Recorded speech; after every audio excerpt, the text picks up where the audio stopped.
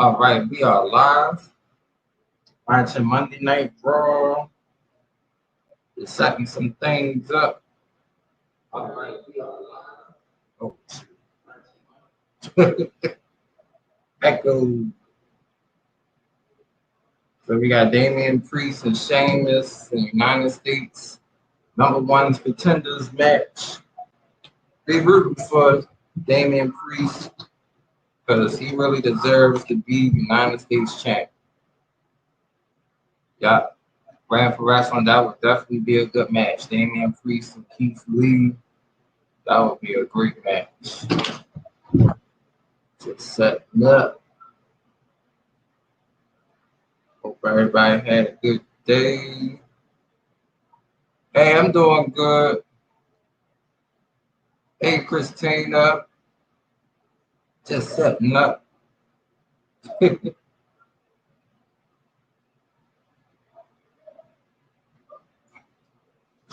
But they starting off Monday Night Raw pretty good though. I mean, they started off pretty good. Hey, Smoke Man Joe. Yep, thanks for coming here. Trying to watch Monday Night Raw. They starting off pretty good today. I think we are good. Sheamus with the mask on. Sheamus going crazy. Damian Priest getting out that move. Getting out that whole. And elbow to the back.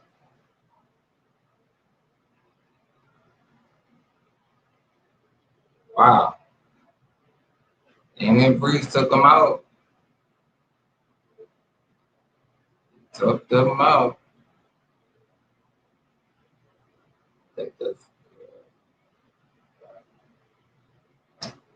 All right. They're fighting back and forth. Back and forth they go. Wow. Boy took his mask off.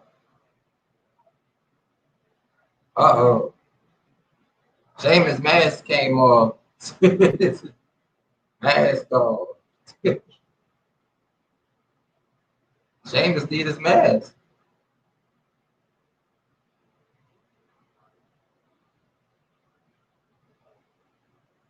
I know, yep. Oh, Lord. Uh-oh, Damian Priest got him in the corner. Like he might give him a choke slam. Wow. That was a nice choke slam from Damian Priest. 1, 2, 3. Oh, 2, 2. Said 2. 2 count. Duck got Adam Cole shirt on. Go, baby. Adam Cole, baby. Oh. Drew McIntyre versus Veer. Who is Veer? Oh, he had a 2 count. That was 2 near falls. 2 near falls in that match. Wow. It's fine.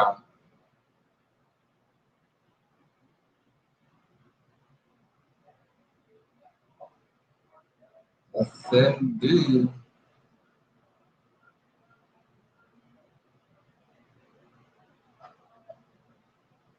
They are pushing and going for his finger.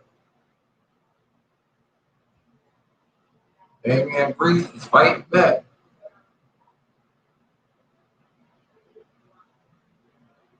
Damn. Wow.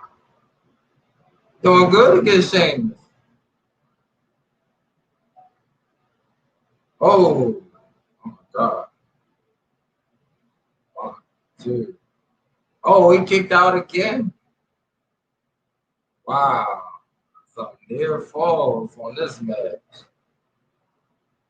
That was really, really close. 2. Right.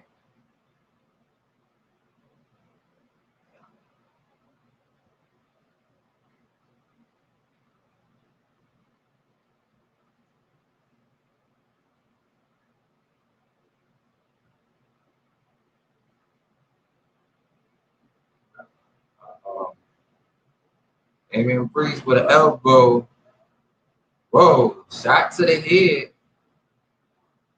Uh-oh. Uh-oh. Damian Priest might got Sheamus. 1, 2, 3. He beat Sheamus. Wow. Damian Priest has defeated the United States champion Sheamus. That was a good one. So it probably will be Damian Priest and Sheamus at SummerSlam.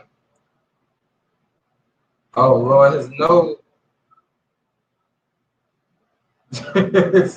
Sheamus want a doctor. Sheamus need a doctor.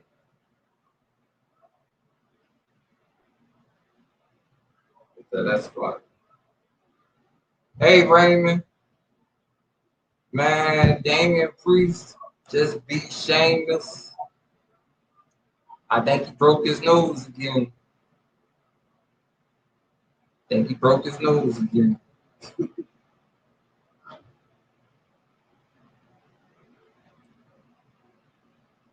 Think he did.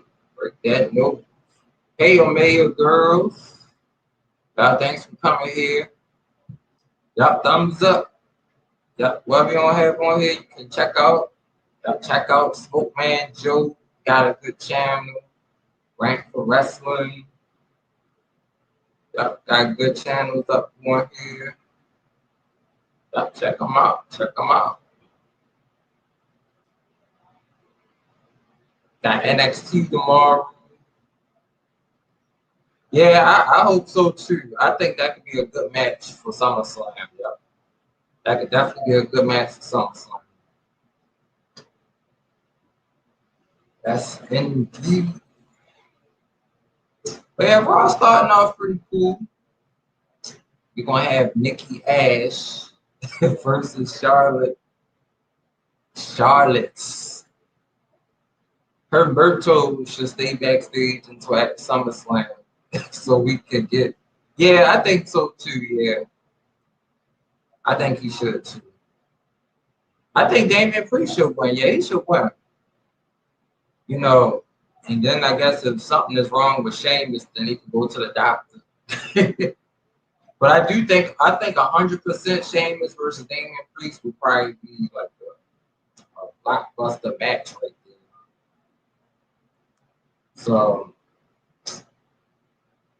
starting off good though. Starting off good. That's Lashley going to respond back to Goldberg. Goldberg. I thought Brock Lesnar was going to come out. You know what? It should have been Brock Lesnar. I wouldn't mind seeing Lesnar and Lashley at SummerSlam. I was like, oh, no, that would have. Now, after Goldberg came out and Lesnar came out, we had a triple threat. That would have been cool too. That would have definitely been cool.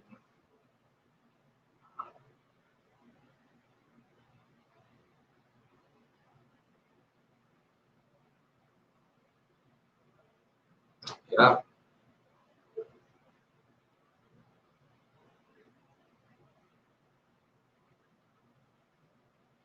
I know Goldberg has 4 matches left in his contract after the SummerSlam match, but he should have got to. He should have stayed home. Yeah, I know Goldberg getting up there though, but I'ma always remember when he beat Lesnar in 2016. I remember watching that and just going back to work the next day. I was like, man, Goldberg beat Lesnar in like 2 seconds. We was all talked about. Yo, that was crazy. I was like, wow, man. Like, Goldberg came Lesnar in like 2 seconds. Then of course when he eliminated him from the Royal Rumble was crazy too. I was like, dang. I was like, I knew Lesnar was going to beat him at WrestleMania. Goldberg got his moment, so Lesnar get his moment. So they had Kansas City Chiefs, home of Patrick Mahomes, my homeboy. Kansas City, they're doing like this. Oh, that'd be so cool.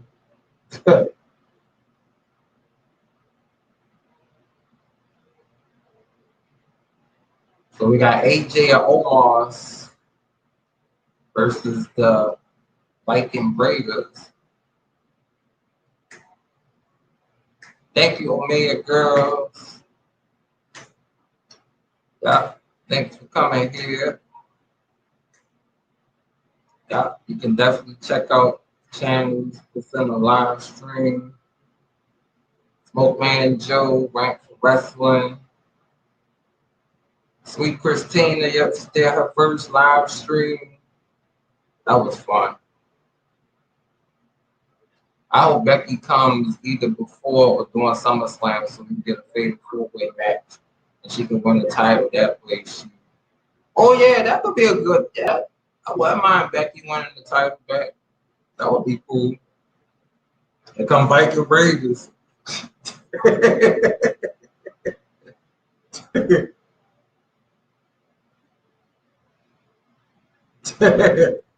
Call them God of War people. I'm getting tired of seeing AJ Omar. Me too. At this point, anybody other than Nick, anybody other than Nick. Yeah, they earned another opportunity to face him. What happened to Matt Riddle and Randy Orton? Ain't they still a tag team? Or I haven't seen Orton in like maybe like 2 or 3 weeks, unless Randy Orton taking like a just some time off with his family, which he deserved. Wrestling forever.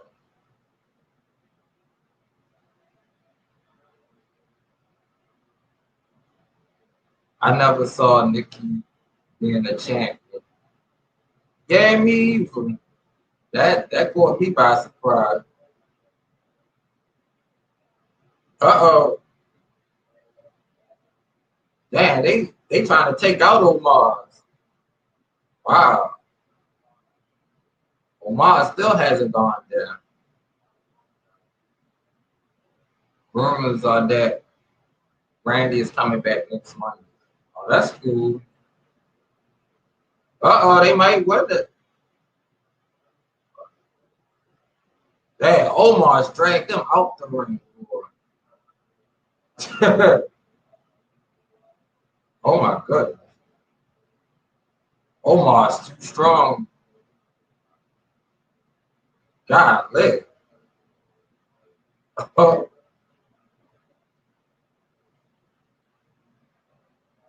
Omar's taking over. Colossal. And they take a commercial.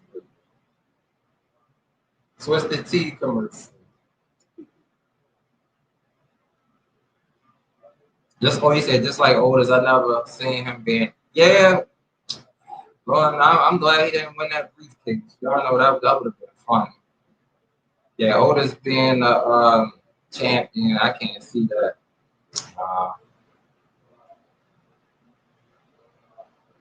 Back to the commercial. Guess we still gotta hear from Bobby Lashley tonight. See what his response gonna be. Now he got things Goldberg. Goldberg.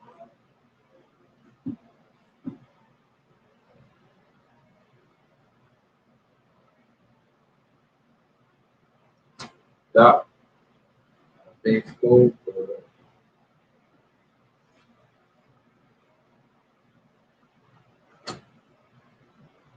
After after Otis cut off his head, shaped his, he looks more like a.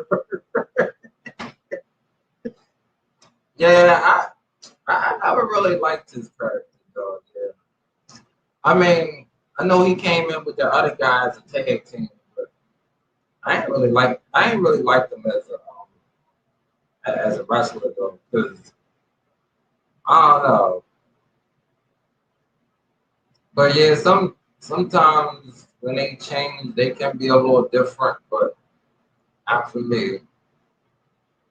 Andy returns tonight. You said Andy? I like Otis when he was in Heavy Machine. Yeah, he was decent with that though until he started rubbing on his stomach. He started rubbing on his stomach. Bro, that was funny. Yeah, he was rubbing on his stomach and stuff.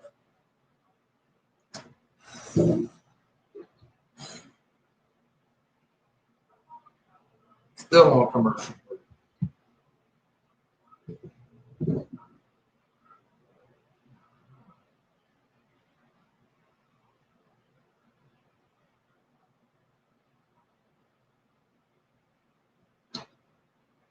Commercial.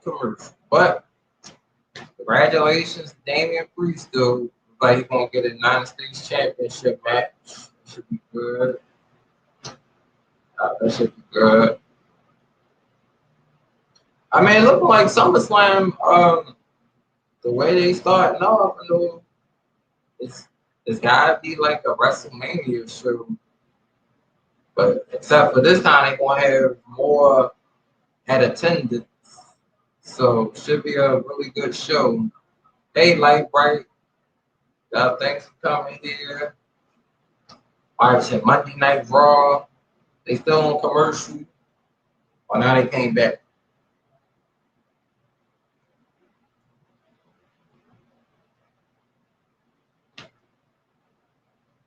Got AJ and Omos versus the Viking Raiders. Y'all think you like, right?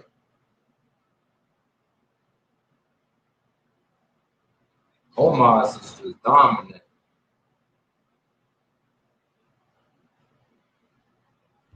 Hey, Marvel, Cuphead, y'all.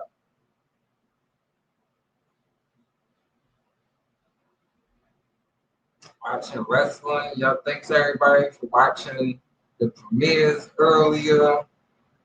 Um, it was good. GI Joe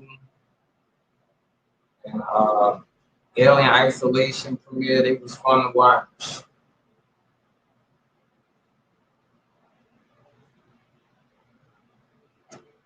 Yeah, it's been a good day. Like Bray says, hello again at Raymond. Viking Raiders are rolling. They are rolling.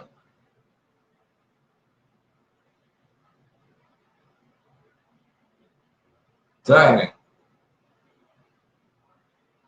AJ Styles. Now, I don't think AJ. Wow. I think in a way they kind of making AJ look bad because he's not really doing no offensive moves, just on defense.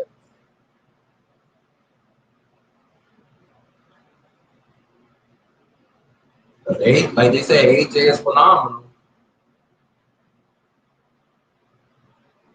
There you go. Tornado DDT out of phenomenal. AJ Styles. But that'd be so. I like when he do that. That'd be cool.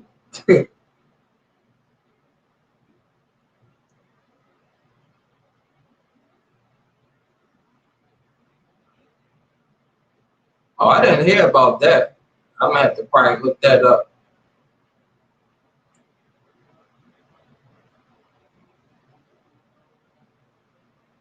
Oh yeah, it's in the theater everywhere though. Yup.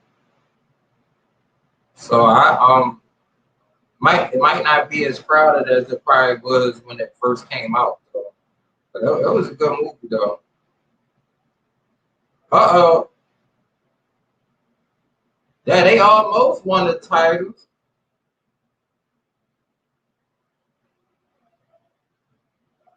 Dang. They were trying to distract Omar to become tag team champ. They was holding his leg.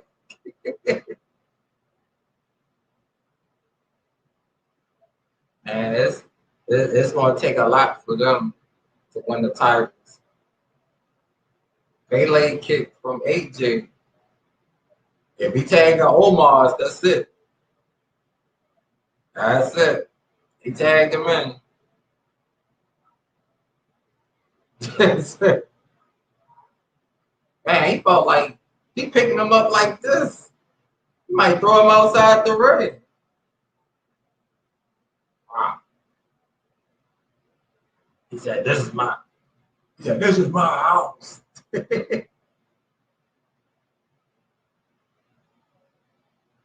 Like, I don't know how you prepare to fight somebody that's that tall.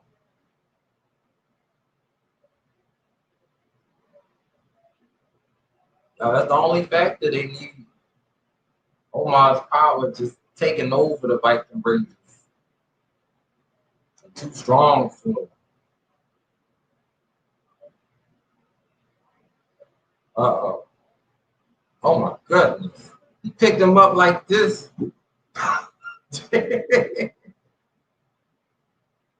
AJ want the AJ Styles want the tag.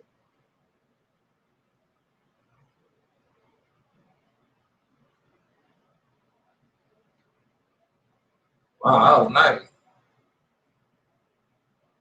All right, so they beat them. Hey, Eli. Thanks for coming here, Eli. Whatever y'all don't have, y'all could check out each other's channels and stuff. Y'all got some great channels up on here. Smoke Man Joe, Rank for Wrestling, Christina, Omega.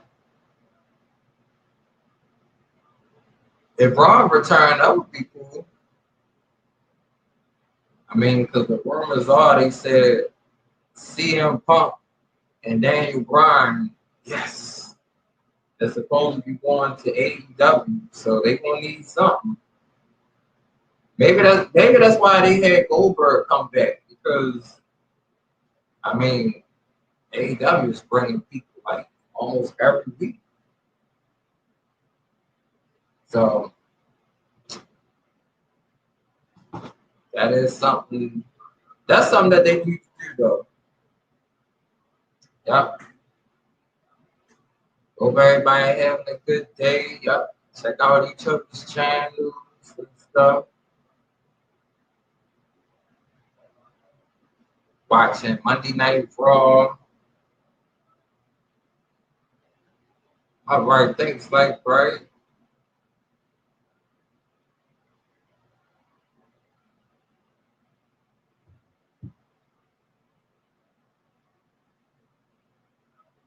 Man, Drew was hitting them with a lot of steel cheers.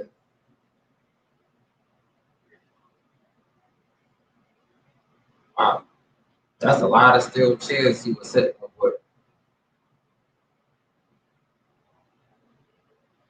with. They keep showing it over and over again.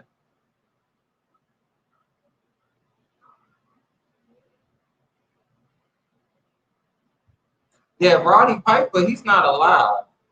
He passed away in 2015. Yeah, so that's Roddy Piper is gone. Out comes Drew McIntyre, the Scottish. That girl smiling for Drew.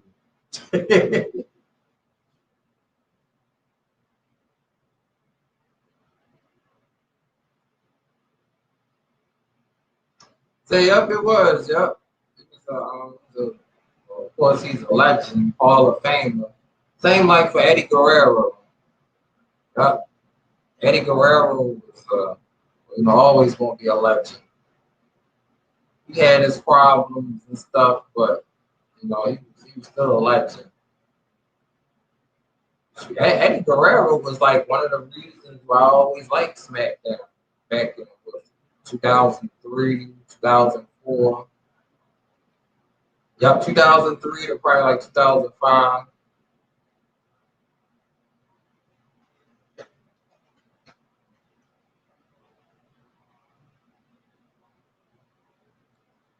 Showing John Cena commercial. Yeah, it won't be Cena and Reigns. It's going to be, wait a minute.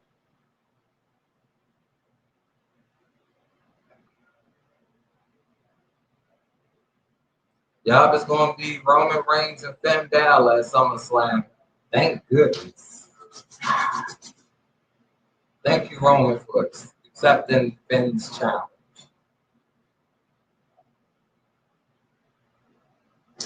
But I still think Cena gonna find he's gonna probably get in like it's gonna be a triple threat at SummerSlam probably. Cena, Reigns, Finn Balor. I mean, because they know that'll probably I mean that would be a blockbuster match though. We saw what happened when Roman fought Daniel Bryan and Edge, so Cena and Finn would be good too.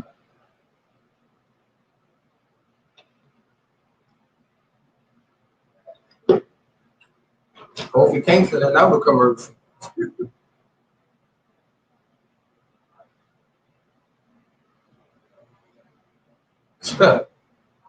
Kofi in a lot of commercials. Pancakes. No, that's funny.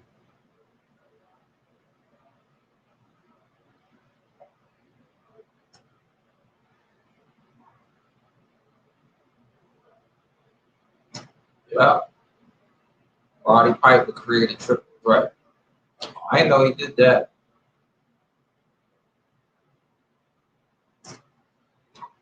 It's a commercial. So Drew versus Beer. Guess he probably somebody for Ginger Mahal. I think that was the one he hit a lot of times with a steel chair. um,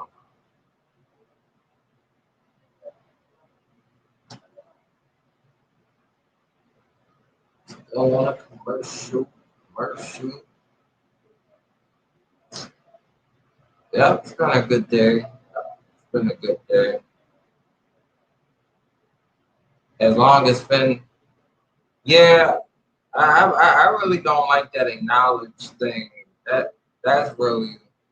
I mean, I was dying laughing when he Roman said everybody at home acknowledged me. I'm like, man,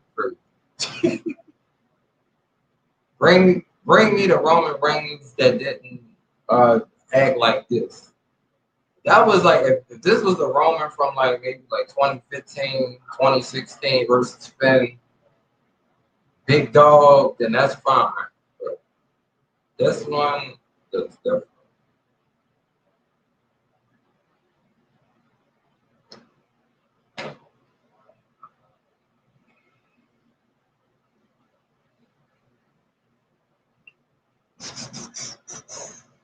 Back on commercials, they get showing the Olympics for commercials. So you have the Olympics coming. Oh, should already start. July 23rd to August the 8th. Will Almighty Bobby Lashley accept Goldberg's challenge? That is true. What you gonna say, Bobby? You gonna get this match? Or you gonna say no?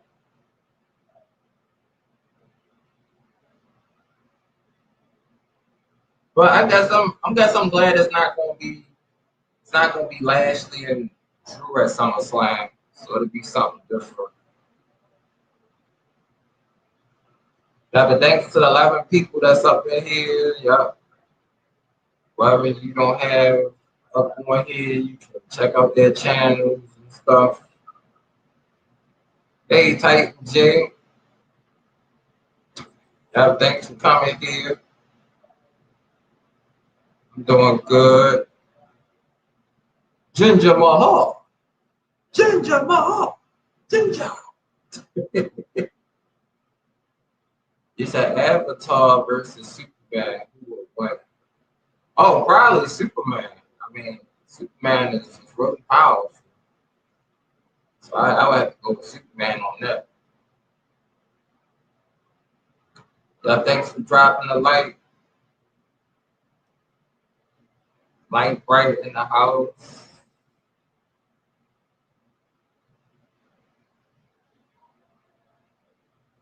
The Maharaja. The Maharaja attorney.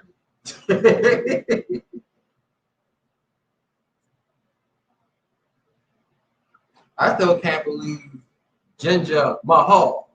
Think he beat Orton in like what, 2017, and then he beat Orton, and then he beat Shinsuke Nakamura.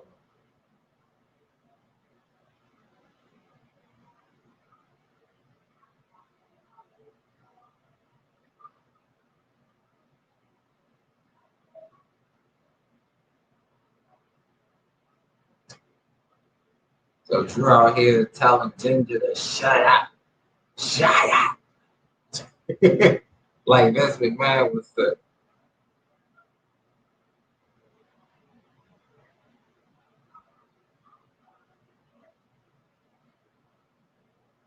crowd saying no, no, no.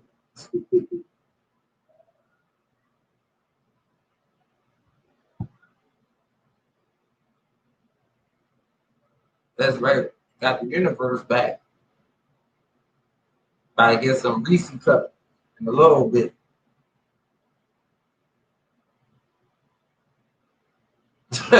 Apologize by all these men to steak dinner tonight.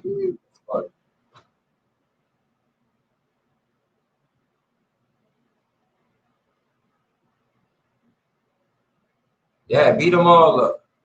Hit them with steel cheers.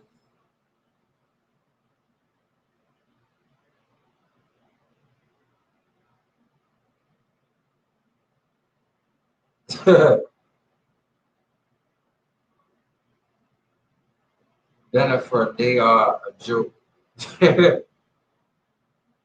Yeah, it's good to just watch this show with the.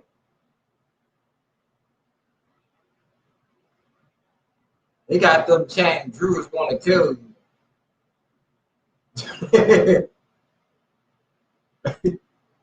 The crowd is listening to Drew McIntyre.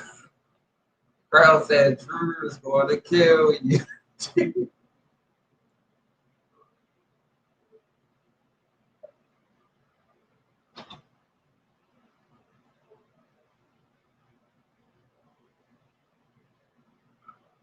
That's fun. If having this crowd back is good, though. It is. I mean, I honestly got tired of seeing all them screens all over us.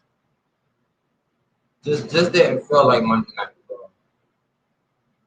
You know, it's better with the crowd being there. You can see if people really paying attention, or then sometimes the fans make the shows too. When they be having their signs up and like the shirts. Like I saw somebody had on the man Becky Lynch the man shirt. Uh, saw a Goldberg shirt, NWO shirt, Cena shirt. McIntyre's beating them up. Hulu for once is showing WWE Raw at the same time as the people that live in the East Coast. Oh, that's cool. Man, that's good. I never really I never really used Hulu before though. They have like great shows and stuff. Need to get back on Netflix though. That's when I was watching some good shows like Marlon Show, Sex Tuplets on there. No, they got the Resident Evil series on there. Um, they got some of the Parkers on there too. I like that show. That show was fun.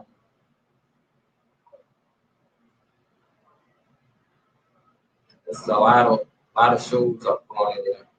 Hello, Princess, Beyond Passion. Yep, thanks for coming. Hope you're having a good day. I don't have a cable, so that's how I. Oh, that's how you watch Raw, SmackDown, NXT. Oh, that's cool. That's really cool. I didn't know Hulu have all that stuff.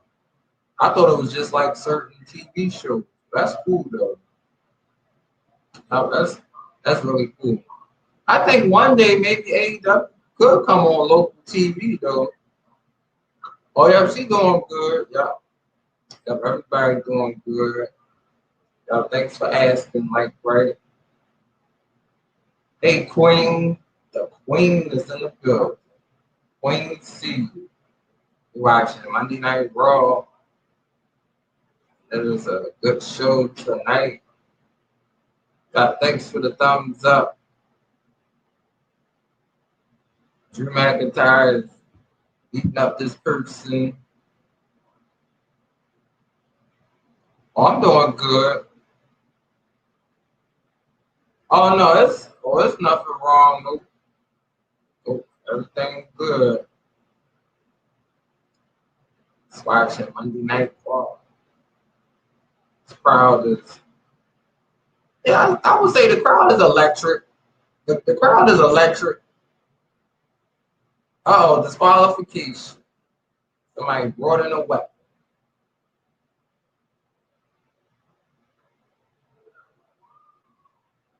Dang.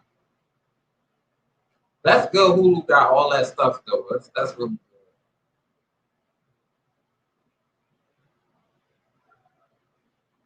good. Man, just happy. I'm happy that Damian Priest is finally getting getting his shine on wrestling. Because he will always be backstage because they didn't know what to do with him. So when they backstage, sometimes they get released. So I'm happy that oh, Drew McIntyre about to beat up somebody else now.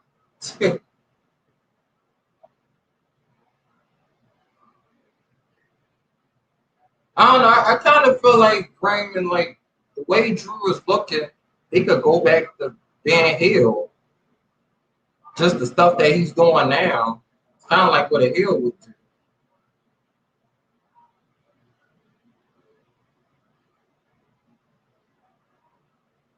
You're about to give him a Claymore kick. Three, three, two, one. Oh, they gave him the middle finger. I'm surprised they showed that. He gave him the middle finger too. Claymore with the middle finger. Huh, that is crazy.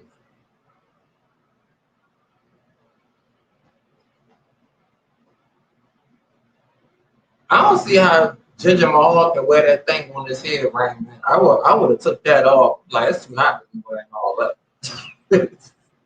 He got like it's probably like a part of his culture though, but man, it's too hot to be wearing that. Unless that arena got like a lot of AC, it's too hot to be wearing that.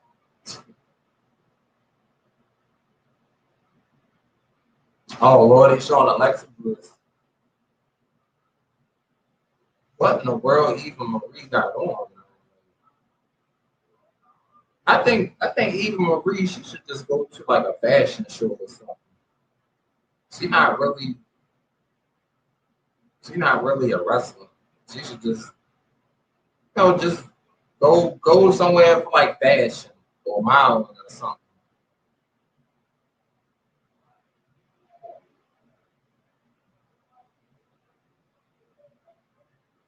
Crazy Alexa Bliss last with Lily on the playground.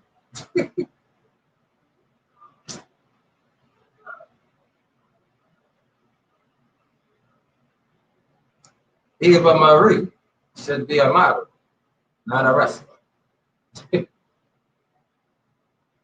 Evolution, as she said.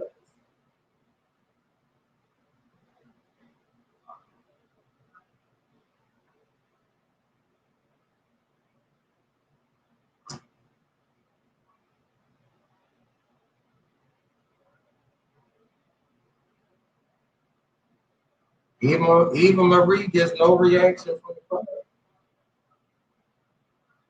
Damn. She don't get no reaction from the crowd. They just looking at her.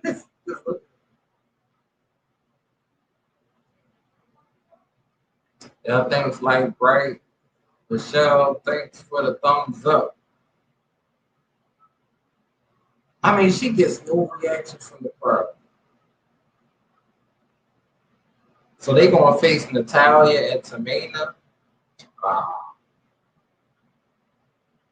That's a thumbs down for that match. Oh, breakfast working time.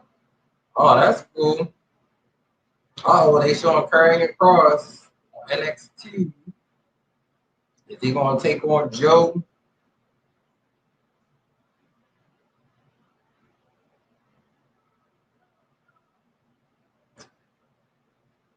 I guess if Karrion Kross and Joe had a match, that would be good. I watched that match.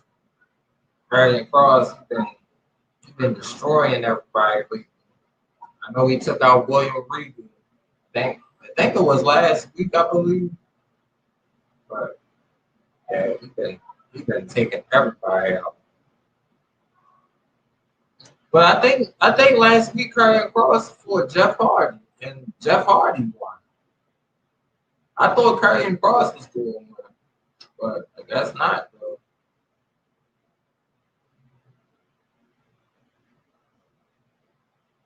I guess not.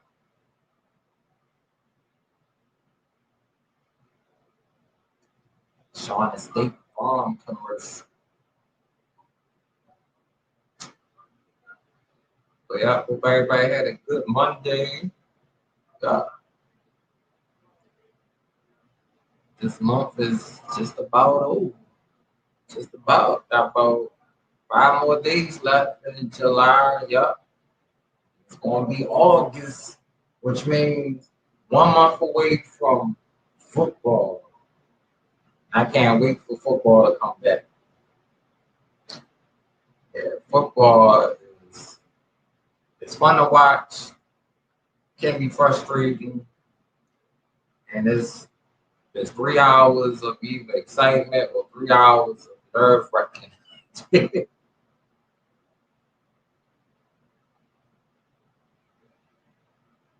I think the only calm time in football is probably like maybe the first 2 or 3 weeks. After week 4 and week 5, yeah,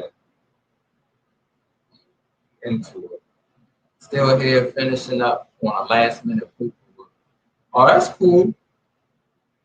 That sounds cool. It's good finishing up work. It's good.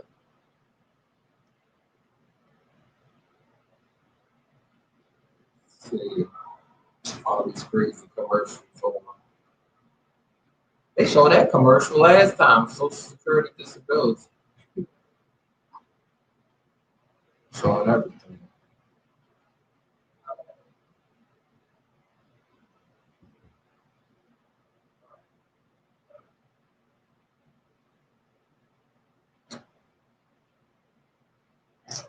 But so far I can say the first hour of Monday Night Raw it's been good. It's been decent.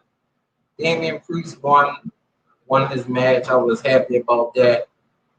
We're gonna get a triple threat at SummerSlam between Nikki versus Charlotte versus Rhea Ripley. I thought they could have been a fatal four-way. They would have added somebody else just to mix it all in. But it's gonna be a triple threat though. Or you drawing a bad guy in God of War 5 game. Oh, that's cool. Yeah, I can't wait for that. Y'all God of War Ragnarok. It's gonna be a good game. Wow, some up with over 3.5 million views. John Cena's return to WWE was the highest viewed Instagram post. Wow, in WWE history. Man. So when Cena came back, that was like the highest Instagram post in WWE history. Just him returning. Look.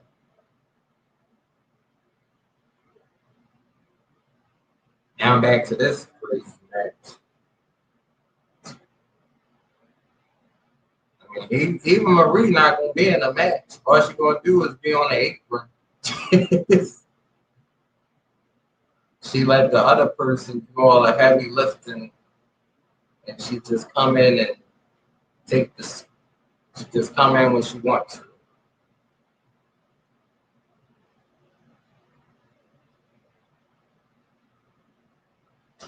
Tamina and Natalia.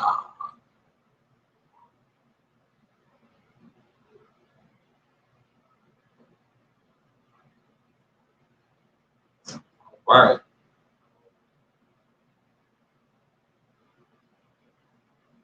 I don't think they got a reaction from the crowd either.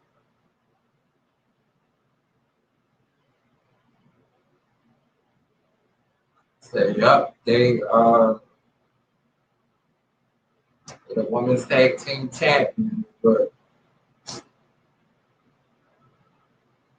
you say Octopus Werewolf should be a hard boss fight and Ghost Runner for DLC.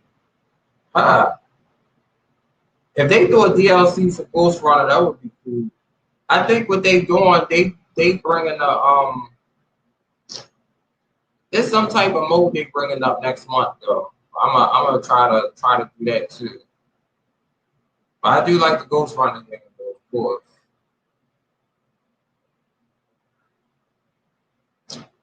See man, Eva Marie does not wrestle, man. She's run to the apron. Hey Yay Music. Hey Life's Magical Journey. Y'all thanks for being here. Just watching Monday Night Raw. Hope you had a good day. And y'all, while you're here, you can check out some channels while you're here in the chat. Thanks, Jay Music. Always good to see everybody. Always good to see everybody. Hey, Miss Sugar. How you doing? Thanks for being here. Just watching some Monday Night Raw wrestling. Just chat with everybody. Yep, got women's wrestling on. And one wrestler, Eva Marie, she does not wrestle. She comes out like a model and she just stand on the apron. That's all she do. She let her other tag team partner come up on there. Oh yeah, you can do that, Yay Music. Life's Magical Journey said, thanks, Mike, right? Could there be a Snake Eyes G.I. Joe movie 2 one day? I think they might be making another one because of how the first one ended. So it's a possibility. I wouldn't mind seeing the second one. They make it. I'm good. Just stepped in for a bit before I stepped out. I haven't watched wrestling in years. Yeah, a whole lot has changed. I mean, a whole lot has changed. We got this new brand of wrestling called All Elite Wrestling, and that wrestling is so good. I would say AEW and WWE it's kind of like competing for like ratings. Like there's people that watch both of them, and there's people that just watch either one. So it's still two good shows though. But what is going on? Oh, you welcome, Yay Music. Something crazy happening right now. This wrestler Alexa Bliss, she got this little crazy doll, and she try to hypnotize people. It's crazy, Miss Sugar. It's crazy. Like she be trying to control people's minds and stuff up on the show. So yeah, it's a lot, y'all. But I don't know if you remember the wrestler Goldberg, but he came back last week. So he's going to be at SummerSlam. And if you remember John Cena, he's still wrestling. I think he might be at SummerSlam too next month. She said, "Oh wow, yep. I've Cena and Goldberg." And I don't know, we might get Brock Lesnar. He might come back too. They've been kind of gone throughout the the pandemic and stuff. So now that things opening up, we're gonna get Keith Lee versus Curry and Cross. Wow, this should be a good match. Two wrestlers from NXT said bring back Gilbert. Y'all thanks, Marvin. I remember Goldberg didn't know he still wrestles. Oh yeah, he do. Oh my God, yeah, he do. And back in 2016, he fought Brock Lesnar, and he beat him in like I would say maybe like 10 seconds. He gave him two spears, and the crowd was going crazy. The crowd was going crazy for that. They creative, they teacher. Thanks y'all for being here. She said, "Are you kidding me? Yo, Goldberg is still wrestling. Yup. If y'all look at it on YouTube, just type in Goldberg and you'll see his return from last week. He's challenging the current WWE champion Bobby Lashley. And Goldberg is in his 50s. And I think Lashley probably like in his 30s, I believe. But that will be a crazy match for SummerSlam. And for SummerSlam, I'm gonna be doing a live stream for SummerSlam. So y'all will definitely get my reaction to it. Yep, I think Goldberg is about 50, yup. 50, 51.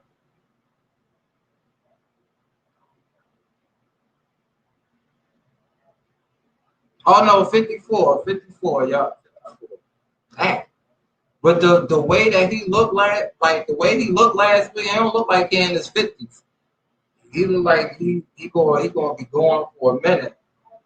So Goldberg still wrestling. That is crazy. Hey PMC, yup, just telling everybody, yup, Goldberg came back. He gonna be facing Bobby Lashley at SummerSlam. Teacher P says, "Hello PMC." Yup, that's crazy though. Like I said, I didn't catch that part though, because I guess I couldn't believe. I was like, Goldberg really came back. Yes, I know he's in his 50s because he was wrestling when my sisters and I used to watch, and that's been years. Yup.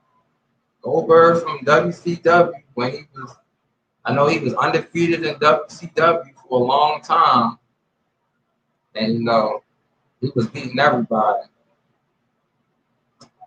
So yeah, it's like I said, it's good that the older wrestlers they still got that fire. They still want to go. So, and then SummerSlam is going to be in Las Vegas, so they're gonna have about at least 70,000 fans there. So you know it's gonna be 70,000 goals. If VFC said over, it's gonna be 70,000 fans said go over. It's gonna be crazy. Said he must be in amazing shape. Yeah, yup, he is. I mean, I think he in good shape. And then tonight we're gonna get Charlotte Flair versus Nikki Ash. So Nikki Ash, I know she's a new wrestler. She's basically like a superhero. She wear like a cape. It's so much, y'all. But Charlotte Flair is the daughter of Ric Flair, and she wrestled just like her father. She come out with the robe and everything. She do the woo. So y'all,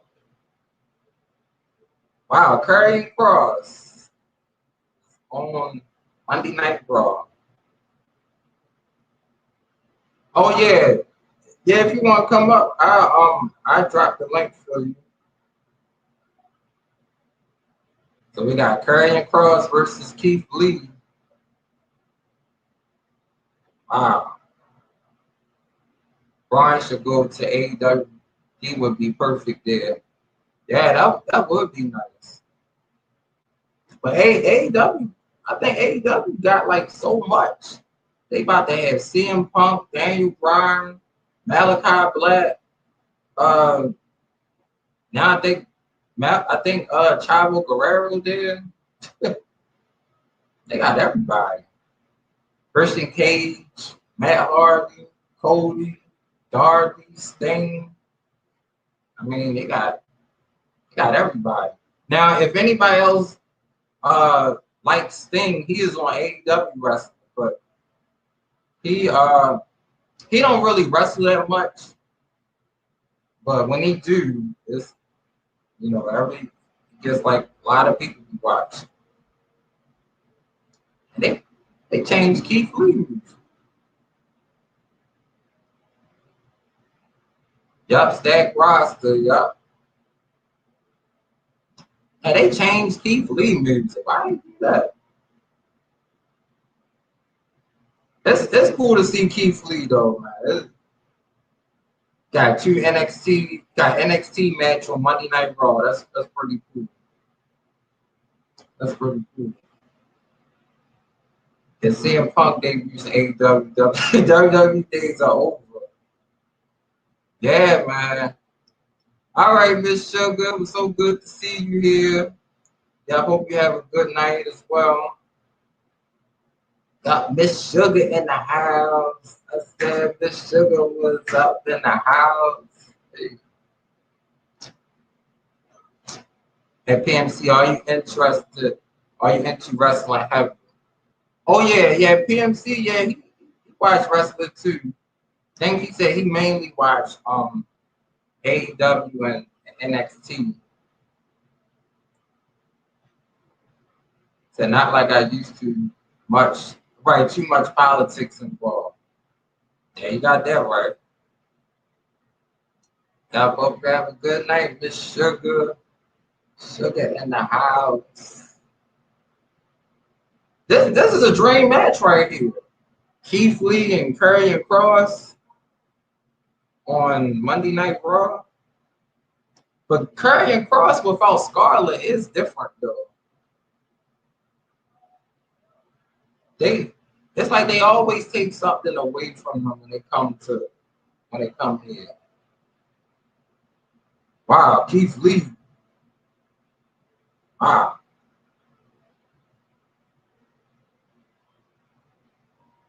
I think Karrion Kross needs this victory because he lost last week to Jeff Hardy.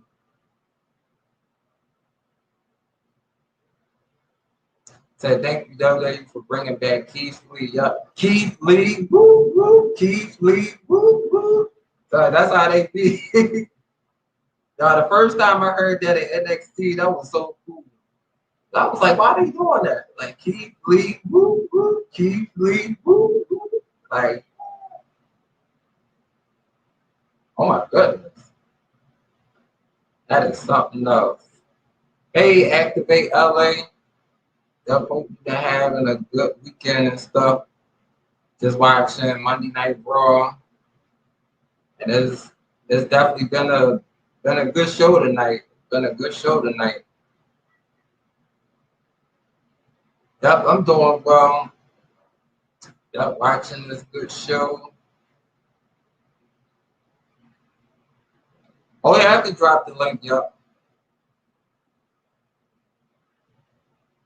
Yep, it's definitely been a good show tonight. Yeah.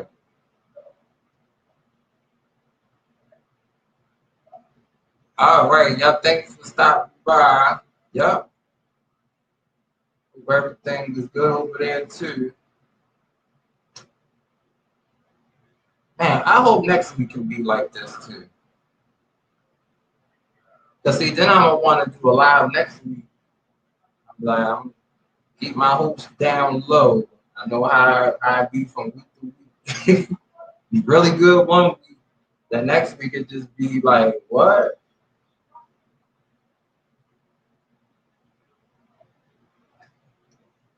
Cricket. Oh man, they showing Papa John's pizza. I just ate. I gotta send you Activate LA t-shirt. Oh yeah, that would be cool. Yeah, I like to have that shirt. The Activate LA t-shirt. Okay, well I'll write you on Instagram. Yep, that sounds cool. Hey PMC. What up, man? Yep, I'm doing good. Just kind of surprised how Monday Night Raw been tonight.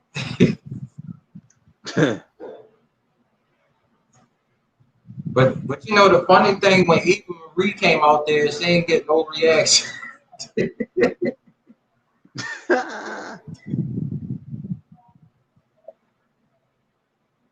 So that was funny.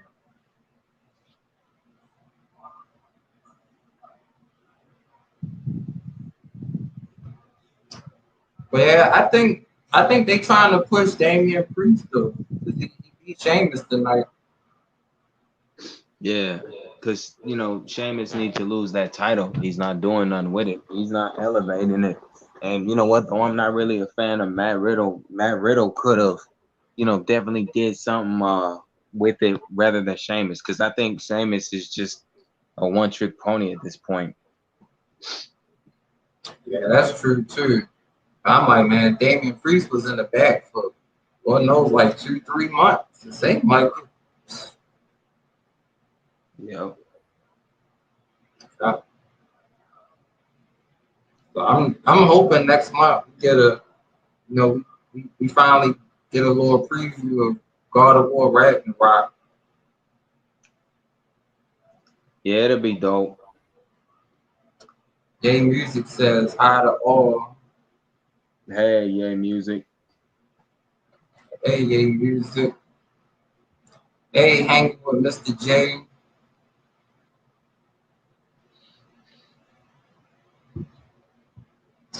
Yeah, so we got Curry Cross and Keith Lee. So, pretty good match.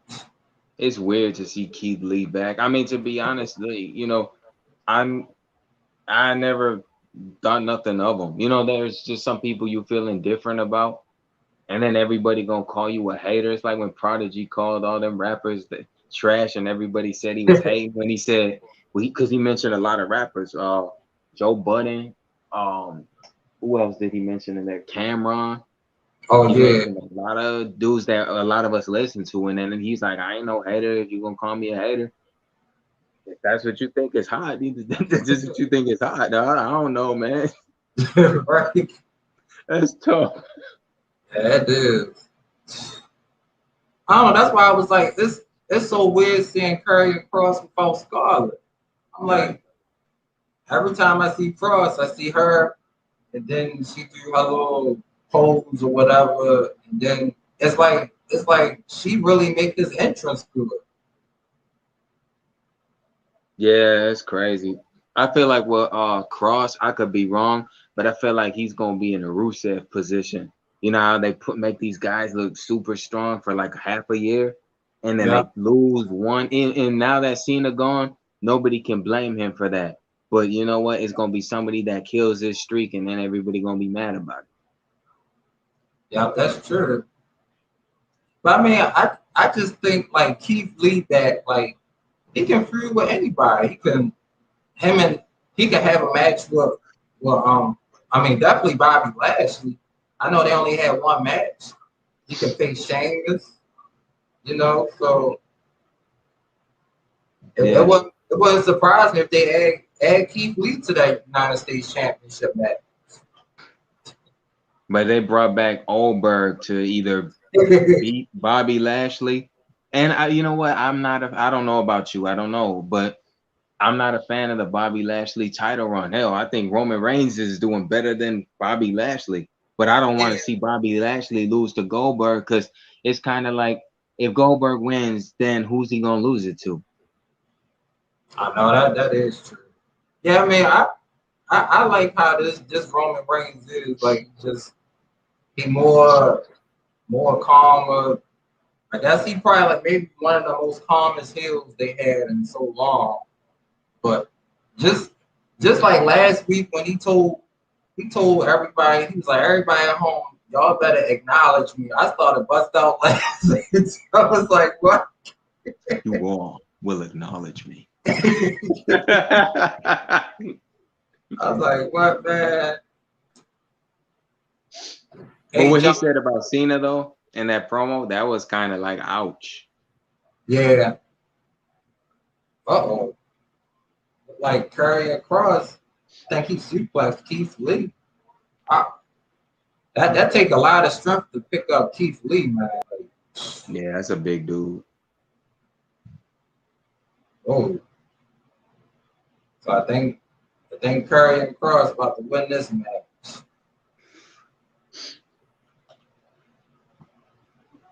Remember how DIY was on that one episode of Raw and they went against the Bar and we thought, oh, they're gonna be on the main roster now, but they never went to the main roster after that. Oh yeah, that's true. It's crazy. Keith Lee fighting back in this sleeper hold. Man, I'm just saying, Karrion Cross, he just looked like he gonna be a champion in Raw. Just the way he looking. And Right. it just looked like I don't want to say like a serial killer, but he just got that look. I think I think Mike Knox looked like that. Remember him? Yeah.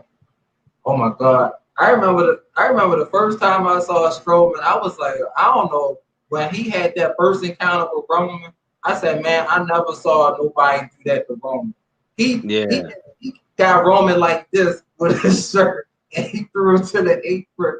I was like, man, that's crazy, man. Like Strowman got those like big old giant big show hands.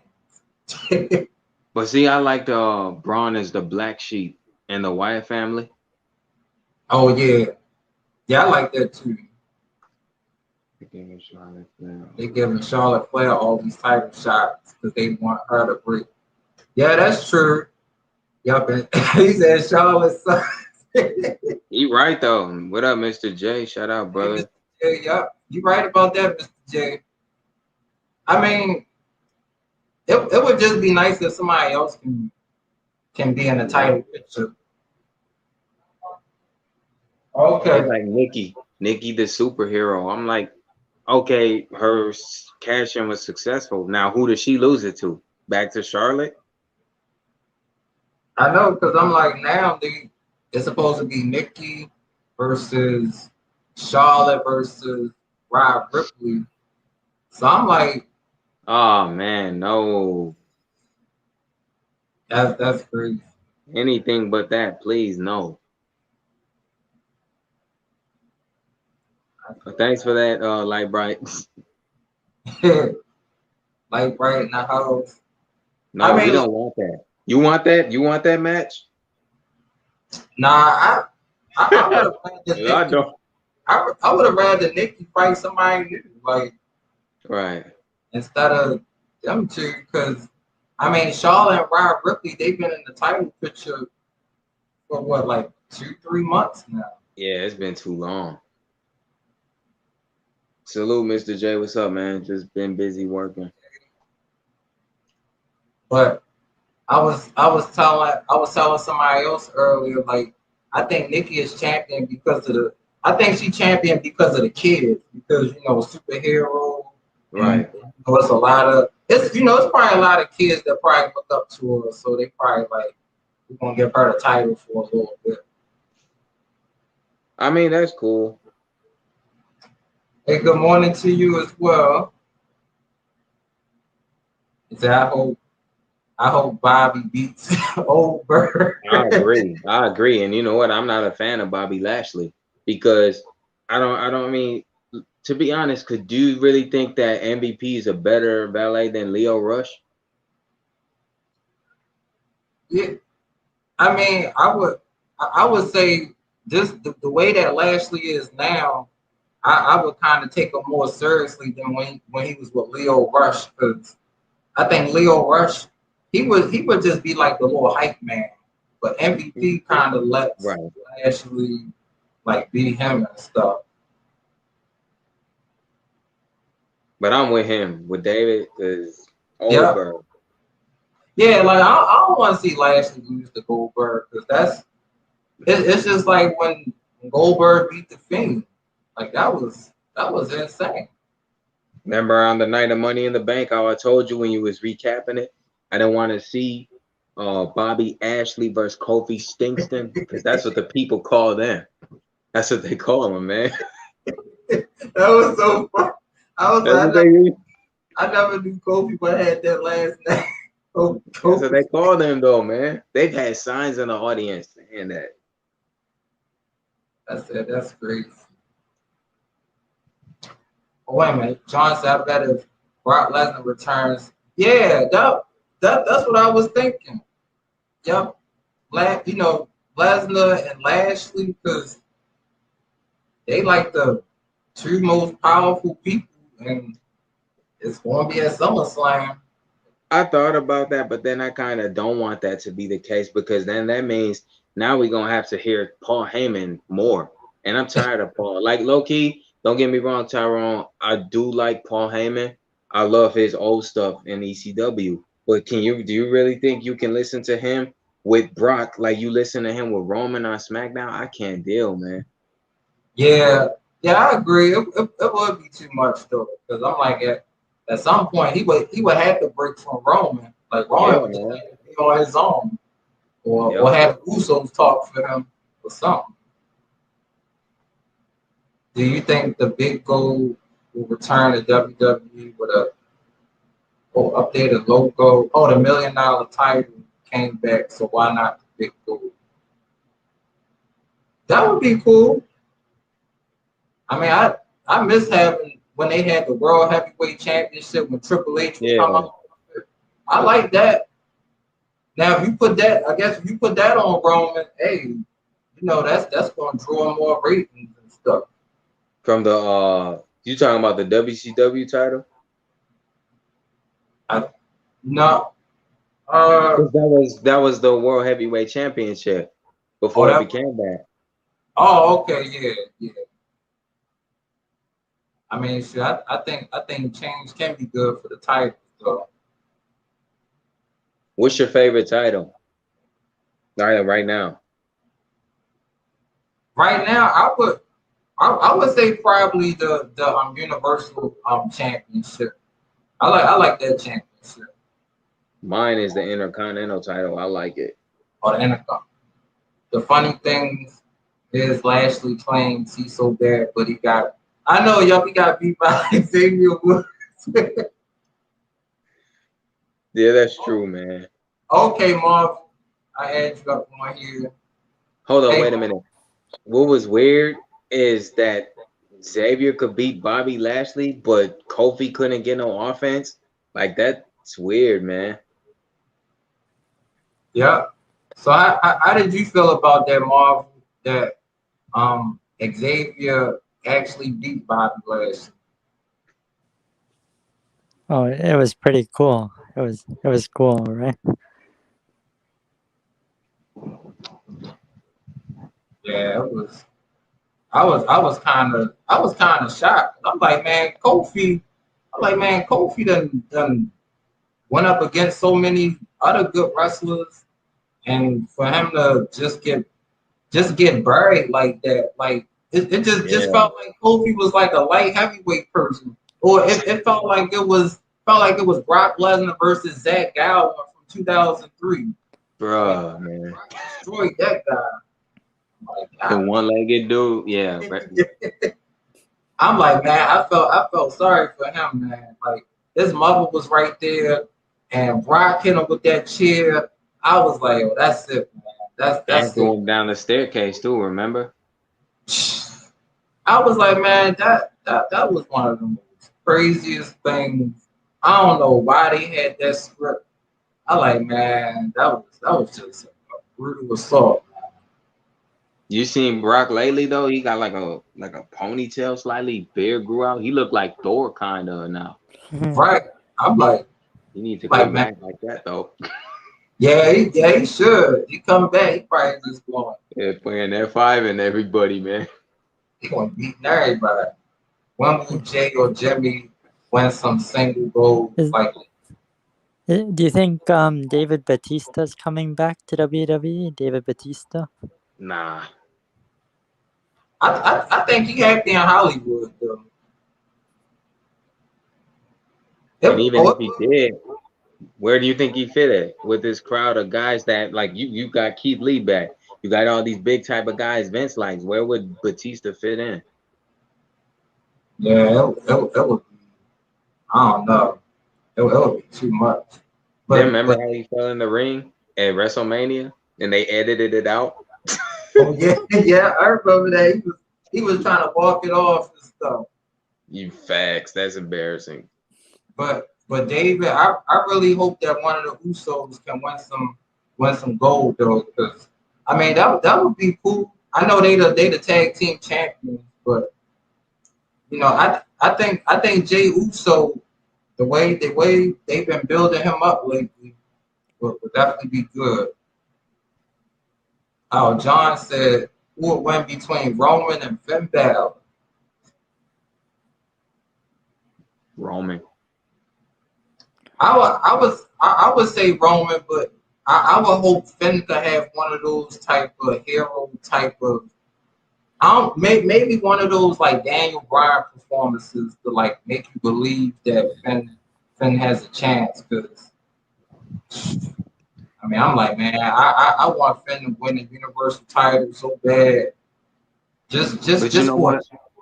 When Finn came back, the first thing I thought of is AEW. I'd rather see Finn go to AEW because remember when I said months ago he's gonna pick right back up where he left off before they sent him back to NXT. Now look, he gonna get fed to Roman. yeah I know that I was like so there wasn't even no point in him beating Sami Zayn like he could have just beat him up outside the ring and not even have a match with him. But Facts. that Brock is trying to do that Rocky will hang out in the butcher shop. Punching that cold meat, yo. So I think they got this match as Mason T-Bar versus Mustafa Ali and Ornsaw. Forgot the other guy. Oh man. So retribution is still a thing? Yeah. Well, I guess Mason. But wait, that's not his real name, is it? Because that's Dominic the Kojak. Yeah. I remember. Yeah, I was about to say because I think that was his name on NXT. So they always change stuff. They always change. I don't understand that. Because I remember when Dominic the Kojak he fought Keith Lee on NXT, and I mean they had some really good matches. This guy was bringing it to Keith Lee though. But Dominic didn't win the title. He couldn't win when it counted.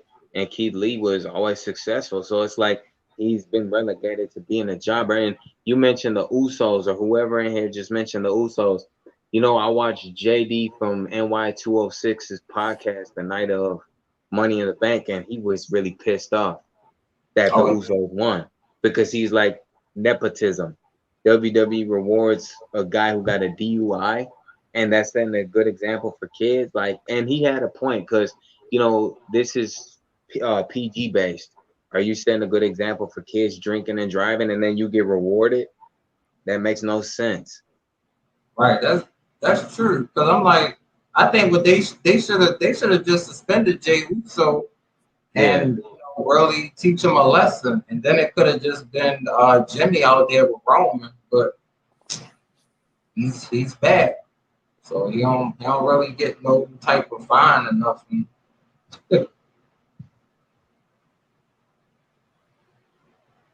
They did the same thing with John Morrison, not to stop you, Ty, because there was a stint in 2007 where he took some like prescribed med drugs, and they suspended him. You know, that's why he lost the ECW title to CM Punk. Then he came back, and then they teamed in with the Miz, and then they won the tag team championship. So it's kind of like you can do something bad and get rewarded by WWE. Nepotism. Yeah, that's crazy. Seem like Mustafa Ali, almost forgot his name, and his tag partner kind of taking it to T-Bar and Mace a little bit. Man, nobody cares about Ali, Mr. Chase the Light. And then Mansoor. This is the guy that won what was that? What year was that he won the greatest Royal Rumble out there in United Arab Emirates? Wait, it had to have been either 2019 or it might have been last year. Yeah, not to stereotype, but they should be in a team with Jinder Mahal because the three of them are jobbers, man. Nobody cares about him. Mr. Modern Day. Now he's going to be in a feud with Drew McIntyre because these two guys cost Drew Money in the Bank. I know, that's pretty crazy. Hey, Jan Taylor. Thanks for coming here. That's crazy, man.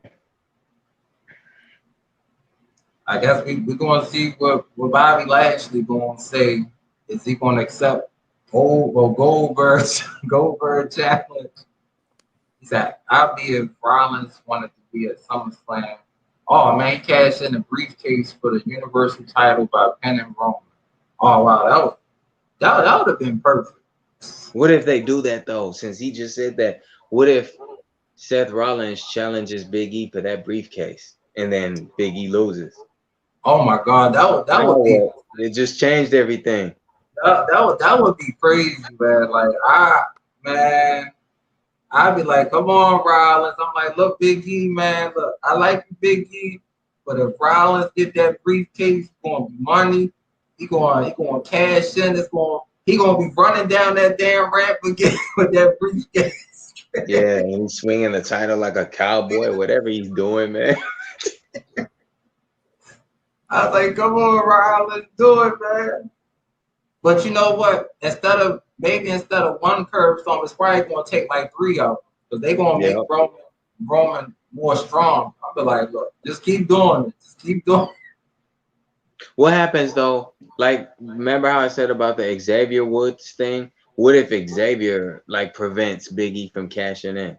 Or if Big E does have a singles match with Seth for that briefcase and Xavier Woods costs Big E? Oh wow, that would be crazy. But you know what? Like they really could do something like that. Or what if, maybe like Kofi? Now that would be a big swing if they let Kofi turn heel on Big E and prevent him from cashing in because Kofi saw how he lost to him. So then he don't want Big E to cash in. Maybe they get a Big E and Kofi feud. Salute Marvel, your boy left. He's leaving. All right, Marvel. Now, thanks for being up on here. Said same thing Miz did the oldest, but there was no purpose for oldest. Yup, I agree with that. Yup, to winning Money in the Bank. I mean, literally, the briefcase was like thrown to him. He just put his hands out and then announces. I was surprised too. I was like, And same with before this, Edge versus Mr. Kennedy for that briefcase. Remember that? yup, yeah, I remember that. Thanks for the heart. Go ahead, Ty. Do the Kennedy part. And then the crowd was like, Canada. That's how man for we be like Canada. And then he'll look at it, look at the crowd, Canada. I said, yo, that'd be so funny. Said Biggie cash in on the over versus Bobby smash him plus for the title. Yeah, that was crazy. I mean, at first I was like, Biggie could cash in on the winner of that match, though. You know, Yeah, he could. because I could see a scenario where I don't want to say Lashley make Goldberg tap out, or if he, you know, maybe do a spear and then he get a pinfall, and then you get Biggie, and then Biggie hit him with the briefcase. I'd be like, oh, now that would be something. I mean, that would be something. That's right. Speaking of Bobby Lashley, Almighty coming out there now. Almighty. Have a good night, tomorrow. What happened to Kenny Destructor from the Spirit Squad? They never really mention him anymore. I'm not really sure about him. Well, he got released because some things that personal issues that he had with Cena. And you know, he talked about it later on and really bashed Cena because these are one of those things where guys personally don't like each other. Remember how I told you, Ty, how there's some guys that really don't like each other out of character backstage and they really want to fight each other? Like Booker T and Batista had a fight backstage, like a real fight, years ago. Wow. I mean, I just think like back in like 2007 or I would say like the Cena golden era where he was beating everybody. I don't know if I could have, if any other wrestler probably would have want to work with him because Right. he was beating everybody. I mean, he beat Umaga, and I thought wasn't nobody gonna beat him. He beat the great Kyle Lee. I was like, golly. Beat HBK and Mania too. Yup, HBK, Triple H. I was like, man, I was rooting for Triple H, man. Like, I was just like, just the crowd. Like, Triple H had the crowd going for him. And I was like, said thinking of having Heyman turn on Roman, but the question, who will take Roman down? That's a good question. Brock. That's your answer. Probably Brock. I mean, Brock come down there, give him some suplexes, give him an F5, and then hey, that's a minor. Dominic Mysterio, man.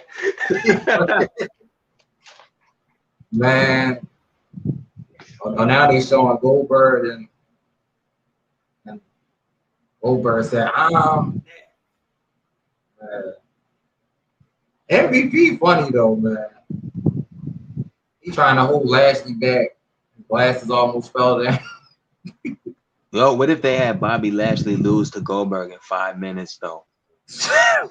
That would be embarrassing though. Because I mean, I never really thought we would have saw Lashley be champion. But now he got this title run. It's just like for Lashley, like he gotta lose to somebody, I guess like Big E, like a cash in briefcase. Facts. There's a lot going on in WWE. They have a lot of returns, a lot of unexpected wins. They have to space their talent base. Yeah, that's true. They got to. 'Cause You know, say, not to stop you, Ty, about Goldberg, how he's never had a match over 10 minutes. oh yeah, yeah, that's true. Yeah.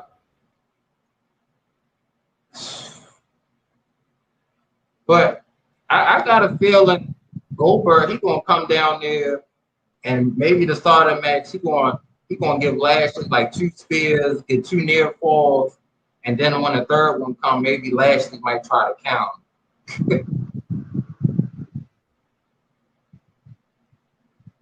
Mr. J, man, that's funny. So I'm sick of seeing Brock in WWE. He needs to go home on his farm and stay there.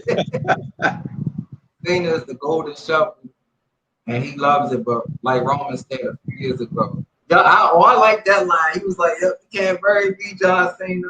I'm the only one that John Cena can't." That was funny. Yeah, but let's be honest. If I was really gonna break this down, a lot of Roman people gonna get mad. Let's be real though, because Roman, they're putting all these guys for him to beat because they're trying so hard to get him over as a heel because he couldn't cut it as a face. And let's say for real, if Brock comes back and betrays Roman like Punk with Heyman did to Punk, everybody gonna be mad at it when Roman turns face because again, Roman just can't get over like they truly want him to as a face. So he has to be heel in order to do it. So like Finn Balor, I don't think it's cool that they're going to feed Finn Balor to him because Finn never got a fair shot to get his Universal title back, man. He never did. Yep, that's true. And I just think Roman might get that anti-crowd treatment if he go back to being face. It's going to be let's go Roman. Roman sucks. I'll be like, Now I we guess. got to hear the dun, dun, dun, dun. Mr. Never Give Up look, man. all you gotta do is just go back to being thugonomics. See, if we go back to the thugonomic Cena, then that'll. Oh wait a minute, like the Hurt Business is reuniting. See, Will they attack Goldberg? No, they got Lashley out here, Cedric Alexander, Shelton Benjamin. Look like they trying to reunite the Hurt Business. Got the Hurt Business reunion.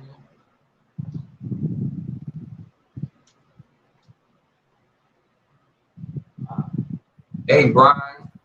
What up, Brian?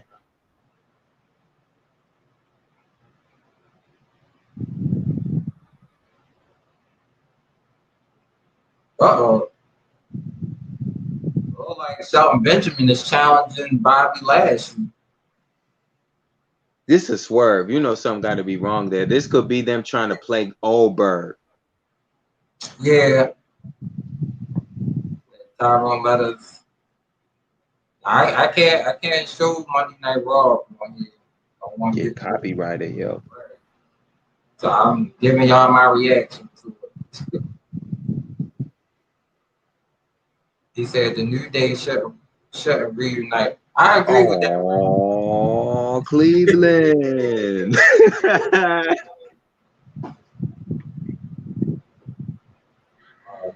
So look like Lashley and Shelton Benjamin is it a 2-on-1 handicap? Yeah. So Lashley in a 2-on-1 handicap match Against them? Yep. What? That's weird. I know Raymond laughed. What up, Raymond? That's Big E. I don't know, but it's like every week we see Lashley wrestle, but we don't see Roman wrestle every week. I mean, he wrestles like just for like pay-per-views and stuff. That's why we need him to lose the title because he's like Brock, but he's there, and all we gotta hear every Friday is Paul Heyman turkey neck ass, man. Sorry, but I'm tired of hearing Paul come out every week. Like, man, Right, that's true. I mean, like I said, change is definitely good. I mean, as a business, they say you gotta make sacrifices. Like, True. it's good when everybody can But can if you listen to that interview I told you about with Kevin Nash and his real thoughts about Paul Heyman, he said it straight. Yo, Paul Heyman's a dick. What does he do other than talk and hold the title? That's all you get paid for. Like ECW's in a graveyard. If Paul Heyman was really that great, his company would still be standing, even if it got bought out by Vince. You know what I'm saying? Oh yeah, that's true. Because I mean, Paul Heyman, he is good on the mic, but you never know.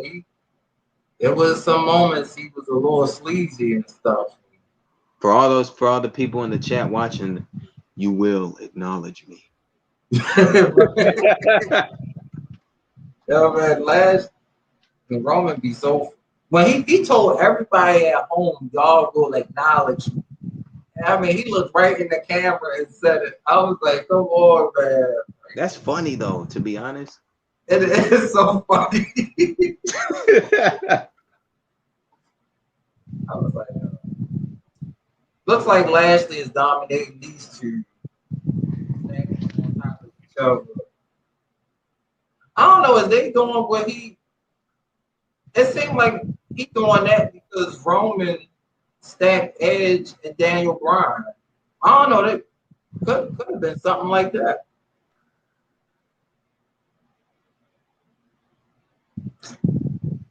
Said, when is the Fiend coming back? Oh, that would be nice if the Fiend would come back though. But I think Bray should go though. Like it doesn't have to be AEW, but do y'all honestly think this man has really ever got a fair shake at his main roster run? Because I don't. You know what? Just like when he lost the title to Randy Orton and they had him win it at the Elimination Chamber, only to lose it at Mania. Tell me what sense did that really make? Even though he wasn't the Fiend then. I'm just saying they never really gave Bray Wyatt like a fair shake. They really didn't. yeah, that's true. Because I'm like, man, the Fiend, like when he first came and he beat Finn Balor, I was like, man, the Fiend gonna be undefeated for like a long time. Because I was like, man, he beat Finn like he was nothing. Mr. J, I'm the man. WWE is just doing all this waiting for Becky Lynch to come back. Yeah, you know what? They should just let her come back at SummerSlam. Just don't. They shouldn't even announce it on Raw. They should just let her come back at SummerSlam, and she'll be backstage, and they put out a match or something. Or they got the Miz, like he calling somebody on his cell phone. Or he got the drip stick, whatever that.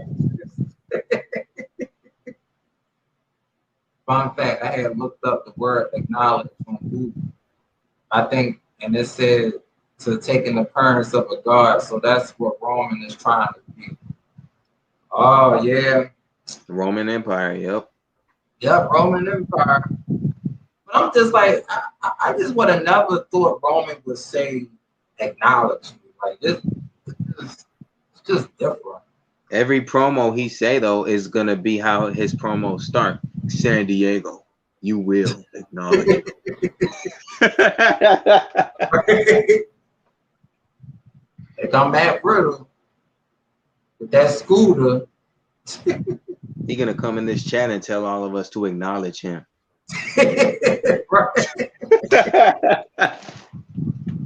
Like, man. So, if Becky Lynch does return doing SummerSlam, the internet will end up messing it up by spoiling it. Hey, I agree though. Not what Raymond said, but I agree with what old boy said after him. Said there's no real competition for Roman unless there's a 5-star wrestler. WWE is lacking those.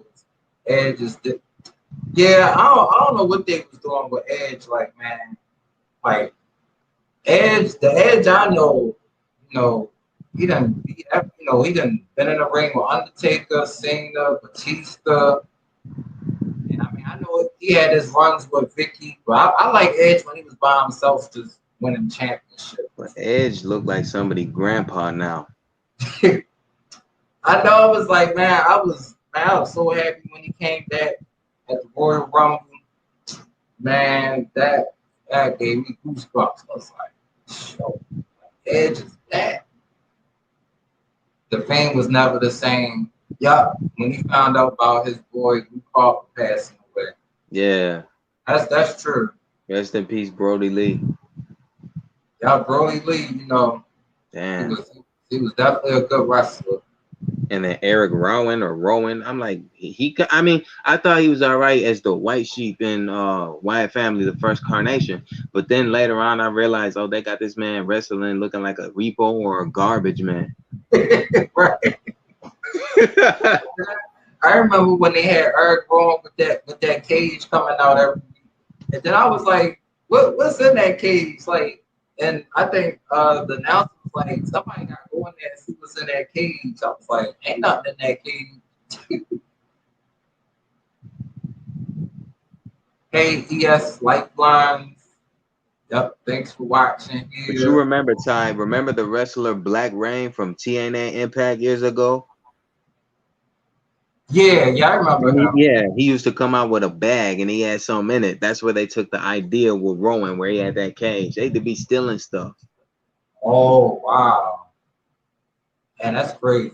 Raymond said up a damn robotic spider. That's so true. Oh, Lord, Ric Flair in another commercial. Car show. Woo! Ric Flair. The Ric Flair drip. Yeah. Ric Flair drip. Offset, her, legs.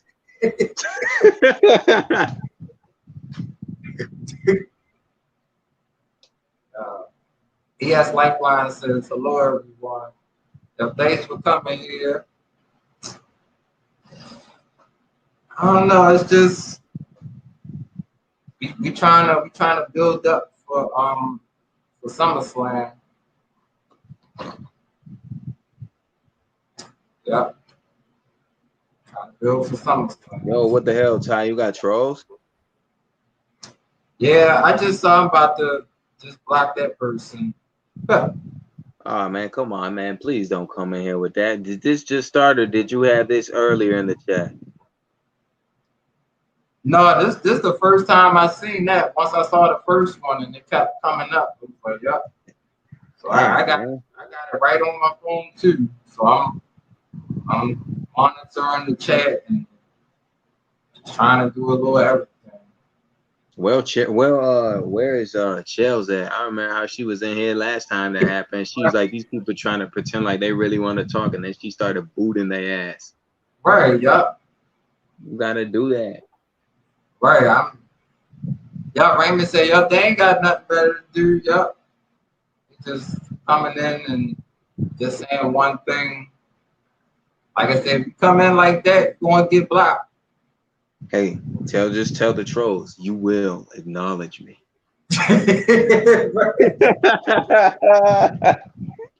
Right. That's true. Hey, Mike Bright, thanks for being here. Got Matt Riddle out here. Bro, I get it, bro. That bro exchange between him and Cena was funny though. I was like, oh, he facing John Morrison. You know, it seemed like they ain't going up with Morrison. He came back for nothing. I mean, I'm really believing there's nothing wrong with the Miz. He could probably get up and walk. He just in that wheelchair just to be in a wheelchair.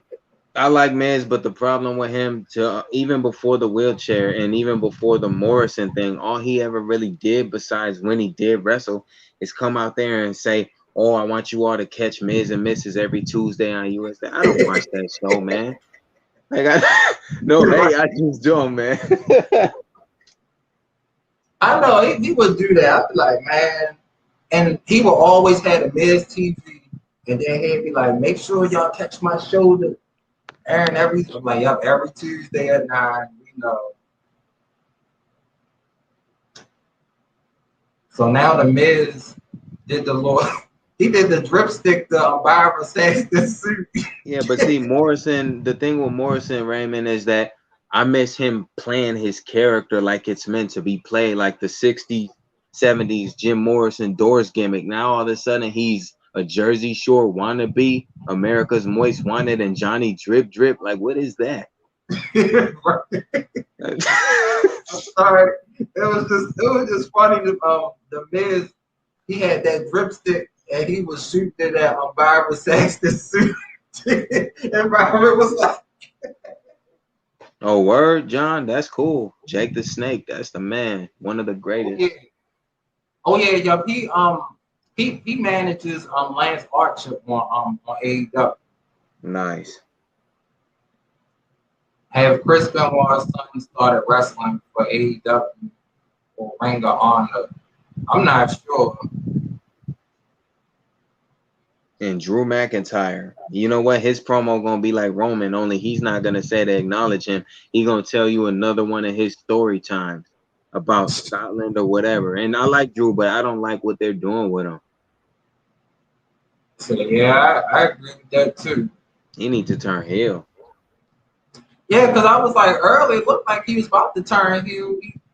Hitting somebody that many times with the steel chair, and I was like, well, he could have just been a heel right then and there. But they're gonna be on his side. I think 80% because he feuding with a guy nobody cares about. The modern day Maharaja Jinder Mahal that nobody care about. Right, that's so true. Jinder Mahal, y'all people's up on here.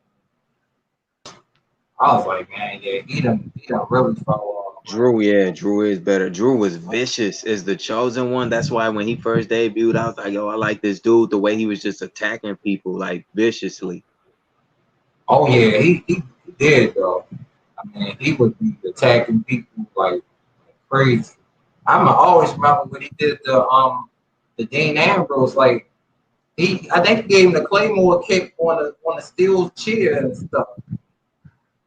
I'm like, yeah, that Drew was just vicious. Back when he was the chosen one though, and he beat Matt Hardy like that, threw his head into the steel steps and DDT'd him on the floor. I'm like, yeah, I like Drew that way, like vicious as a heel. Yeah, me too. Cause I'm like, this one, it's like even though he faced, you can just tell he want to be healed. Like, yeah, I can just look at it, just want to be healed. Then before Teddy Long will come out, stop. Hold on, player. Right. Teddy Long is so funny. Hold on, player. Where do you think you going? Oh Lord. Dang, Matt Riddle just hit the Miz off his wheelchair. Damn. I remember when KO was on commentary when he was a heel, and then Dolph Ziggler super kicked him in the back of his head and kicked the headset off. Yeah, that was crazy. I was like, God damn. Like, how do you prepare for this?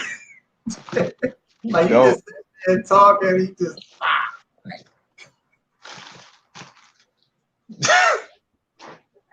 Man. Or it was like when Stone Cold was on commentary, and then the crowd was like getting up, and then Undertaker came and just started beating them up. I was like, I don't know how Stone Cold sat there for about 5 minutes. If they cared about Bray Wyatt, they could at least find something to do with his brother, Bo Dallas. Oh yeah, but WWE just fired. Damn, they fired him? Damn. Huh. Bo Dallas. He was funny though. All you gotta do is believe. Right. I'm telling you, it took a lot of guts for him to say that in front of Lesnar. Yeah, it did. Cause Man. he hit him off, beat the brakes off his ass. I was like, man, he like that was just unfair, man. I mean, it was even more funny when R-Truth said, please don't send me to Suplex City. R-Truth stupid, man. I, I was like, oh my God, don't do it, R-Truth. Don't do it. Yo, R-Truth is crazy. You will go one on R-Truth is one. funny though. He is funny. Mr. Little Jimmy. Oh yeah. Jimmy, little Jimmy. I feel like who the heck is this? And he'll look this way, that way. I feel like, yeah, R-Truth, your mind is crazy. Yup, Drew needs to go back to being the stylish psychopath. Yup. Just like how Dolph Ziggler was introducing him.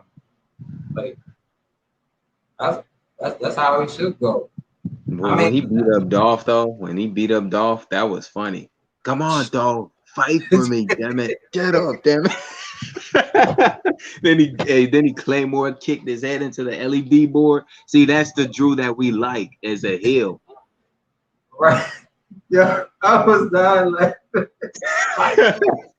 Then he said to Finn, get up, Finn, fight for me, damn it. Too sweet. And he stomped on his damn hand. That was funny. I'm like, man, like Dolph, I mean, he was trying to get up, but it's just Drew. Like, stop saying the Drew. He's trying to get up. And man, that was fun. But you know, Raymond, shoot.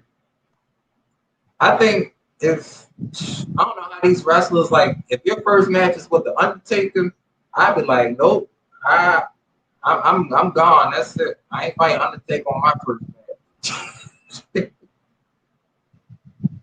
Like you just sitting there in the middle of the ring and you hear his music. It's kind of like when Booker T was facing him. Booker T had that look, and he was a heel. He made Booker T look stupid.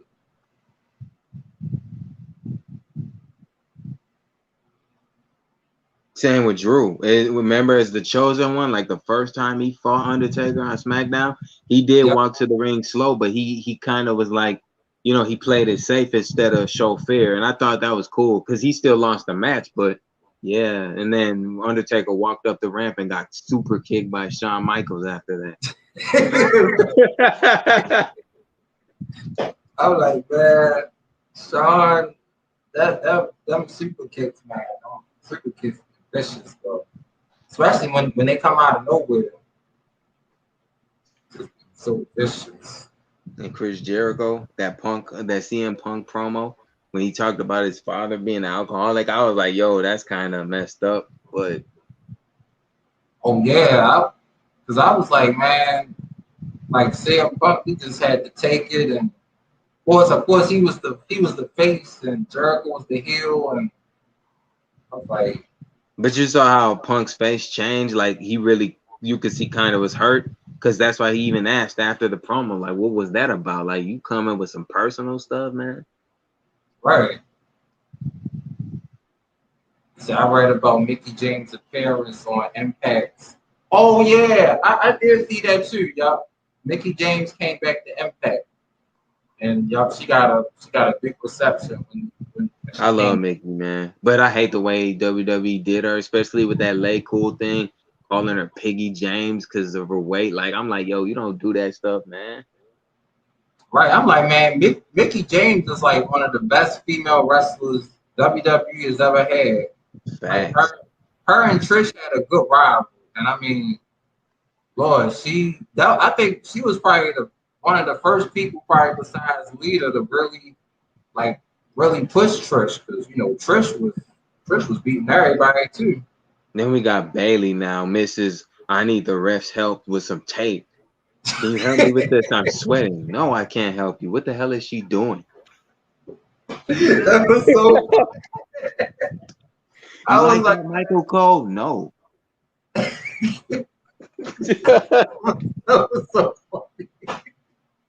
I was like, yo, Michael Cole played that very cool, man. Yeah, he did, man. But yo, Michael Cole. You know what? I wonder what would have happened if JR was there and all that stuff happened. He, he probably would have said something funny too.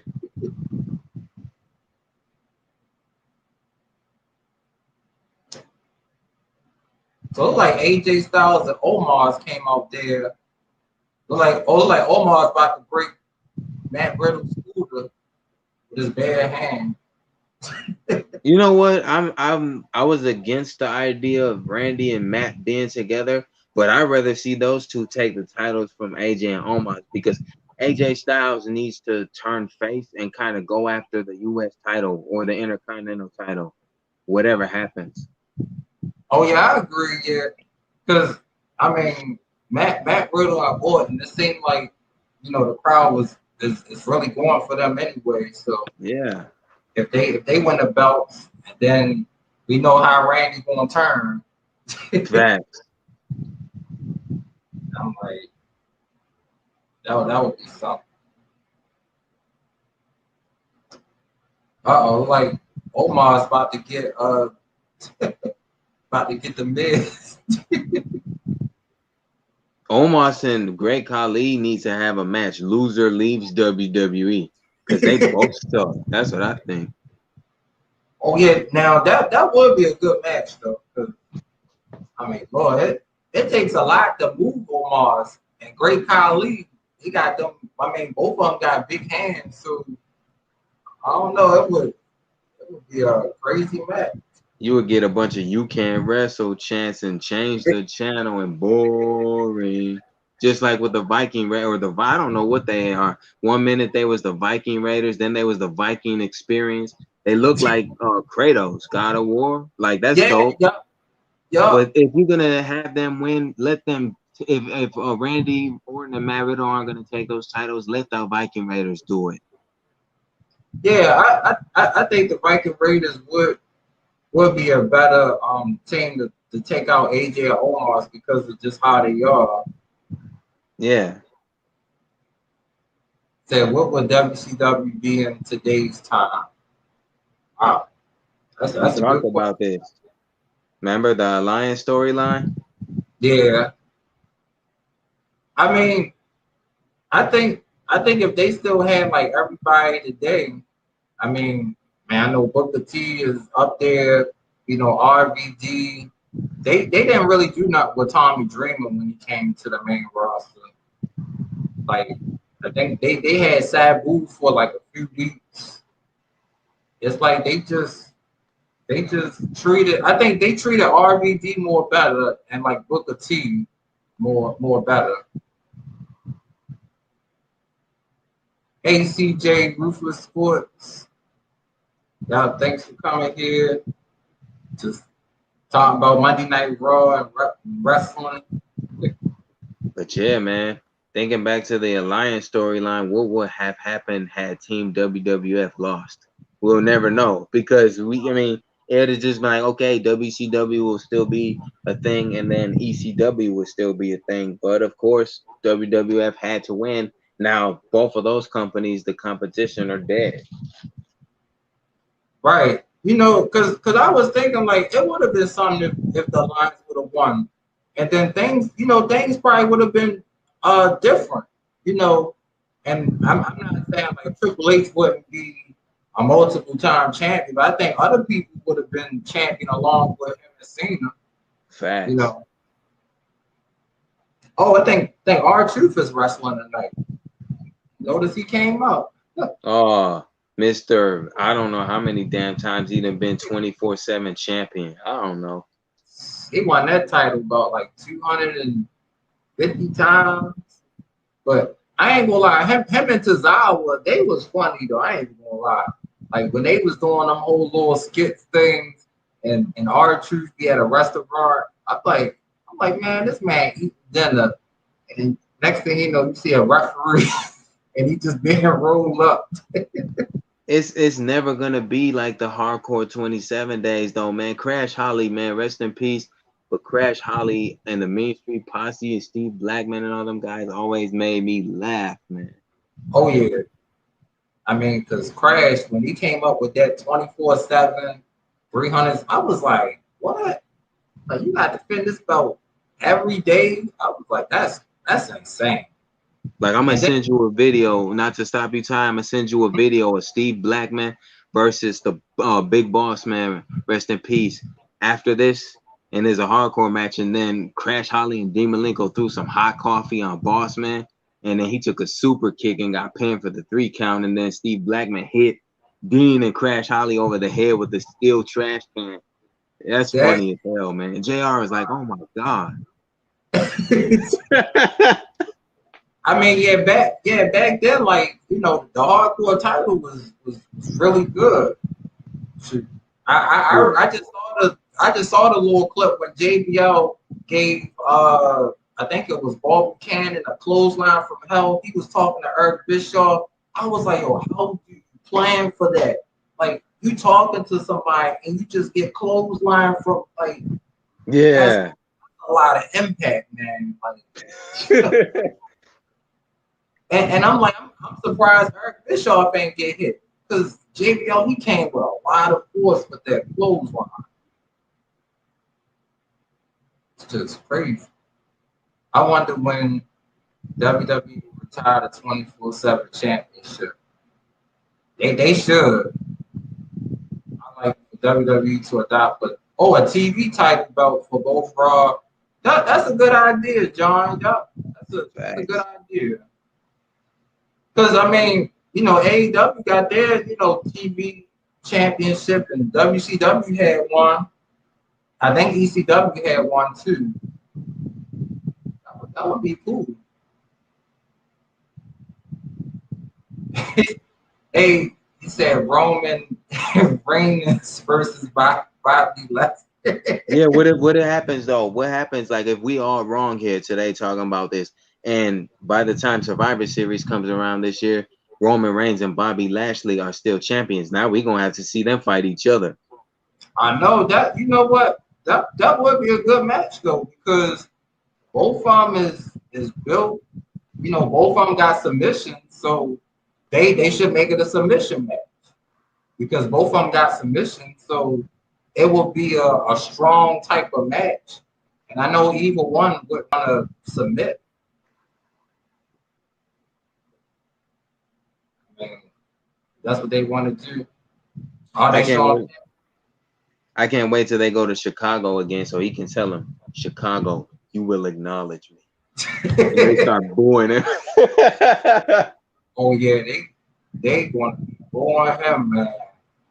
They be like, Roman sucks, and he gonna just be he. You know what? He probably gonna do like this. He gonna be like, yeah, for real, he will do that, yo.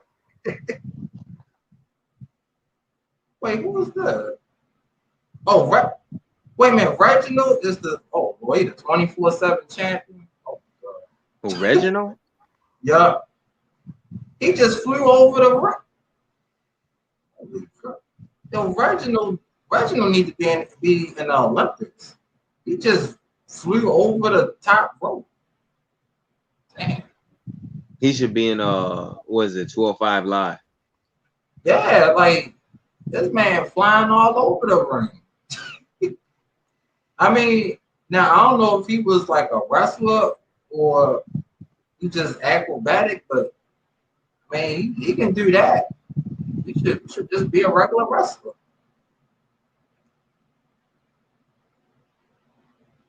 So, what do both of y'all think about bringing WWE back some of the old replica belts as they reboot for today's fans? I would enjoy that though. Yeah, because I think you know, when Cody Rhodes brought back the white strap Intercontinental Classic title back at what WrestleMania was that time when he did that? It had, damn. I know it had to have been like 2011, I believe, for that WrestleMania, or 2012. Okay, because what I meant by that was, you know, before he brought that back, you know, they had the classic Intercontinental title with a black strap. And since they got replicas like that, like when we talk about titles, one title I think they should bring back is the European Championship. Oh yeah, they should. Yep, they really should. And I mean, that that championship, they had that for a couple of years in the Attitude Era because it was a European and the Intercontinental. Like they, both of those titles really had some good champions with them. What other title do we not have now in this era that's missing? You said what title that you said what title they could have in this era now? Yeah, no, what title from before is like missing now in today's era that we would usually be looking forward to see? Because we don't have the World Heavyweight Championship no more either. Oh yeah, and I would probably say like the Undisputed Champion because that was on both shows. Because I think Jericho was Jericho was the Undisputed Champion. I think it was the Undertaker and the Rock. Yep. So, I mean, honestly, it should be it should be a undisputed champion. Like one person dominating both Raw and SmackDown because it would bring more it would bring more challenges and stuff. So it could be a power trip between Lashley and Roman. Like not to stop you, Ty, remember how in 2009 they had bragging rights? And then it was like Survivor Series somewhat, but they only had the WWE tag team titles. They didn't have, SmackDown and Raw tag team titles because if you look at Raw, who else can AJ Styles and Omos face if not the Viking Raiders and then Randy Orton and Matt Riddle? Who else is after that? Yep, that's true. And that's why I was like, I think the tag division for both the men's and the women's is kind of slipping. So yep. I don't know. I'm like maybe I don't want to say get rid of the women's tag team because it is like a big moment for the women's wrestling, but they just don't have a lot of females for them to have a women's tag team, division. Facts. Oh, you said Randy came back. He would be a good challenger for either Roman or Lashley. Yeah, I think he would, but I would kind of lean towards Roman because I just think for Lashley they might. I don't want to say give him he'll probably never get the Kofi treatment, but I just think it'd be better if him and Roman because they had a match before too. He low-key might though. Remember how when Randy Orton feuded with Mark Henry in 2011 and barely got any offense, then lost the title to him? Oh yeah, y'all I remember that. Although we got Charlotte Flair coming out, then she's about to face Nikki Ash. Oh, Charlotte Flair. Oh man, Charlotte Flair. No. Nikki Ash. That's all Charlotte is if she's not a spinning image of her father, because of course that's her dad. All Charlotte Flair is a steroided up version of Lacey Evans. Oh wow, yeah. That's why I was like, man, her and Lacey is basically the same. Yeah. I mean, just like how they built, like they probably train the same. They both hit hard. So I think the women's division should have their own intercontinental or United States belt since they have the tag team. That would be interesting. Maybe like the United States. I mean, it is a lot. Now they bringing more female wrestlers on SmackDown. So I wouldn't mind if they would expand because then it could make the show even more interesting to watch instead of just the same titles and stuff. But like all these ideas, man, like they should really take it under consideration. Yeah, because not enough people are getting opportunities, and we got to see the same people in the title pictures, whether it's the men or the women. Right. Because I'm like, shoot, Naomi could be a champion, even if it's not the women's. Just like John said, she could be the women's, I guess it would be the women's United States champion or the women's Intercontinental champion. Like, Right. you know, Naomi, I mean, of course they will probably feed her Carmella, so she'll beat Carmella. And then, like, if she want to face Toni Storm or Chauncey Blackheart or Tegan Knox, like, you know, they could do something like that. It would be different, but It's I like Eva Marie. Eva Marie sucks. And Yeah. then they're gonna bring Piper Niven from NXT UK to be her sidekick. I'm like, then you call her Doudrop. What is that? That sounds like IHOP. Yet they have her wrestling as a person that's in Nia Jax's place, because that's how it started with Eva Marie and Nia Jax in NXT, and nobody cares about Nia either. Right. Is that her real name, Dewdrop? Or is that just No, something? her name is Piper Niven. Oh, okay. Because I kept hearing certain people say Dewdrop. I was like, man, that's her name. Because they were kind of making fun of the name that gave her, and I don't understand why they just didn't call her by her name like in NXT UK. Because Dewdrop sounds like IHOP or Gumdrop. Yeah, you want a wrestler named Gumdrop? Right. King of the Ring title. That sounds nice. Yeah, that does sound nice. Yeah, King of the Ring title, because you know they should definitely make it for both the men's and the women, because it would be more competition. They could have matches on both Raw and SmackDown, and maybe they could include NXT because there's female wrestlers on NXT too, so they could just do it through all 3 shows. So is Shinsuke Nakamura considered King of the Ring now since he's got that crown? That's what I'm thinking. Because I'm like, you know, what they doing with Baron Corbin. I'm like, man, look, it's sad seeing Baron Corbin this way. Like, he could just go back to being a bartender, just wearing all black, you know? Yeah, because he went from the lone wolf to the constable to this, you know, to cutting his hair off looking like he about to serve somebody a drink or two. Now he growing his hair back and then he look like he about to ask you for your W-2 so he can do your taxes, because that's what he look like. Got your social? Where's your W-2? Right. Yeah, that's true. That's so true. I don't know. It's like, man, like Baron Corbin, I really believe he should have won. He should have cashed in his briefcase. They shouldn't have let John Cena just like stop him from doing that, because you never know. Like Baron Corbin, like even if he was a champion for like, I would say maybe like 2 or 3 weeks, like just give him a chance. But you got to remember, Hugh Morris, right, from the Attitude Era? Oh yeah. Bill DeMott, he trained Baron Corbin. So I'm like, when you got a trainer that sucked when he was a wrestler, you gonna suck too. And let's be honest, Baron Corbin, even as the lone wolf, looked like a creator wrestler from 2K. That's what he looked like. You just throw some hair on him, some shorts, and some boots. There you go. You got Baron Corbin. Some elbow pads. I forgot.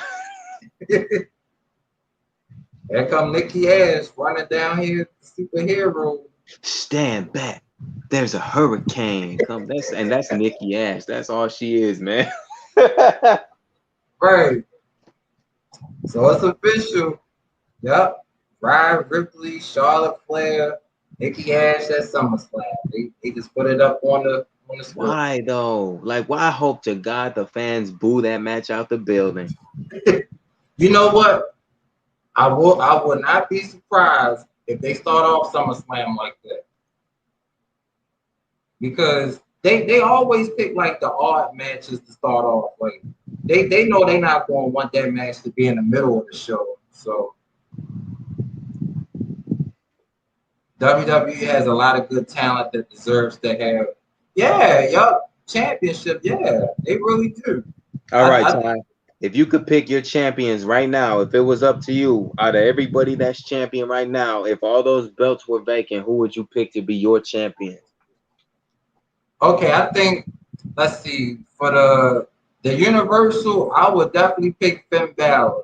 And I would pick Finn Balor because he didn't have a longer title run due to Seth Rollins.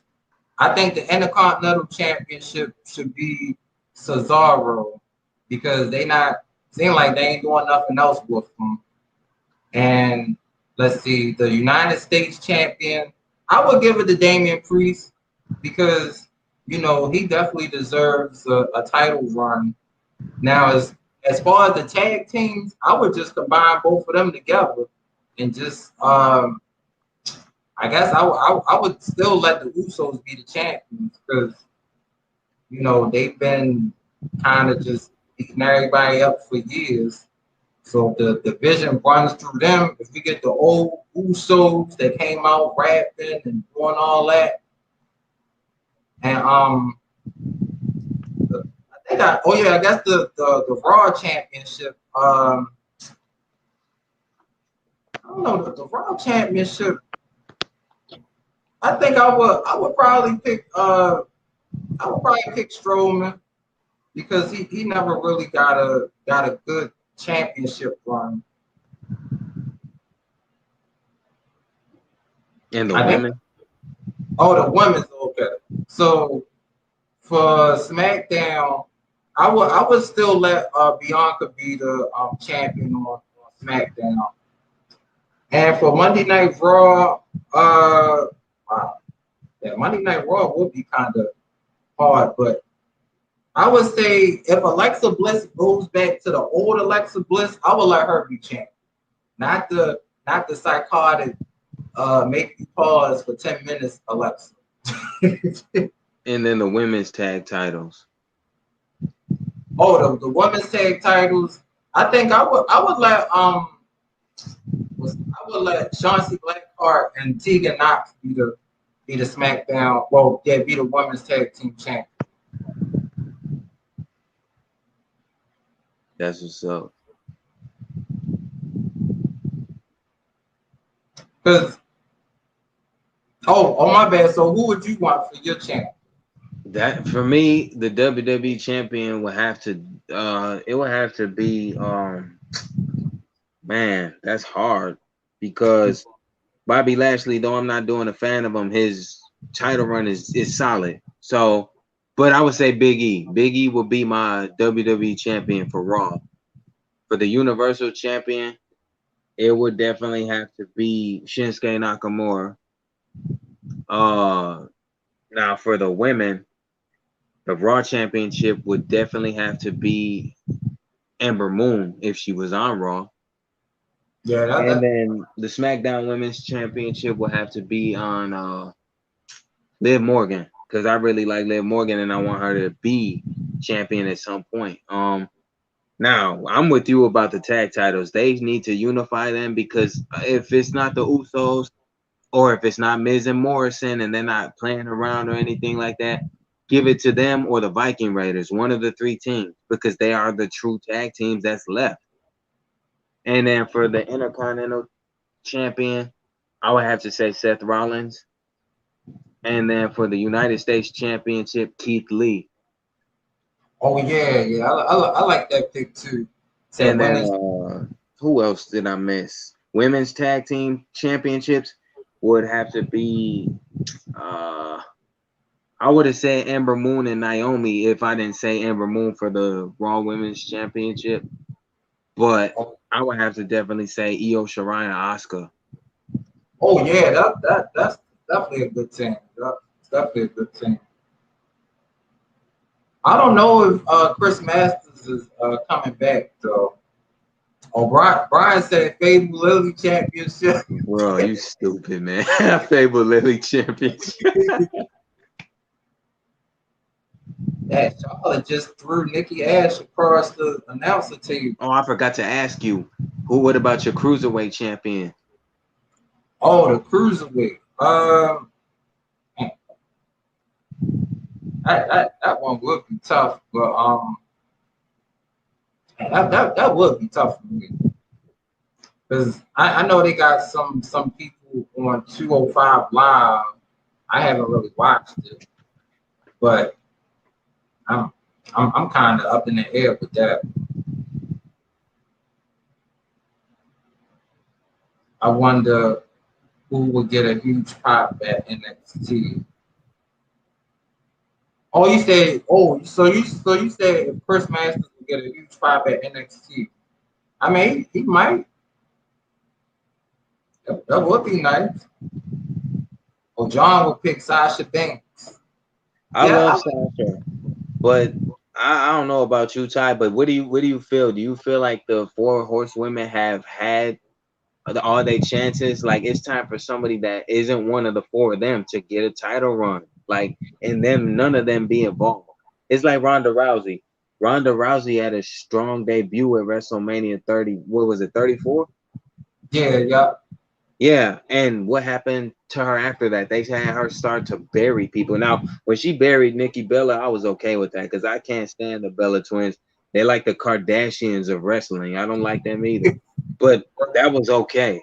But far as anything else after that, I'm like, let Ronda actually wrestle because she showed at WrestleMania 34 she can hang.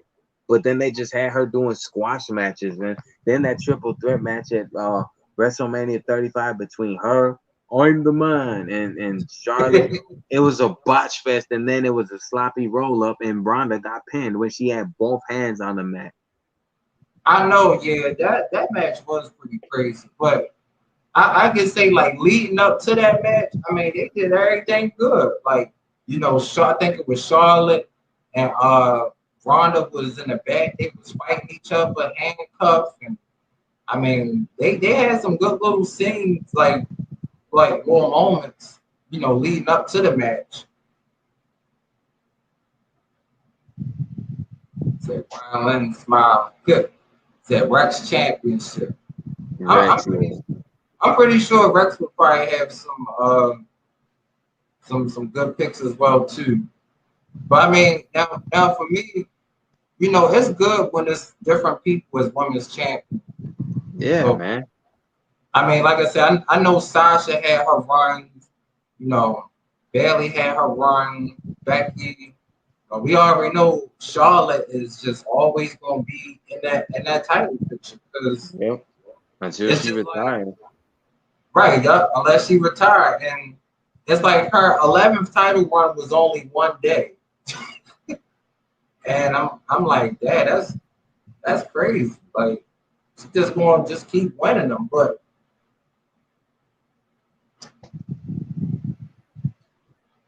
that's why I was like, if Nikki loses to her tonight, then it's just proving that we're going to see Charlotte win the title at SummerSlam.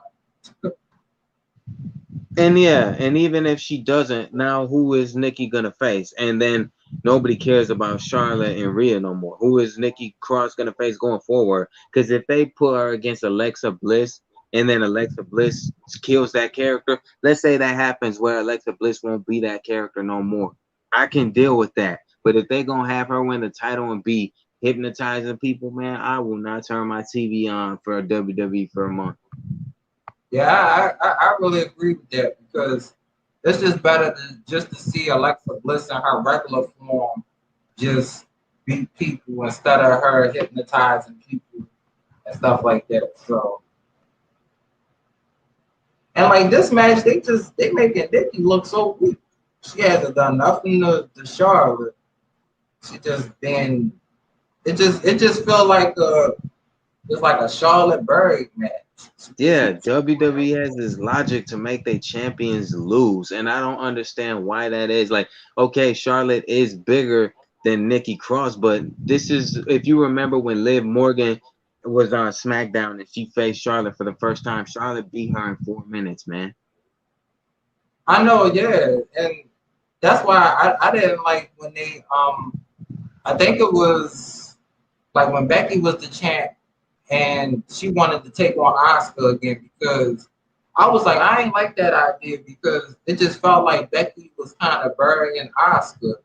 And I was like, that was the Oscar that still had the mist in her mouth and was still healed.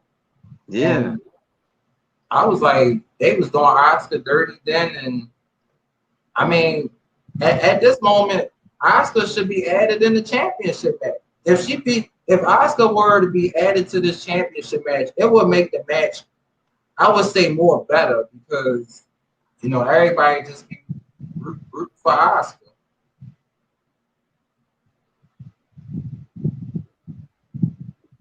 said if oh wait a minute. John said Omos would be a good contender for a singles title. Yeah, he would be. Um, if Omos and Lashley had a match, that would be good. That's like Lashley would definitely have to game plan for Omos. I don't know if he could put the Hurt Lock on Omos, but never know. He could try. Yeah, he could try. Yeah. If Chris Masters come back, will he go straight to NXT and challenge Cross for the top title over there? Oh, that would be nice. I'd like to see that. Yeah, I did like Chris Masters' entrance though. The pyrotechnics, yeah, that was dope. I mean, because I thought the master lock, I thought nobody was gonna ever break that lock. Like it just when he had it cinched in, and I'm like, man, that's hard to get out.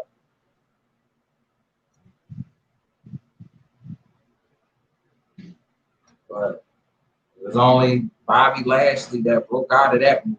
Yeah, but they never had Chris Masters. They never were consistent with him. And then back in, I think, 2005, they had him teaming with Carlito. Then years later, Carlito teamed with Primo. Then he left.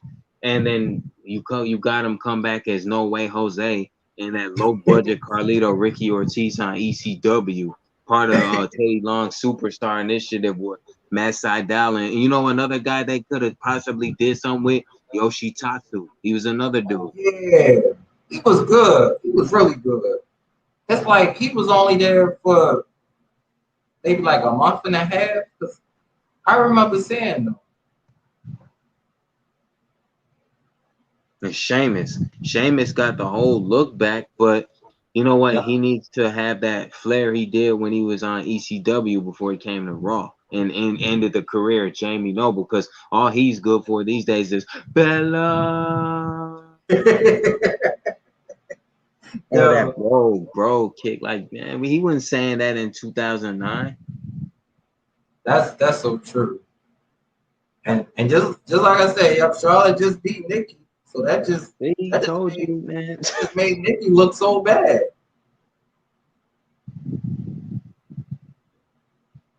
And see, I already know it's gonna be a lot of it's gonna be a lot of videos about that. Charlotte pinning the women's champion. I mean, that's why I'm like, if you're a champion, like, why should you lose to somebody who you face? And then look, they about to do an interview with Nikki. Like, she gonna be sad. Yeah, man, come on, man. I just feel like Charlotte Flair gave the audience at Money in the Bank the middle finger. So she's basically saying to the fans, fuck y'all, pardon the language, Ty, but it's kind of like anybody who does that to me, I sure as hell ain't gonna cheer for them. Right, that's true. Or they interviewing Charlotte.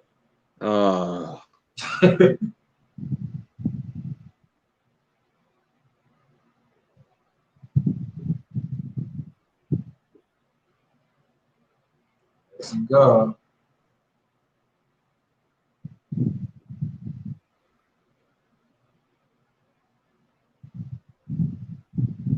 Unless Nikki turn heel on Charlotte would be pretty cool. But the only 4-horsewoman I really like, to be honest, is Sasha, because I mean, I don't like Becky Lynch's gimmick. I like the steampunk. I like when she was like that. She was funny. Charlotte never really cared for her before, and she was decent before they started pushing her on us. And then who I forgot to mention, Mrs. Ding Dong Hello Bailey. I don't know what that is. You know what? She cut her hair, and that's about it. But other than that, I can't deal with Bailey. You got a hugging suplex for a finisher. Like, come on, man. Yeah, that's true. And I would say, like, the one feud I really liked with Charlotte was when she was feuding with Sasha Banks, because it felt like they both was just pushing each other just to be better wrestlers. And you know, it was a cool feud though. Facts. I'll be right back, Ty. Okay. So it look like Nikki Cross is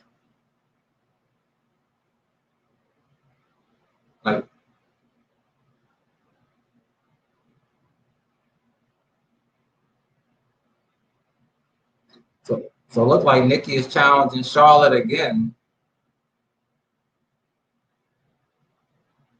So Nikki versus Charlotte next week. And Charlotte just sucker punched Nikki.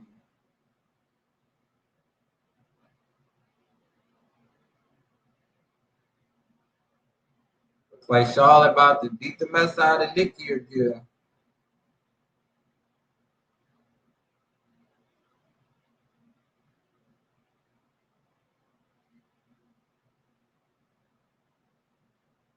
Man, Charlotte beating the mess out of Nikki Ash, man.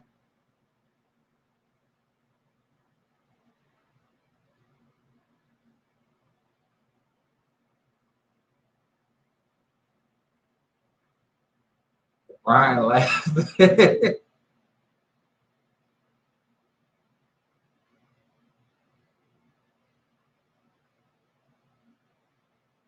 That's how they end Raw. And that's it. I'm back. I guess that's how they ended Raw. But Charlotte beating Nikki, and then Nikki asking for a rematch for next week. I guess the lose again. Yeah, Mystery Hacker is right though. Right, yeah, Monday Night Raw is turned to Monday Night rematches. And I'm like, man, they doing this with a live crowd, man. Like, it's going to be the same result, just like it was this week. I mean, maybe the difference might be Ryan Ripley come down there and maybe trying to help Nikki. That might be the only other turn. But I don't know. I actually feel sorry for Nikki Cross in this scenario just because, like, Charlotte and Rhea they already fought at Money in the Bank and Hell in a Cell. And the thing about it, if you notice, so Rhea Ripley gets DQ'd because she banged Charlotte's head on the table. And then Charlotte throws Rhea into the steel steps and then puts her in the figure eight and doesn't get disqualified and wins the title. Tell me how that makes sense. Like, WWE is just so stupid, man, with logic they don't use. They really is. That's just like if Seth Rollins was the champion on Monday Night Raw and like he just lost to Mustafa Ali like clean, like that wouldn't make sense because then it's like, well, Dad Rollins the champion, like he shouldn't be losing like that. And then Mustafa be like, I'm gonna challenge you next week, and then he lose to Mustafa again. So people gonna be like, well, Mustafa is gonna get a title shot. Like it's just like they making the champions weak. So Raymond said during Mondays, whenever there are a lot of rematches, like, man. You know how they used to promote the 5-hour energy booster drinks for Raw? They need to start calling Monday Night Raw 3-hour replay because that's what it is. Yeah, they really should. And you know, I'm really hoping they push Damian Priest though. I mean, he beat Sheamus tonight, so you know, hopefully he get his shot. I just wish that Aleister Black would come back to WWE, just the headquarters, not the wrestling itself. But I just wish he'll go up there and black mask everybody that makes the writings decisions. Then he black mask all the McMahons, even Linda. Right. I wish he would do that. Black mask to Stephanie. My God, he black mask Shane. Well, hey Tara. Y'all, thanks for the thumbs up. Like you told Rex and I told Rex, Stone Cold stun Linda, and like you told Rex, she got tombstone by Kane. So Aleister Black needs to come up there and black mask her whole wig off, and then black mask Vince McMahon steroid itself out of the WWE, so Triple H can start doing it. And just to make sure, he needs to give the black mask to Triple H too. That's right. Lord knows, don't black mask Shawn Michaels. That's going Triple H gonna go off right there.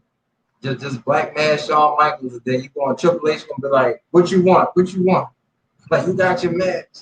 And get rid of Pat McAfee, get rid of Corey Graves. I like both of them, but bring back JR and put him on commentary with Michael Cole and the King. Bring back that old school flavor, man. Yeah, they need to, because I don't know, it's just different though. Like, you know, and I was like, even Samoa Joe was good on commentary too. I was like, man, Joe was hyping up like Drew matches, and like he hyped up Drew and Lashley. Anytime they came out, I mean, I'd be like, go ahead, Joe. Like Joe just be hyping everything up. It's like when the fans talk trash to the audience or be making fun of the match, like when that triple threat match at TLC between Alberto, Miz, and Punk, and you know, because I'm part Latino, and Ricardo Rodriguez was telling Alberto to like break Miz's arm or whatever. He's saying, "Yeah, you're that, I'm out there," and all that, and somebody in the audience was like, "Speak English." That's messed up, man. Yeah, man. I miss Del Rio wrestling though, man. I mean, my name is Alberto Del Rio. El Patron. Yeah, he was cold, but he did steal JBL's gimmick. yeah, he did though. Cause y'all came out with them Bentleys and those Lexus and all them cars, and had the scarf around his neck and coming out like this. Yep, and the gold pyro too. Yep. I was like, man. But it's just like now when I see well, I guess I still call him Andrade or well, you know, Andrade on AEW. I'm just like, he looked very, very different. You know, like when certain wrestlers, when they dress up different, you can really take them more seriously. Yeah. Because I'm like just the way he talk. Like, and now he got Chavo Guerrero on his side. I'm like, Chavo forever. And Andrade, man, the sad thing is too, he could have been champion potential rather than just a mid-carder in WWE, but they don't know how to utilize guys like that. That's why I said Andrade is more of a smaller, athletic Roman Reigns. That's who he looked like. Yeah, that's true. Hey, Ruby. Hey, Ruby. Coming here. Yeah, it's just been one of those crazy nights. Like you were saying about a lot of rematches, as always. Rematch city. Yeah, we don't want to see the people saying after week, like Corey Graves said on After the Bell. Yet they want to throw this guy in the doghouse and tell him that he's wrong when he's saying everything we've been saying. And you know what? It's funny how Triple H will tell the people, the wrestlers, don't read the internet when he does it, because he knows we're saying stop giving us what match we just saw last week. So I can kind of understand why a person like Kairi Sane left. And I miss her being with Asuka. Yeah, I miss Kairi Sane too, man. She was a good wrestler, and she was one of the few wrestlers that really. I mean, I know probably another wrestler took it to Shayna Baszler, but her and Shayna, she really took it to Shayna. And I mean, you know, I know Shayna got like the height difference and the weight, but Kairi, she had a lot of heart, though. Even the promos, man, are not that good like they used to be in the Attitude Era. There's only so many people that can cut a promo, don't get me wrong, but it's nothing like it was back in the 90s. Yeah, that's true. Oh, thanks for staying me out, Ruby. Yep. These promos, yeah, they really do be crazy to see and stuff.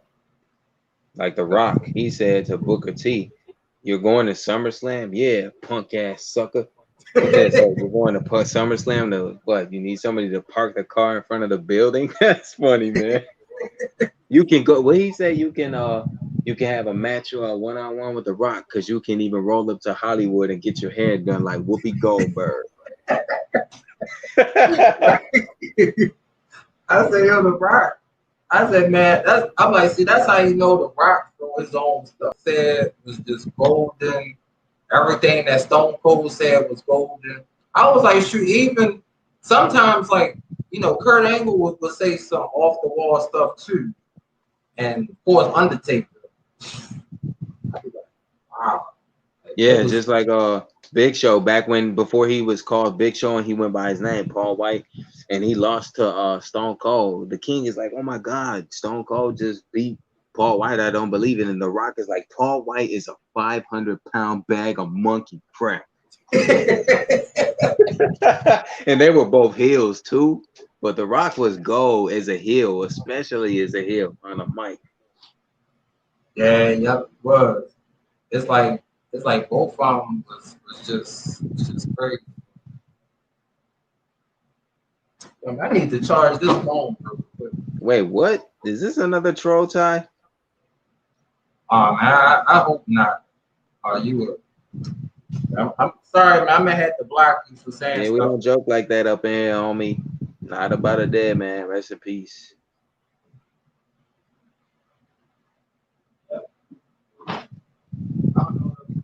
The first one that came up a little earlier said something kind of crazy. So Yeah, nah, we don't play like that up in here. yeah. Rest in peace to George Floyd.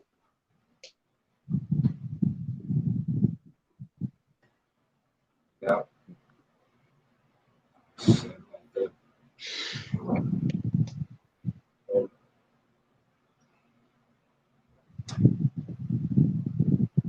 I done lost my damn train of thought. What was I saying before that?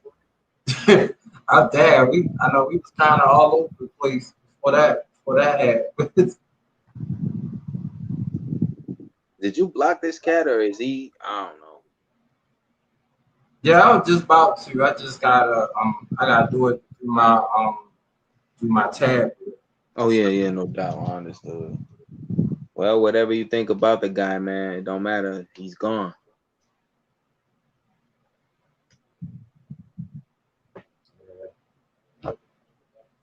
Oh,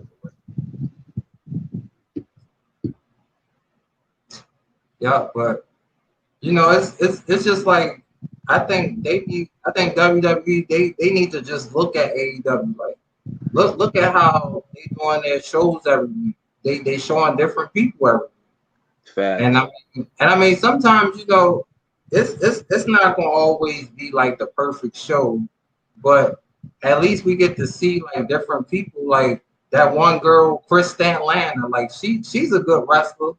And now the one woman wrestler I was really thinking about was I think her name Big Swole. Like I think like last year she was wrestling, so I don't know if AEW not using her, but I was like she's a good wrestler though. I mean, I think she had a match with Britt Baker before, but I think Britt Baker beat her. Thanks. It's like another person I wish WWE would have utilized properly before she did have to step away to personal stuff was Awesome Kong, aka Karma, in that sense. Because Awesome Kong was a good ass wrestler, man. Yeah, it's like sometimes they don't really want to take the chance on making other people stars. It's like they don't. It's like if it's not who they want, then it's not going to be. Because just like when Triple H was champion, like when he fought RVD for the title, Triple H won. When he fought Booker T, Triple H won. And I'm just like, well, Dad, like Booker T would have been a good champion. And I mean, it would have changed a lot in 03. Yeah. I mean, but of course, Triple H, Evolution had all that power. Facts. And then when he fought Goldberg, Triple H won.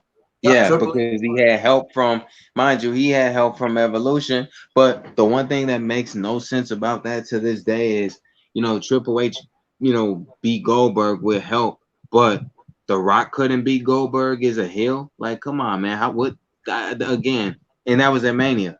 So it's like, what sense does that make? Like, you had The Rock lose, but Triple H can beat Goldberg with a sledgehammer. Come on, man. I know. I was like, that was pretty crazy though.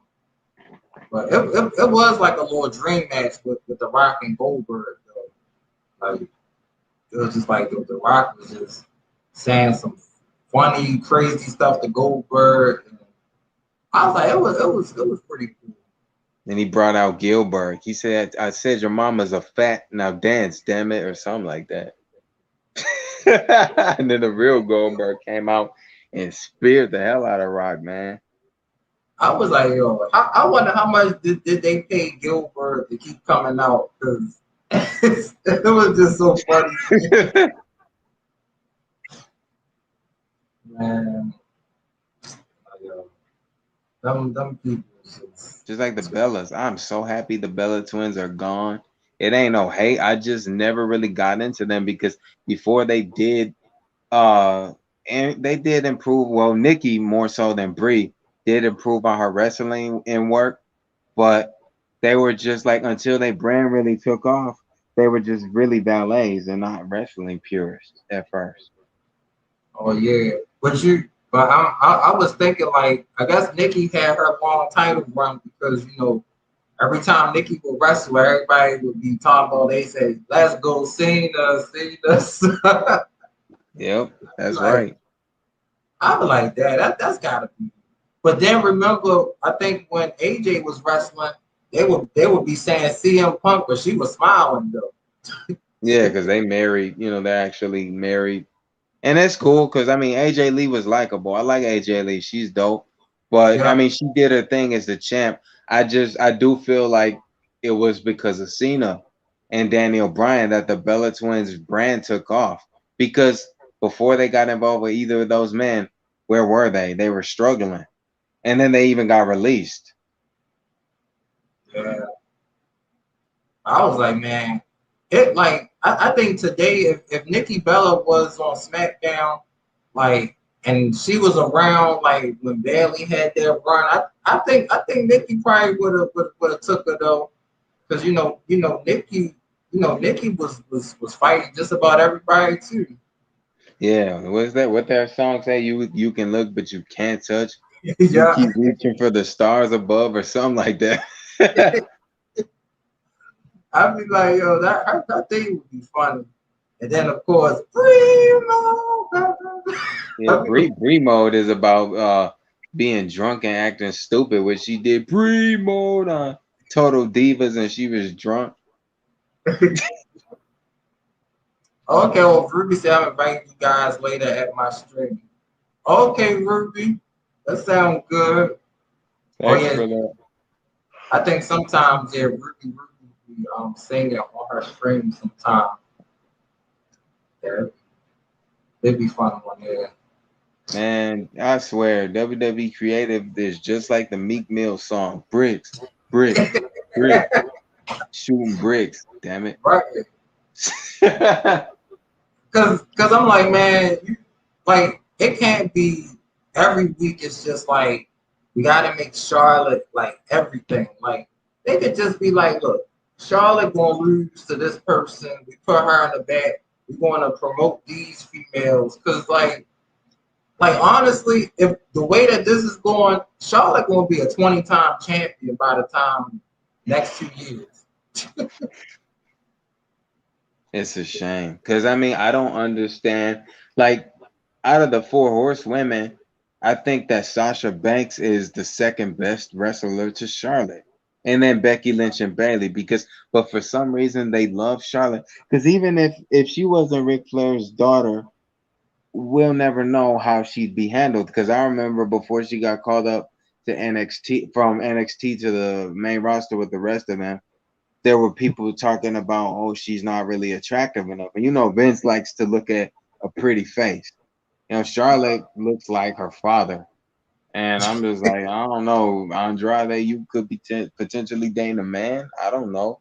But who knows, man? That I don't know. Sasha Banks is my favorite out of those four. Yeah, but you know, it's always fun when I see them. Like when I see Charlotte, Becky, like everybody outside of this is just like a real cool, decent. But I'm just like, it's these writers though. It's like these writers really make you want to hate Charlotte because you see Yeah. her like she beating everybody. I'm like, she giving the fans the middle finger. I'm like, I never saw a wrestler gave fans the middle finger. Like, Yeah, and then she's off. Then she went on a podcast outside of WWE and she defended everything she's been doing lately. Ever since she came back at TLC as Asuka's mystery partner, and then when they lost the titles, I'm like, look at how sloppy she looks in the ring. And then she said in the interview, I think I'm killing it. I'm doing the best wrestling work out of every woman on the roster. And she wasn't in character saying that. She really believed that. right. Yeah, that's why I'm like, man, these writers, man, y'all going. Yeah, Y'all Stone got, Cold will do that. yeah. Hey, Jim, yeah. Stone Cold. What? Yep, Stone Cold. What? JR, what? Yeah. Stone Cold, he had me laughing when he had JR backstage and he was like, JR, what's that thing you do? Stone Cold. What? Say, I was like, yo, Stone Cold funny. I was like, that was Jim. That was this guy. Yep. Stone Cold run down there, beat everybody up. they brought back the a-hole chance though when Cena said I'm back because Roman Reigns is an asshole. They're like, asshole.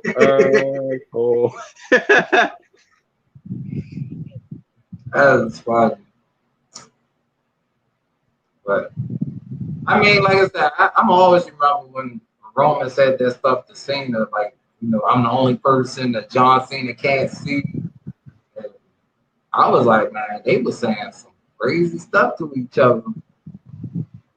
Yeah, because John Cena admitted that he is the golden shovel, like he told Elias at WrestleMania 35. And these people call me the golden shovel. So I'm about to bury your push. Like he's literally telling the man, I'm a bury you. And let's be honest, nobody cares about Elias anyway, because the only thing he was ever good for is being out there in the spotlight with his guitar. And you know what? If Elias gets released, he'll still be there because Jackson Riker is a low budget Elias. Yeah. So that's what it is, man. That's why, I never really understood the Elias and Jackson Ryder thing. I'm like, look, I ain't watching that, man. It was one of those weeks I was just like, I ain't watching that, Yeah.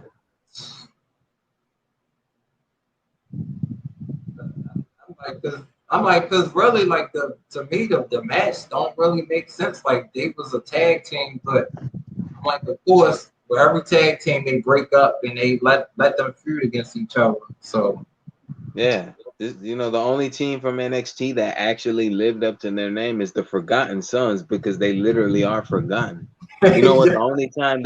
The only time they were used is when Triple H was kind of giving Seth and KO this ultimatum if they wanted to help him with NXT against Raw and SmackDown and Survivor Series years ago. But after that, you never saw them on the main roster. Only Jackson Riker, and then he's an asshole personally because he made some racist comments.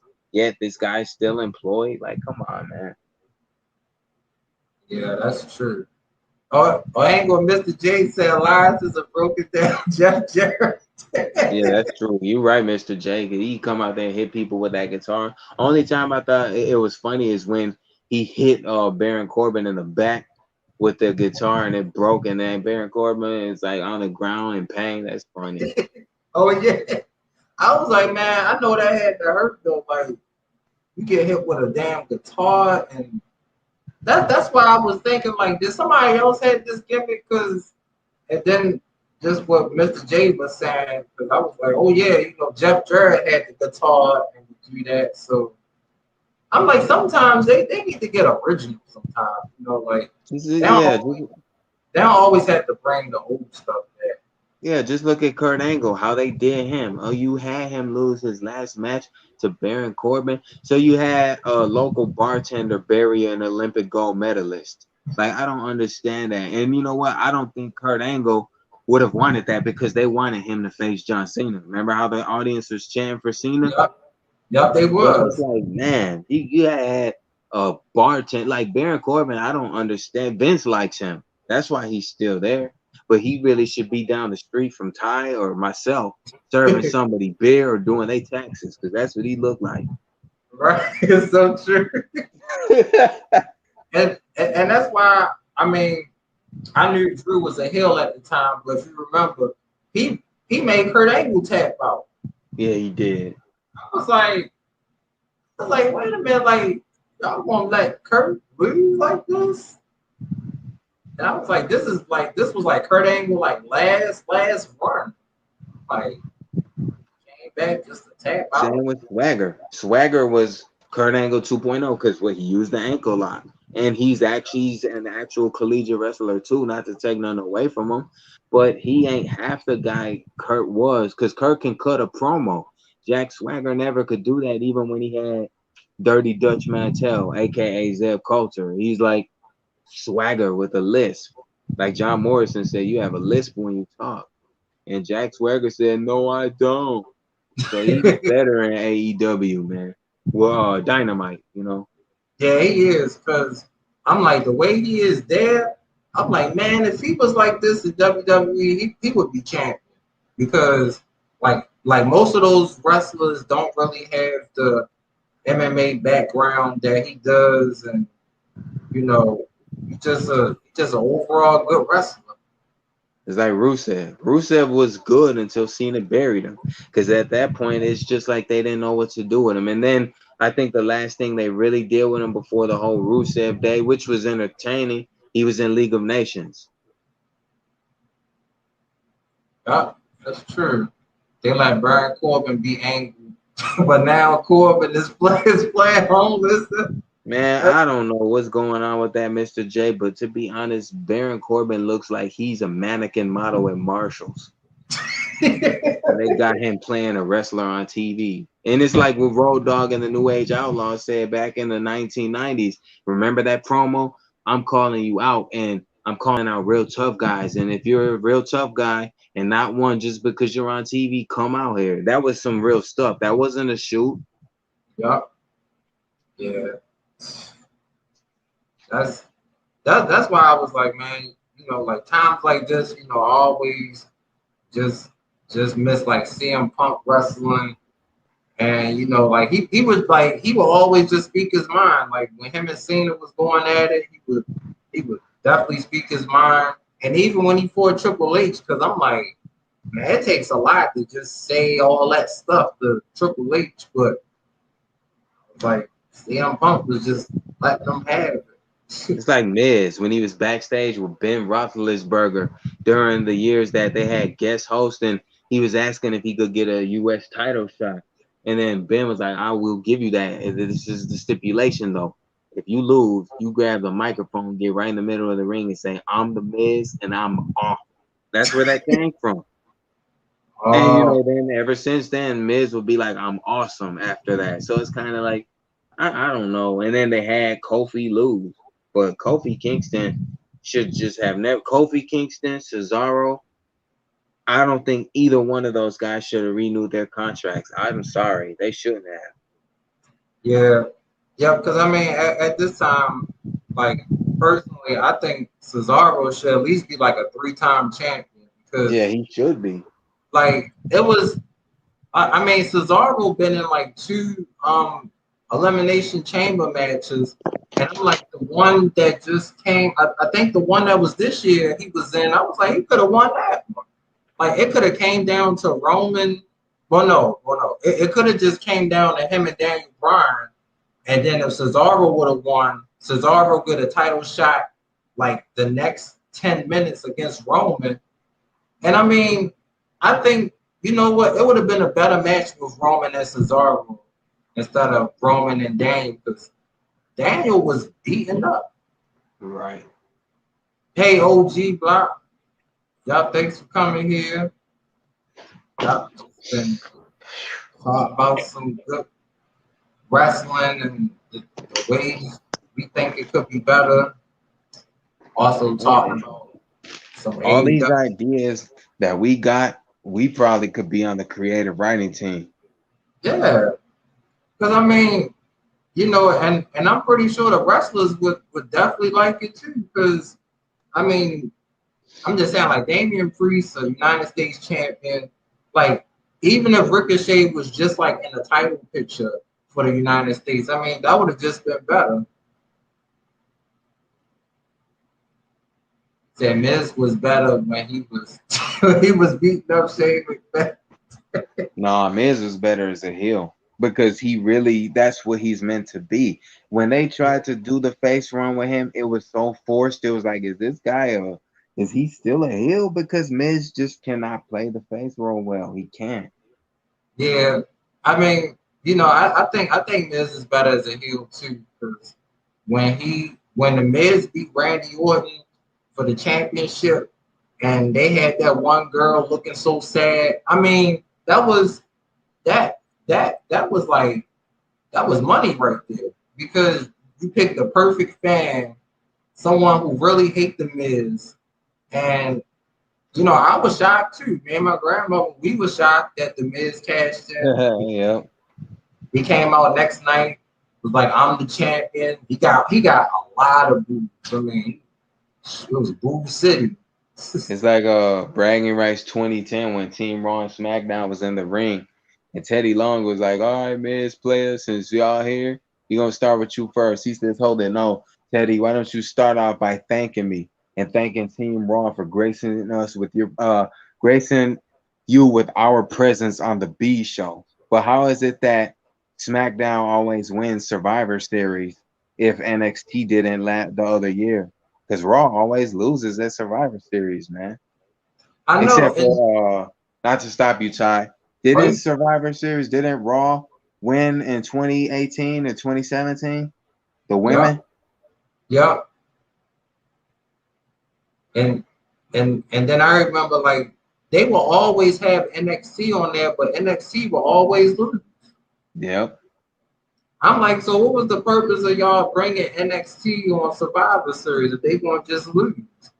Like, I was like, I think it was, I mean, just my opinion, I just thought it was them being scared because they knew NXT could change the whole universe and everything. This is the Undisputed Era. They've broken up, but what have they done really since then?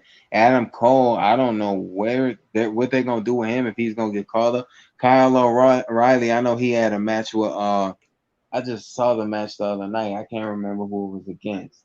Bobby Fish Sticks is feuding with Roderick Strong and his group Diamond Mine. So I don't know what's going on there, but NXT sucks lately. I'm sorry, man. Yeah, that's why I was like, I think probably the only good thing, I mean, it's probably some other good stuff about NXT, but like I think people really want to see Samoa Joe and Karrion Kross because they should. Because Karrion Kross took out William Regal, and I was like, yeah, like seeing Joe that angry and seeing Karrion the way that he is, like that match would just be money right there. Right. And I'm like, shoot, why don't they put that match at SummerSlam? Like, sometimes they need to do that. Put some of these NXT matches at SummerSlam. That way, we know SummerSlam is over 4 or 5 hours. People probably wouldn't even mind the NXT matches. They ain't gonna though, because they got takeover for that. But I like what Adam Cole did, tell Karrion Kross. I want to see those two match because I like the way Adam Cole said, Karrion Kross, you're not special. I'm special. And you're just a guy who has my property. I swear that sounded like CM Punk. That sounded like something Punk would say. Right. I really like, I think it was the same promo thing. Adam Cole was like, I'm great, because it was some people just say they just ring the bell. He said something like that. I was like, that was so damn so sweet. I was like, yo, that was original. Yeah, Ruby, Brian in here. But yeah, I always like Adam Cole though. I mean, just a really cool wrestler. And I think he was at Ring of Honor at one point too. Yeah, all them guys. Yeah, because I was like, I didn't know Kevin Owens was Kevin Steen at Ring of Honor. I was like, hey, he had a whole different name. Some of the sounds though, when they fake punching each other, like whether it's the women or the men, it's funny. Like what I said, what about Dean Ambrose and Kevin Owens, he do the same thing. Oh, when he hits somebody. Yeah. But I'm just like, man, I think if Kevin Owens were to face like Chris Benoit, he would really be making like some noise because them chops, man, that go straight through. Yeah, Chris Benoit was the best at that. And then that crippler crossface looked like it hurt. And then you could tell he would put his passion up on them moves because his face would just turn so evil, like a Wolverine. The Samoa of TNA is what WWE needs. Yeah, I agree with that. I agree with that. Yeah. So they had that, but they killed the character because when he attacked Brock Lesnar, that was shades of TNA Impact Joe. Yeah. And I was like, when he took out Paul Heyman, man, Paul couldn't do nothing. He was just in that movie. He had him in the coquina clutch. Come on, you tell him. You send back this message. You tell him I said that. He choking Paul Heyman out. I was like, Paul got a family, Joe. You gotta let go. But he didn't let go though. He had him in that thing even after all them refs came out there. He would not let Paul Heyman go. I was like, God, wait. And I mean, I think he had got Roman in that move too. I was like, yeah, that move was tough. And I think he actually beat Finn Balor in that move because that's when they came here in Baltimore. Yep. He got that on Finn. I was like, yeah, that's it. But when he did it to Brock Lesnar though, and it took like half the roster to get him off Brock. That's some strength, man, to do that. I was like, yo, the whole roster just came like that. That's sad. Like the whole roster just coming down here to separate two people. But I'ma always remember when it was Undertaker and Lesnar and Michael Cole. Booker T was like, I'm out of here. And then Brock ran down to the ring and they was fighting. And I was like, yo, it took everybody. They brought referees, everybody to Brock Undertaker.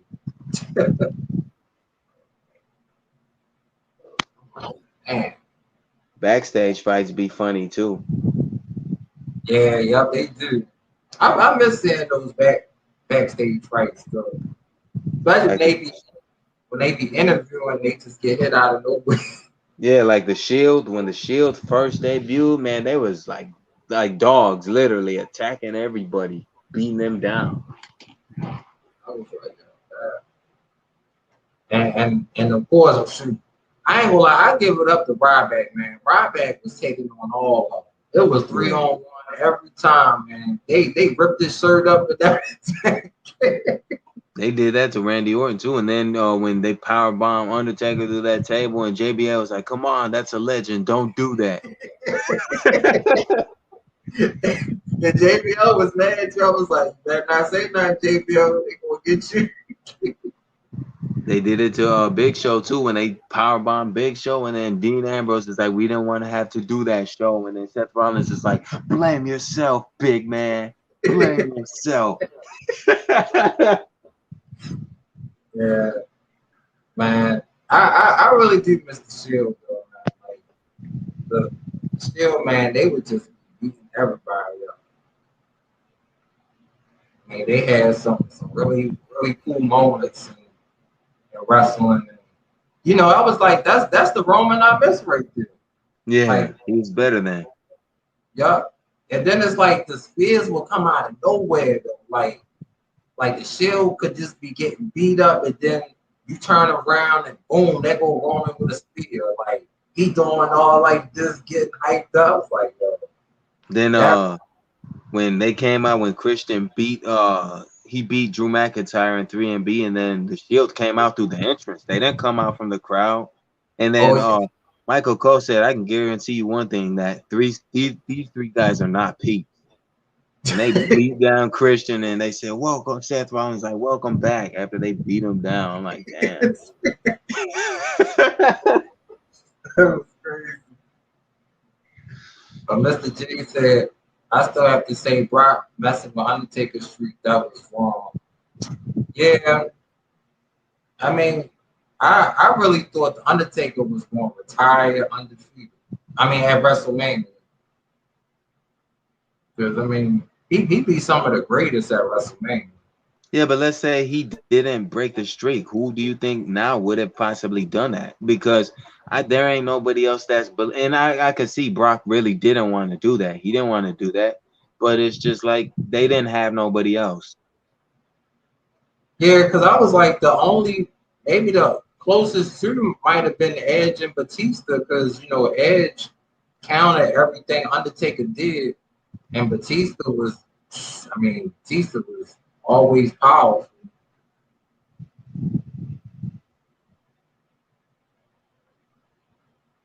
But yeah, I mean Undertaker, he fought some of the greatest at WrestleMania.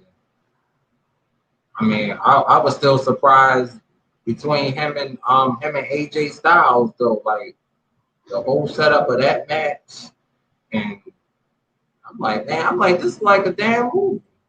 Yeah, I'm about to buy me some more wrestling DVDs off eBay in a couple weeks, because I like to watch them old classics instead of what we got now, because I won't buy the WWE Network. It's a slap in the face, man.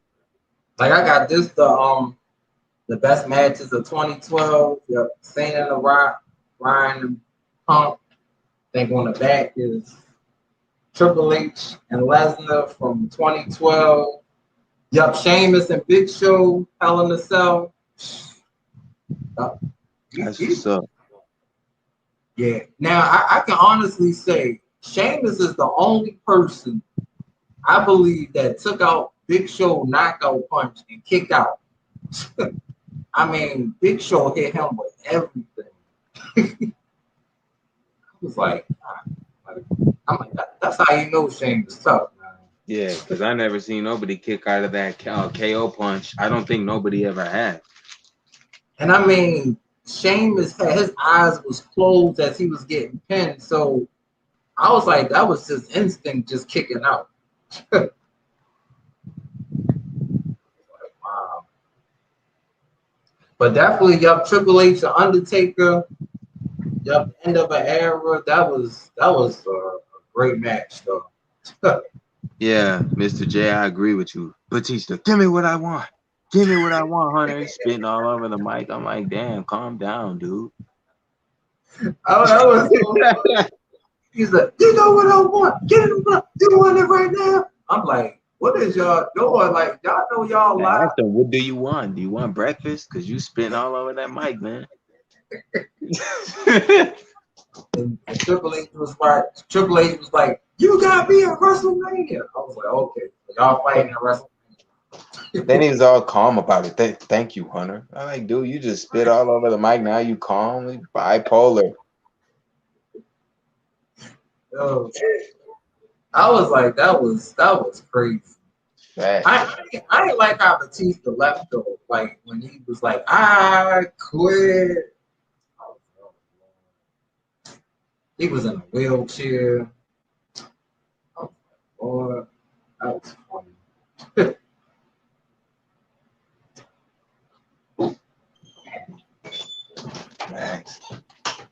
Yeah, definitely. Yep, Daniel Bryan and CM Punk. I mean, I kind of wish they would have had more matches though. I think they only had like a few matches when they was in WWE. And to think, both of them may be heading to AEW. That is something interesting. That is. I mean, because we know CM Punk, he's gonna tell it like it is.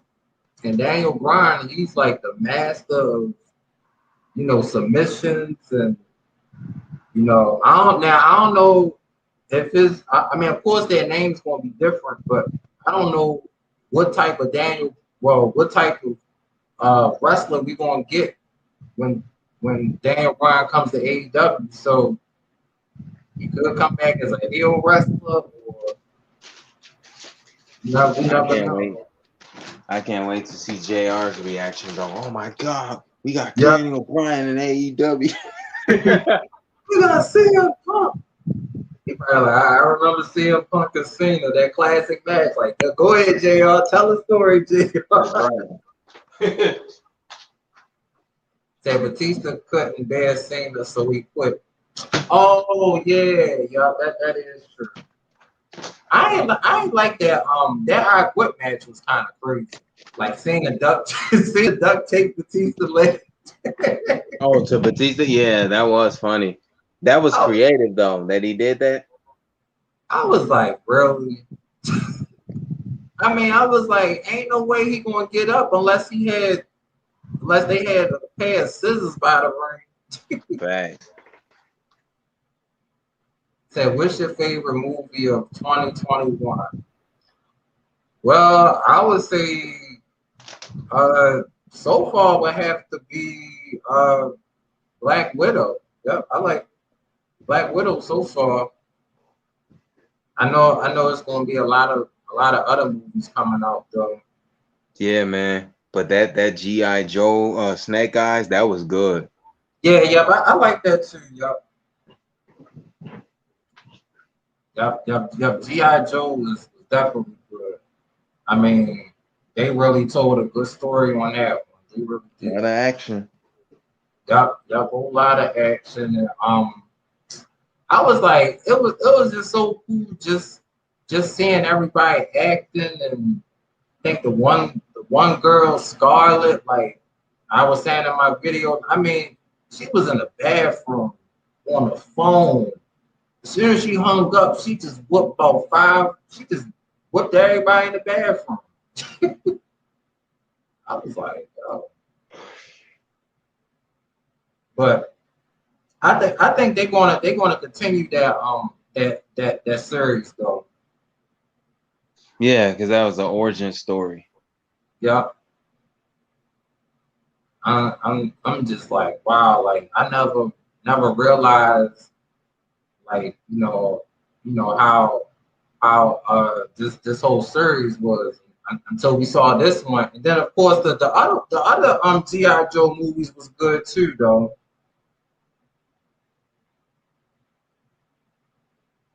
You said, was it a good origin story of Snake Eyes?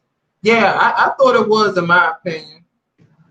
I know it's going to be a lot of different takes on Snake Eyes, but to me, I thought it was a good story, though. I mean, sometimes, they got to tell a story, and they got to tell a story first before we see all the good action and everything else taking place, though. Fact. Yeah.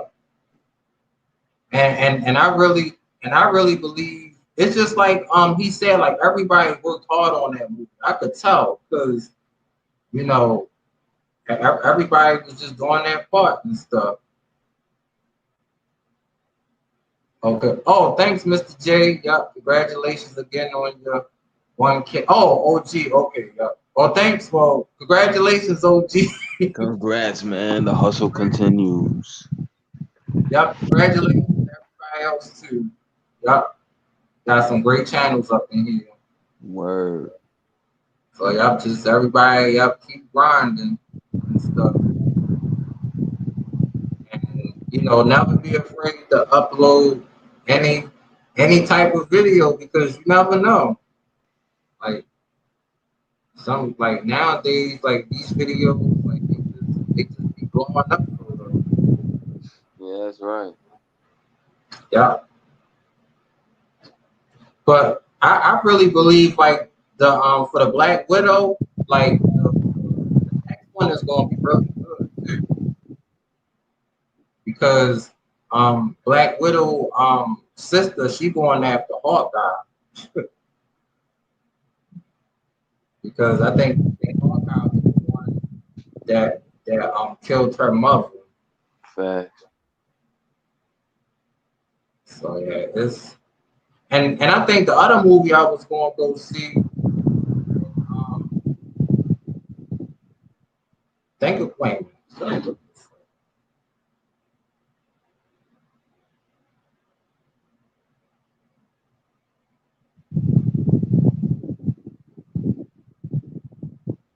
Oh, but I did see a trailer for the Still Water movie with Matt Damon. That's That what's look like up. it might be good. That movie, the movie trailer for Old, I don't know about that movie. That movie look, I think it's like a family on the beach and all this crazy stuff start happening.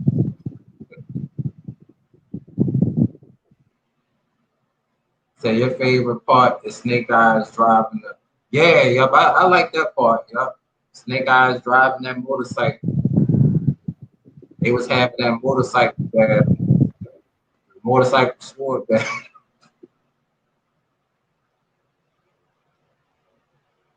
That's definitely good.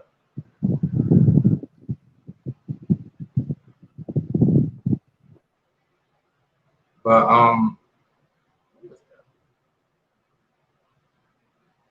I guess I gotta I know they said the Quiet Place Part 2 is good, and I was thinking about seeing Escape Room Tournament just to see how that. Facts.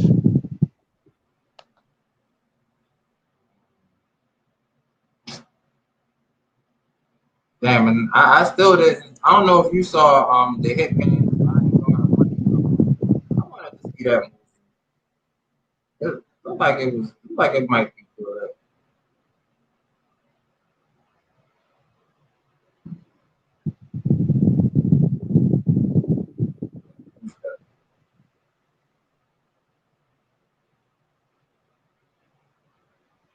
Oh, I think matter of fact, the movie I was thinking about, I think it was Don't Breathe.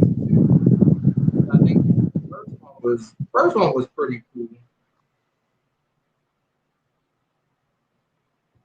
So Ruby saying hello to everybody.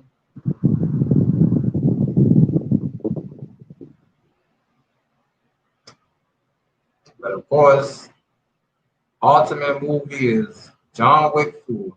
I'm gonna be waiting for that. Well, he said Cena took so long to come back to WWE because he spent the whole year, doing movies. They put him in a new, Suicide Squad. I still can't believe he didn't have one though. But you know, he wanna, he gotta keep making his money though. He was in Fast 9 as well too. You said is Snake Eyes a movie to watch over and over again? I think, I mean, I would watch it maybe like twice. I don't know about like over and over again, unless you're really trying to, I guess, like figure out something about the movie. But it's a very good movie though. It tells a really good story on there though. Now a movie to watch over and over again is like the John Wick series. That's because it's Keanu Reeves. Like, he had everything taken from him and he just out for revenge. So John Wick, the first one, the second one, the third one. I mean, John Wick, they always put like good music on there too.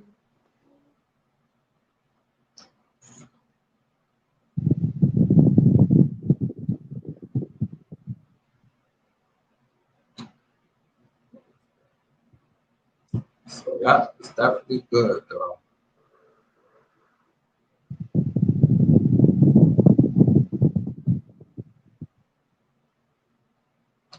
But you know, like for Cena, you know, I don't blame him for doing the movies because you know sometimes the wrestlers they be like just more happy doing that instead of you know just coming back wrestling part time. You know, it's kind of like with The Rock. You know, the Rock he just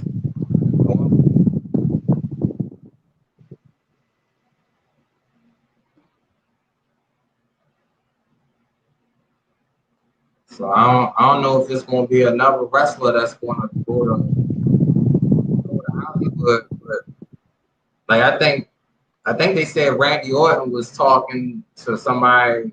I think he was talking to Kurt Angle about it, but he just said he just be a wrestler.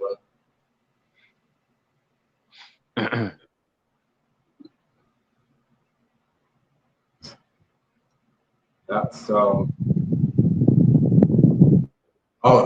you got any movies you want to see this year? PMC.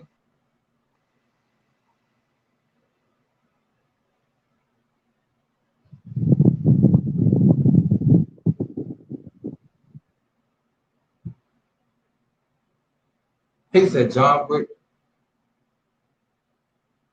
Have you noticed in John Wick movies, the only time he snapped is when he killed the dog? Yeah, and of course, like you know, when they found out about his wife too, like that was crazy too. You know, he was. That's just the memories and the thoughts about everything made him go off too. John Wick 4 versus Well, we know John Wick will win that. John Wick killed men with a pencil. So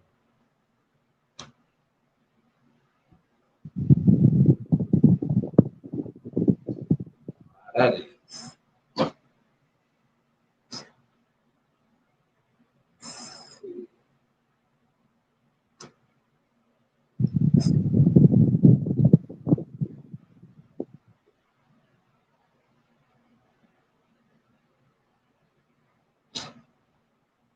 But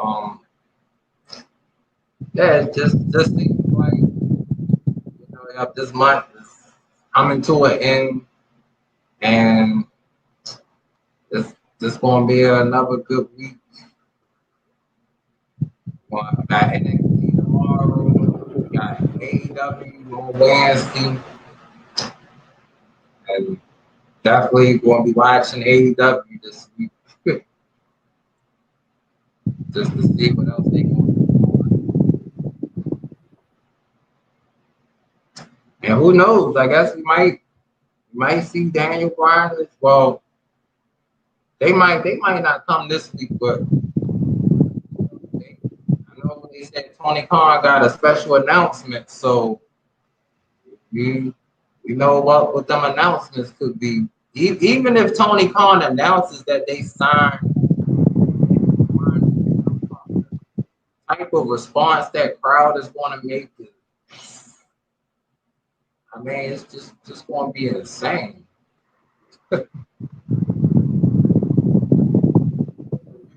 Because like now you got a lot of dream matches scenarios. You can basically do Daniel Bryan and CM Punk on AEW. I know they're going to be different names, but like either one of them could face Kenny for the title, or Miro, not Rusev, yeah, Miro. So all they going to do is just add more bonus stuff to the match, to AEW.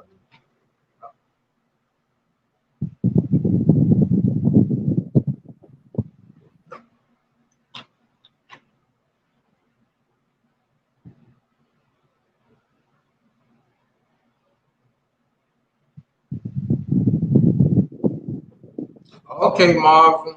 So I have to get ready for my premiere and hit the bell. That's cool. Yep, yep. For hitting 1K. Yep. So if y'all don't have OG Block, y'all should definitely check out his channel. Yep. Check out all of them. That was some great channels.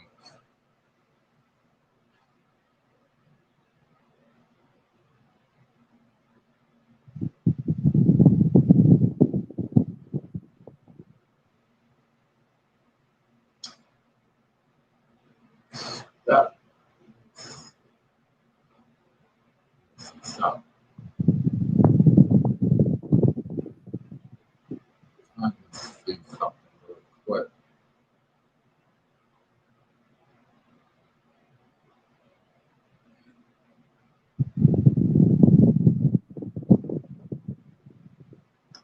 Yep. So, Mr. J, you got any other thoughts about Monday Night Raw or AEW? Or how would you feel if Daniel Bryan and CM Punk came to AEW?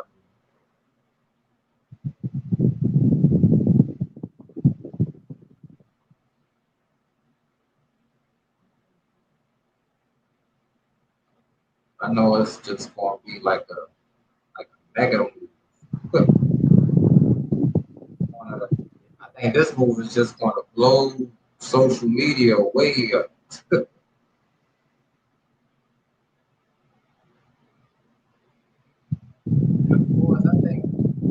I think once it becomes official, oh yeah, I'm definitely doing a video about that.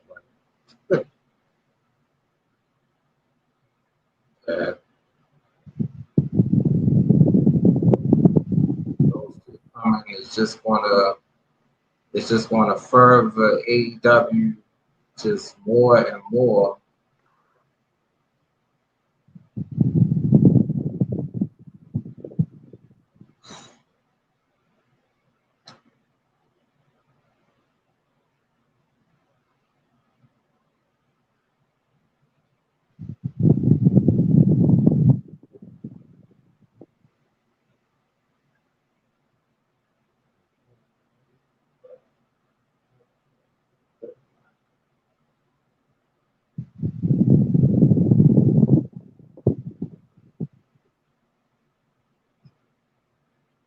Yep, that's true.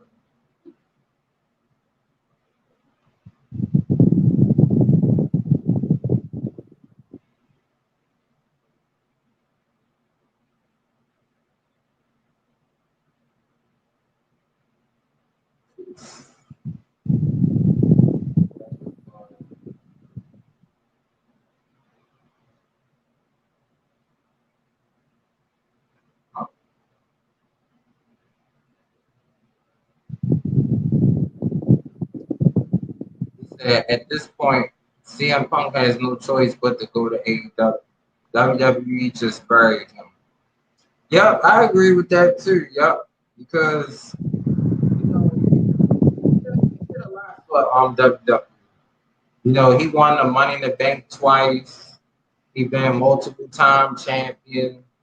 He won a tag team champion as well too. So it's really nothing else for him to do. Because honestly, if he were to come back, I would want him to face Roman Reigns because they had a match, but I think it ended in a disqualification. So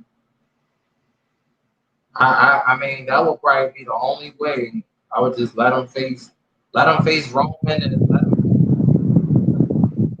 state. But him and AEW is just going to further his career even more. And I'm gonna really be rooting for Daniel Bryan to win the AEW championship because that's what they deserve. And let's say that then that way now we could get a really good match between Hangman and Punk or Hangman and Daniel, Hangman and Andrade. Andrade, he could really face a lot of good people. Keith Lee doesn't deserve to get buried. Yeah, that is. I don't know. It's like with Karrion Kross on Raw. It's like I know somebody got to lose though. Karrion Kross lost to Jeff Hardy last week. I guess they needed Karrion Kross to rebound, but it's just like he looked different without Scarlett though. Like they always like when they start off at NXT, they always start with their same gimmick, but as soon as they come to the main roster,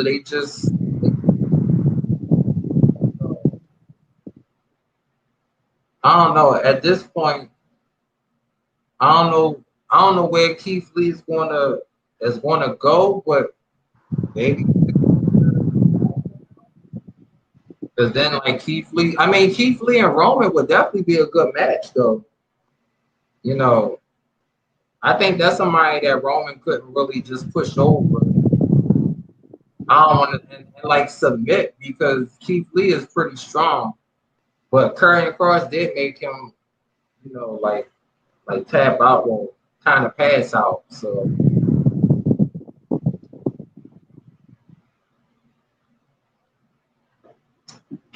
Well, let me get my Reese cups real quick. I'll be right back. Get some.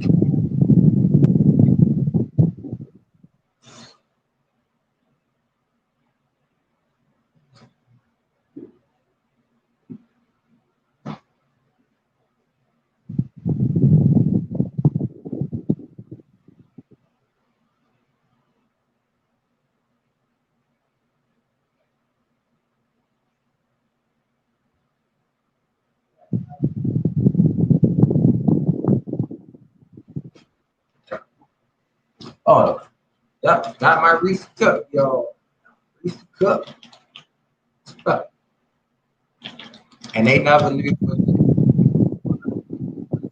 finally cleared the wrestling, so that's why they put him in the in the management role.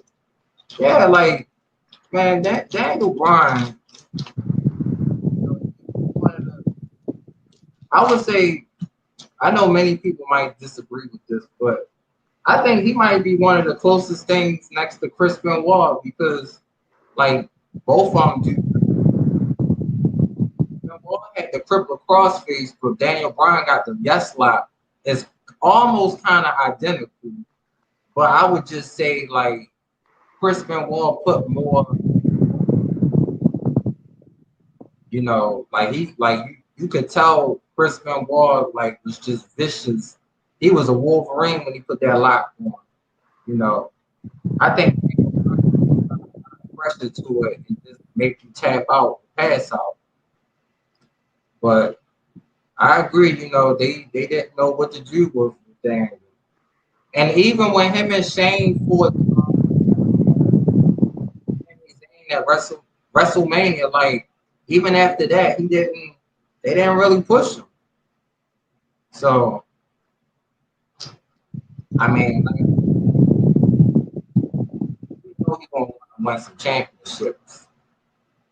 And shoot, with John Moxley being on AEW, and now you got Punk Punk could come there.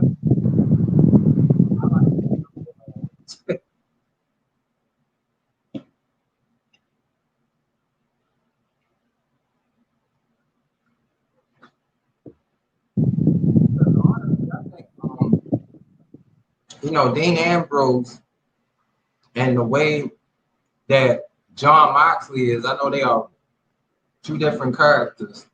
Like John Moxley, a lot of pain. You might as well say he's just like Mick Foley. He can take a lot of pain, or Cactus Jack. He just had a Texas death match with Lance Archer, and he got thrown into these barbed wire things. Trying to get out of that. So Moxley can take a lot of pain. So pain is never an issue for Moxley. He even once said I think he said, you gotta break my damn arm in order for me to lose this belt. I mean, I believe that. So that's why I was like, if Moxley had this type of a career, he would be champion for a very long time because there's not a lot of wrestlers that have that type of emotion, and it's not a lot of wrestlers that.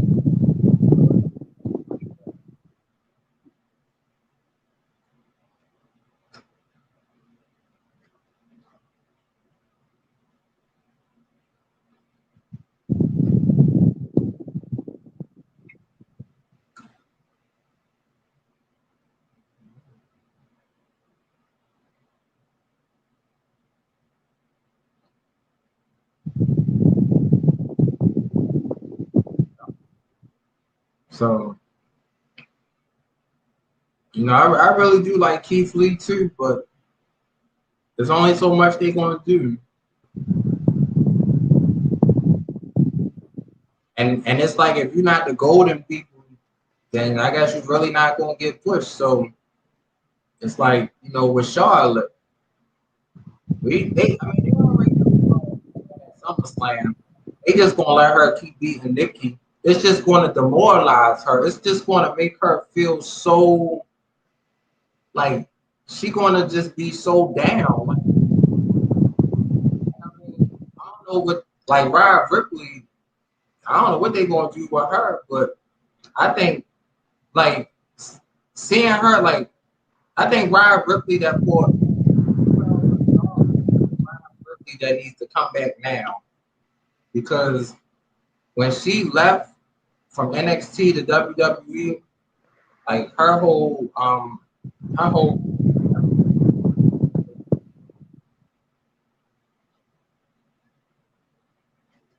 so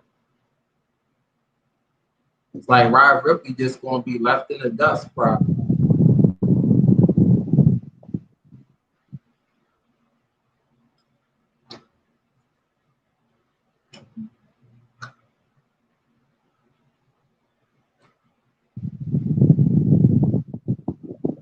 Dean Ambrose never wanted to leave WWE.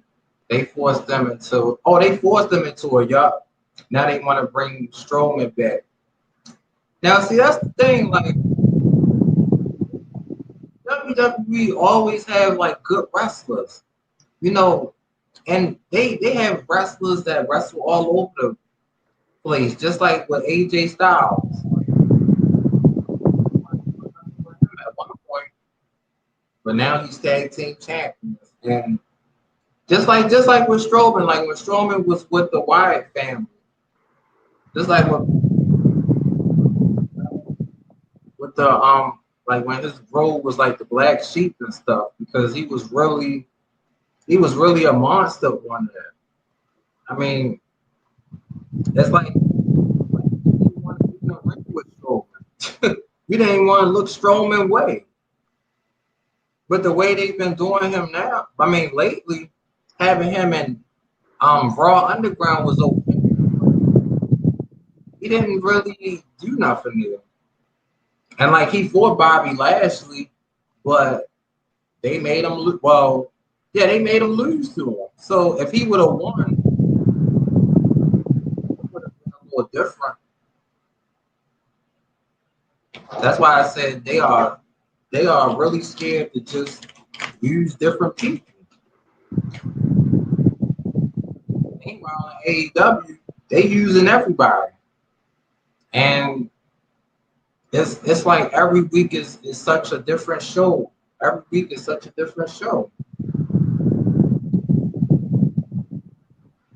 And just like we're going to have on August the 4th, so next Wednesday it's going to be Cody Rhodes and Malachi Black. So I'm definitely going to be live.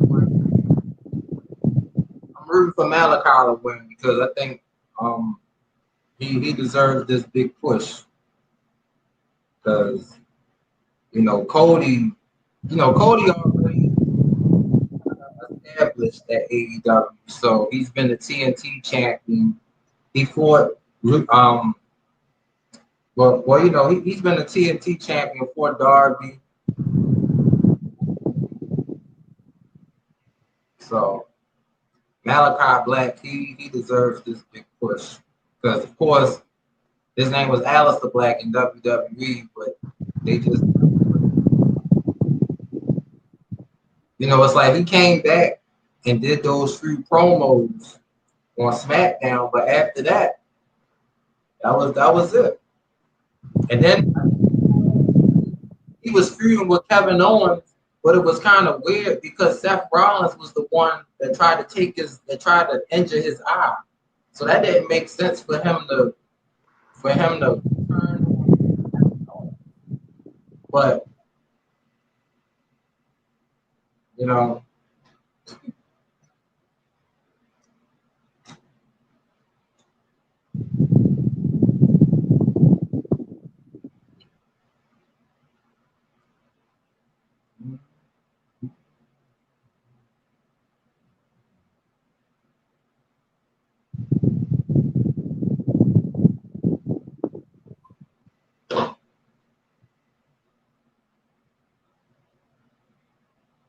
yeah.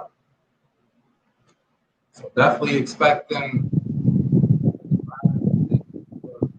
Malachi when he after he win his first match. When the wrestlers have a good idea for a gimmick, WWE won't listen to them because all they want to do is just laugh at it, you know. And it's just like with Fandango, like when he was wrestling, he had the whole crowd going on. That like when that whole thing was going on, he could have been champion. And I mean, like when he beat Chris Jericho at that still didn't do nothing for him, you know. And it was kind of bad because I'm like Fandango was golden. Like he came out with the dance, you know. I mean, just imagine if Fandango would have won Money in the Bank briefcase and cashed in and became champion. Like they just didn't know what to do with him. And I mean now it just seems stupid because Nikki Ash is the women's champion. She's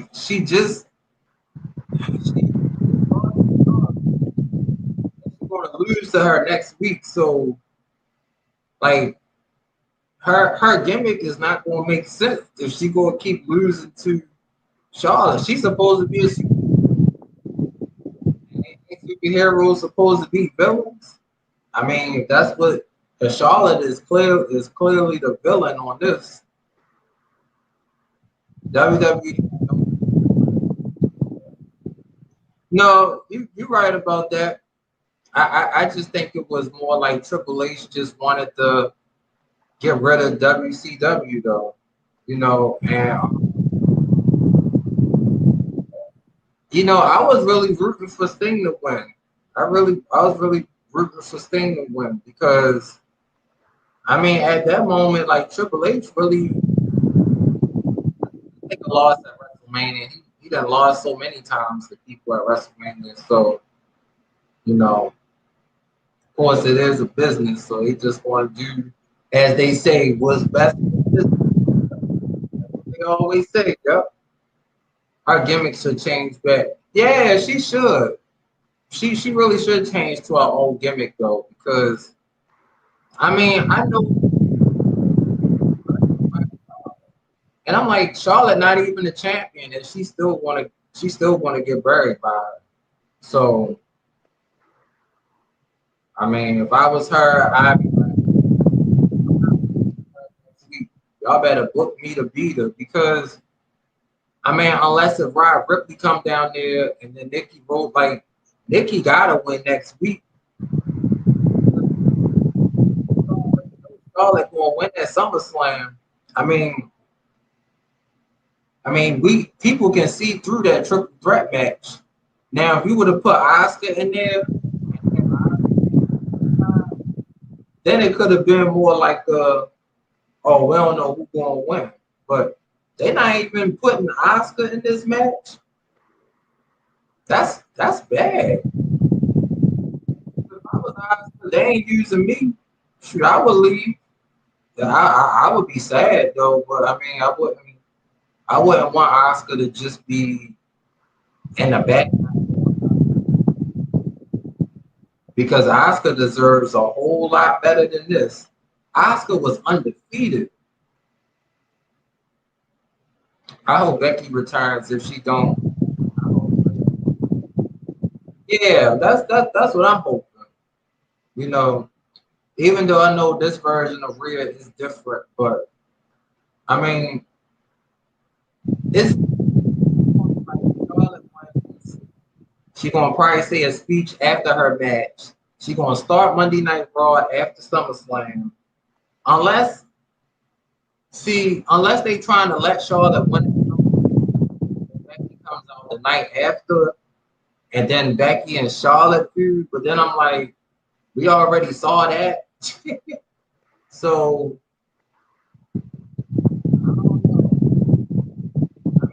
I do want Becky to return though. If she could return to the gimmick before the man, like just come back, the Irish, always ready to fight. I like to see that. I like to see that Becky. The man Becky, I don't think she should come back as the man Becky. Just my opinion. I just think the Irish, like the one that's just ready to fight, like Finley was, like that's how I think she should come. You said Triple H hates to be embarrassed. Yup, Triple H is corporate now. He should stay in the back. Yeah, that's true. And I know he has a lot of involvement in some of these matches and people getting called up to the main roster. But I mean, honestly, like it's like I don't even want no NXT stars to come to either show because who knows how they're gonna get treated. Now look, we got Tony Storm and SmackDown. We got Chauncey Blackheart and Tegan Knox. They a tag team for now, but hopefully they don't get forgotten because you know how they like doing that. So, and we got Finn Balor. I mean, everybody want to see Finn win the Universal Championship. I mean, like I said, I know it's people that like Roman. They want him to be champion for a long time, but I mean, you got Finn Balor now in his prime. I mean, Finn is in his prime right now. So, you don't let him be champion, then I'm afraid to say this, but if Roman Reigns win that SummerSlam, he's gonna probably keep the title to WrestleMania. Because I honestly don't know who else gonna beat him. He didn't already beat Kevin Owens. They had a good match. He beat Daniel Bryan, who's probably coming to AEW. Cesaro, they didn't drop the ball on Cesaro. So, I mean, if it was me, he would have lost to Cesaro. Yeah.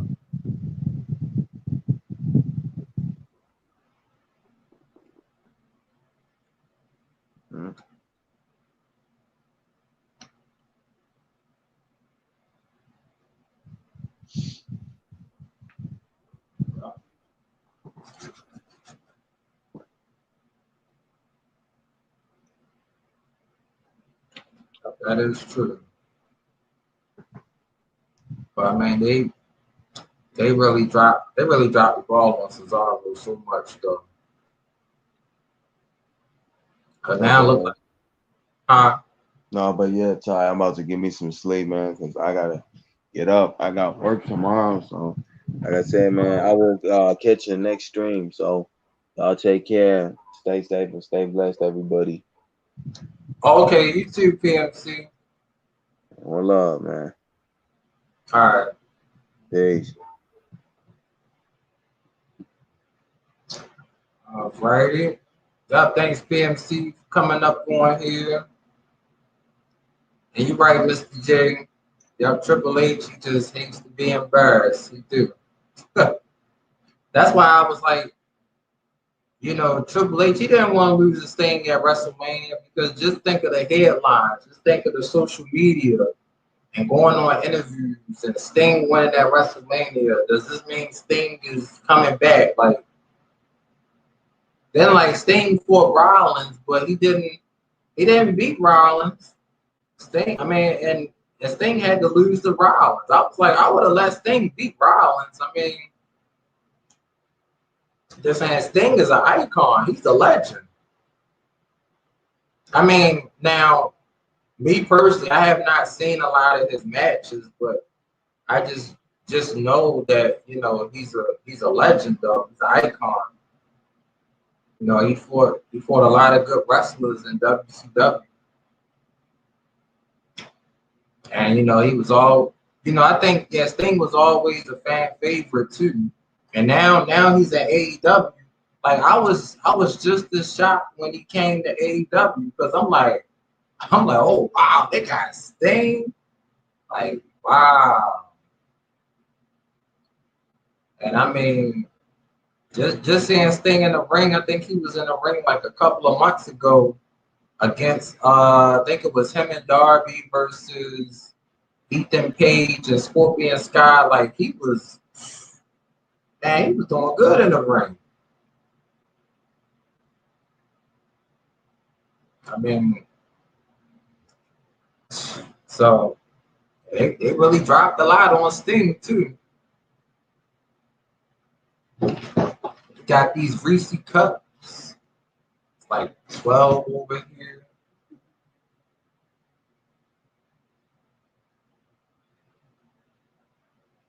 But I'm with you, Raimi.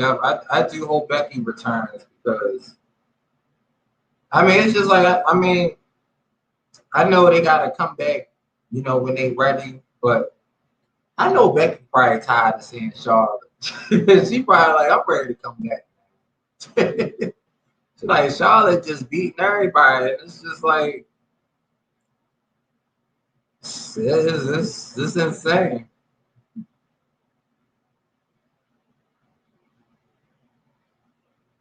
I mean, because it's like, you know, the women's division is supposed to be more than just, I would say, like 3 or 4 people.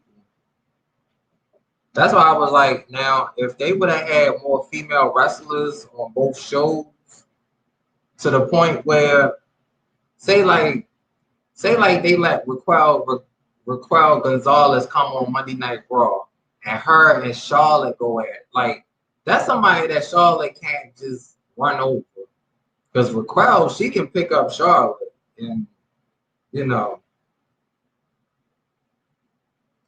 you said at this point, bring back Paige. Yeah, I like to see Paige come back. Yeah, Paige was really cool. Like Paige, I like AJ Lee, Mickey James, Trish Stratus, Lita, Molly Holly, Beth Phoenix. Let's see, Victoria. Shoot. I mean, I know. I think Trish and Lita, they can still wrestle. They can still go. Shoot, man, I'll bring them back now. Bring them on Monday Night Raw.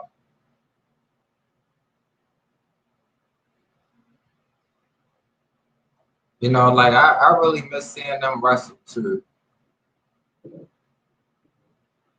Like, you know, definitely Mickey James, man. Like Mickey James was just a beast. You know, she should I know she's gonna do good in TNA though. Yep, that's our home. TNA is definitely our home. But at the WWE, she thinks she's a 6-time or 7-time world women's champion. And it's like they just trying to forget all that. Because like when she did come back, she was with Alexa Bliss, but she was just Alexa Bliss sidekick. Like she didn't even wrestle. They just brought her back to be a manager. Like, who wants to come back to be a manager? And I mean, Mickey, she did have a championship match against Asuka, but the way that match ended was so weird. Like they basically saying like she got counted out the ring. I'm like, that was an odd way to lose a match. And she was mad as I don't know what after that. She came down there with a Wonder Woman outfit. Like it's almost like they know they're gonna lose, but they still coming out and performing just to be happy for the fans. But I'm like, I knew deep down inside, Mickey James was probably just unhappy though. Yeah, just very unhappy.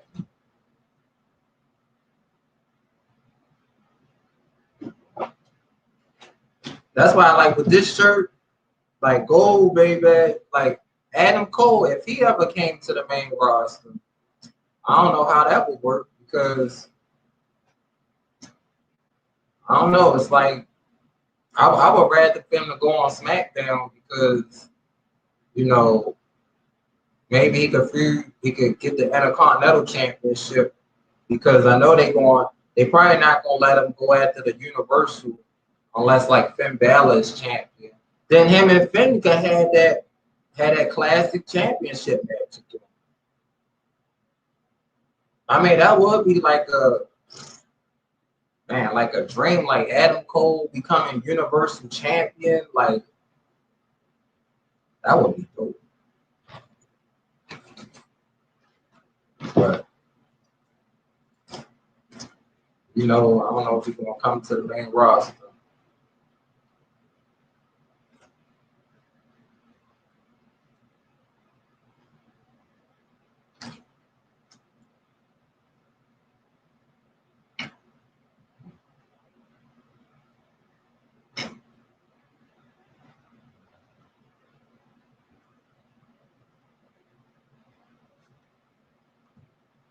But hey, Hilda, we've been live 4 hours. Felt like 8 hours. That felt like 8 hours live. Hilda said, Raymond, Hilda! Hilda!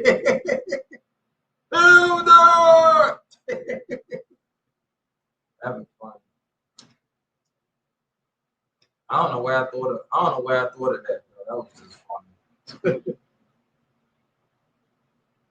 I didn't get your notification because I haven't been on your channel. Oh, it's cool. Yep, just live with PMC for I think he was up on here for like 2 hours or so. But just talking about, you know, wrestling and Tonight Show, people not getting used properly and stuff like that. A lot of changes need to be made. A lot of changes need to be made. But it's only so much they're going to do.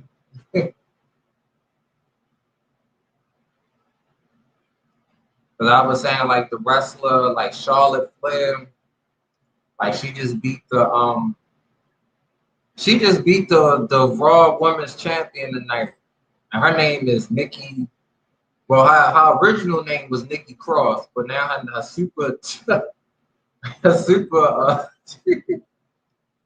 her new name is Nikki Ash though, because she's a superhero. But I mean, it was just pretty bad though. Yeah, wrestling not the same anymore. I guess that's why I don't. Yeah, it's not. It's really has changed. A lot of people been watching All Elite Wrestling AEW. They come on Wednesdays on TNT. They got some cool wrestlers on there. Of course, they got Chris Jericho, Lee Champion. They got Sting on there. I know Sting, he's been around for so long. and they just always elevating people. They pushing people more on that show. So like every week it's just something different. But yeah, it really has changed over the past years. It really has. Yup. And sometimes it's like if you don't know people, like if you're a wrestler and you just coming by yourself, half the time you're not gonna get pushed because if wrestling not in your blood, sometimes you're not gonna get that push. Oh, you said Jeff got. I'm gonna have to look that up about Jeff Hardy. He said I like Sting. He's an old time. Yeah, I like Sting too. He said Kevin Meow. Yeah. Yeah, Sting is definitely a legend, an icon, and everything. I think he was one of the hearts of WCW. Yeah. Yeah, Sting was definitely one of the hearts to WCW. Probably next to Hollywood Hulk Hogan. And one of my favorites, Chris Benoit. Yeah, Chris Benoit was on WCW too, Booker T. I always like Booker T. Booker T. Can you dig it? Sucker! That's fun. Man, that's why I want to meet Booker T, man. I want to get an autograph. Booker T is fun. Hey, 504 Pitbull. Y'all just talking about wrestling. And can't wait for football season to start as well, too. Got like a month and a half to wait for football to start. I'm ready to watch some football. Yeah. But yeah, Booker T definitely like to meet him in person. He's fun. Booker T is so fun.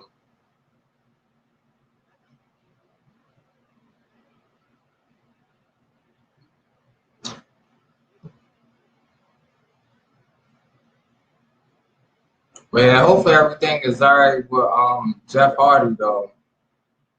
That's another one of my favorites, Jeff Hardy. He fly off the ladders. He do everything.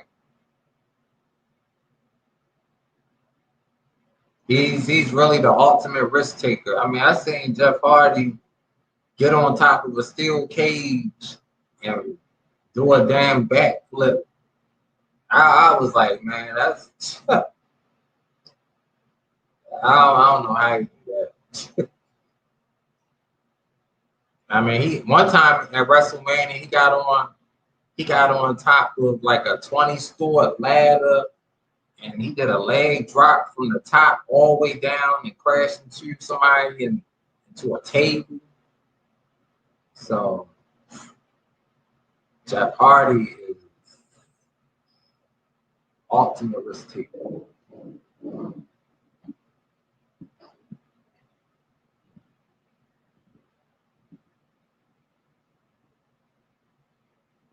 So yeah, they be doing dangerous stuff sometimes. Oh yeah, yup. Putting people through the announce table used to be funny though. Them chair shots be vicious though. I be like, damn, chair shots sound like firecrackers. Yeah, that's one thing. It ain't gonna be scripted for somebody to hit me upside the head with a steel chair. Hell no. Like Tyrone, I gotta hit you upside the head with a steel chair. How much you paying me? It's no, because those them steel chair shots can really give you brain damage for real. Just everything. Like it could be scripted for somebody to break your arm. I mean, just imagine you come into work and they be like, so and so got to break your arm today, so you're gonna be off TV for like 3 months. So you were like, what? Like, I'll give you my check right now. Hell no. That's the bad thing behind wrestling. The moves, the stuff they do. Sometimes accidents happen. Oh yeah, oh yeah. I seen a lot of accidents happen. Like one of my favorite wrestlers, Chris Benoit, he was doing a suicide dive. So, you know, when he was doing that, the person was supposed to catch him, but he went over the person and hit the announce table, and he hit the steel ring that was by the audience. So his whole head was bleeding. And I mean, he was going so fast. We could not. It's just like in Ghost Runner, like I'm trying to slow my momentum down, but I can't. Like he was just going so fast. And, uh, that's why they said don't try this at home. Don't be trying to hit y'all brothers and sisters with steel chairs. They don't do that though. But I don't do that though. That's vicious.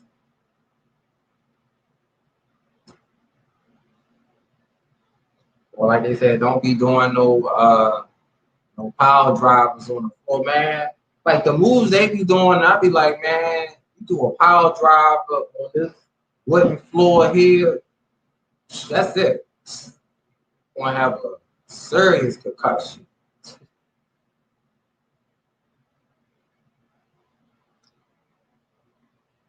You said so they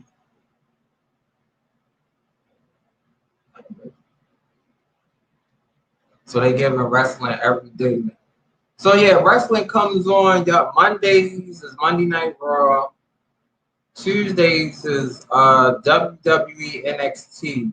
So basically, like NXT is like talent that they develop, and when they are ready to be called up to the main roster, which is Raw and SmackDown, then they put them there. But for the time being, they let them grow and get their character into development in NXT. So, and Wednesdays is All Elite Wrestling, AEW. That's like a whole nother good brand of wrestling. There's so many of them though. You got TNA wrestling. I think Rex he watches some other wrestling too. So I try to just watch AEW and WWE. I try to just watch those two. Sometimes it's just AEW though.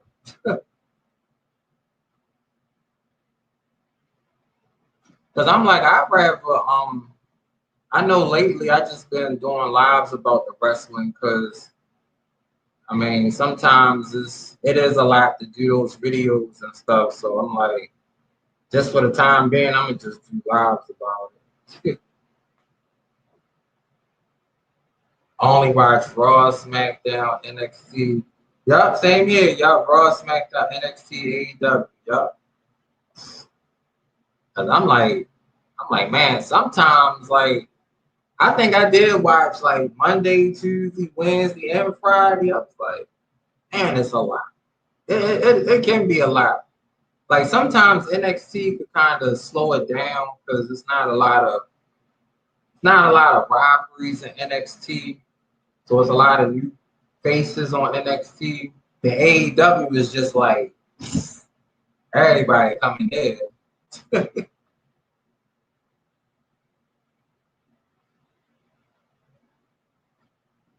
He said, yeah, Raymond, I heard they have different wrestling, but some of the same. Yeah, they do. They really do.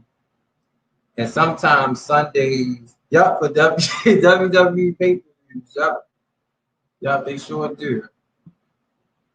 Yeah, they sure do because what I've been doing now, like I'm gonna just start going live for next month for SummerSlam. I'm going live for that. That's like 4 hours or 4 or 5 hours. I'm gonna just go live for that.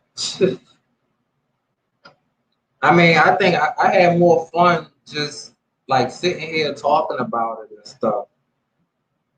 because it was times when I was doing those videos, my phone went dead trying to do all that stuff. I'm like, I'm gonna just go live.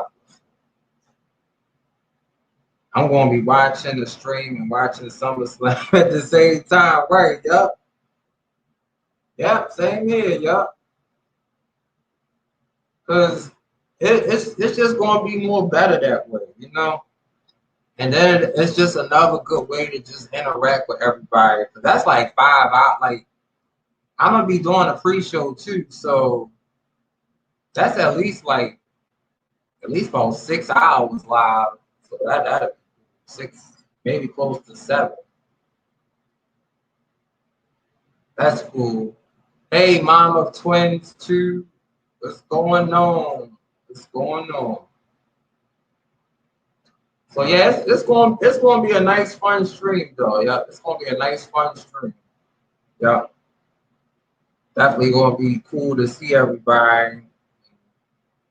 Just like a big lounge, just chilling. Cause like for the pre-show, they'll just be talking about every match. Sometimes we might see like celebrities come up on there. Cause like for SummerSlam, sometimes they do be having celebrities coming. Yep, hey Ruby. Yep, everybody in here.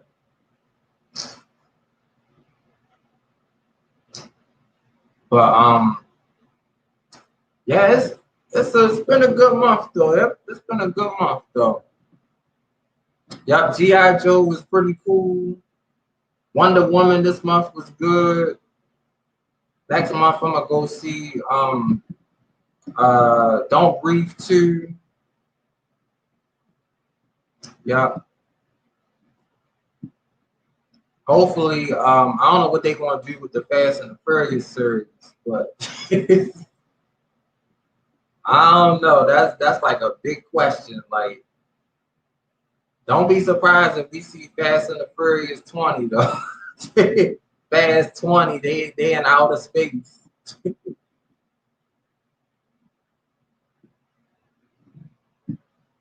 Because I mean, I think the characters in Fast and the Furious they going to start getting older. I'm just saying, like Van Diesel in his 50s.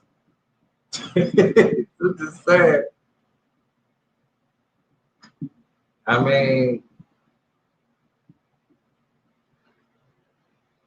his mama twin started laughing. Bro, y'all Van Diesel in his 50s. They didn't put Snake Eyes on HBO Max for some odd reason. Oh wow, yeah, they should though. They really should. It's a good movie though. I know I want to get definitely want to get Black Widow on DVD. Um, I wanted to see the Hitman's Bodyguard wife. Cause I don't know, it was just like in June, just everything was kind of starting to come out. I'm like, I had to adjust to all those movies. He said that's something, yeah. Like I wanted to see Escape Room Champions of Tournaments, so I might have to might just buy that on iTunes or something.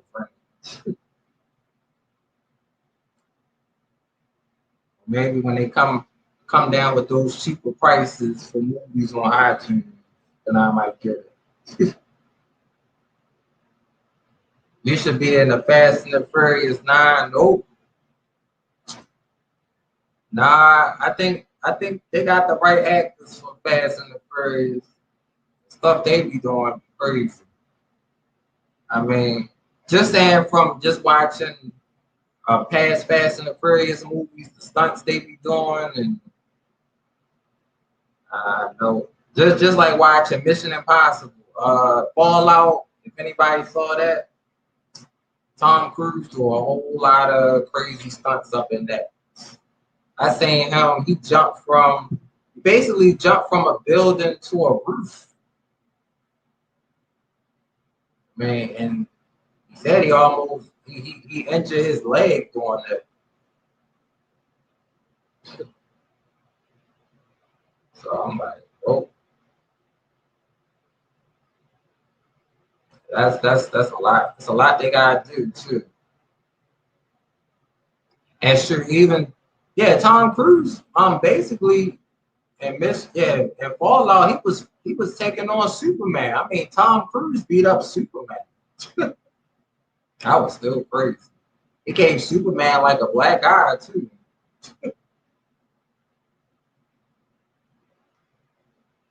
Yep. Thanks for watching the ads, Michelle.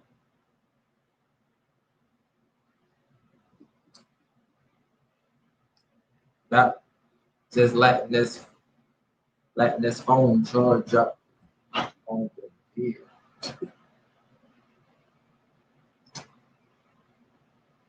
I don't know what's going to happen after the Fast and the Furious, though. What y'all think? Y'all think it's going to be a Fast and the Furious 10, Fast and the Furious 11?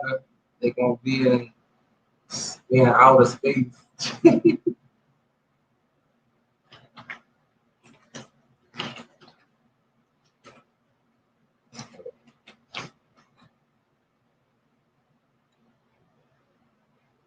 That's just going to be a lot.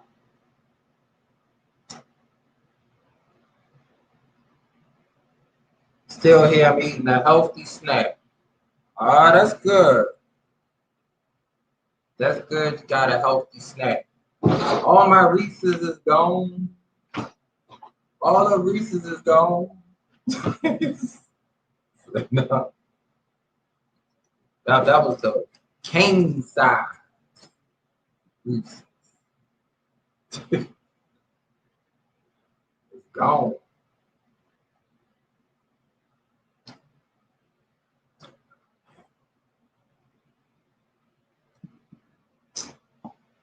But yeah, it's been a pretty cool day today. It's been pretty cool. I was just gonna ask where yours at. It is gone. Yep.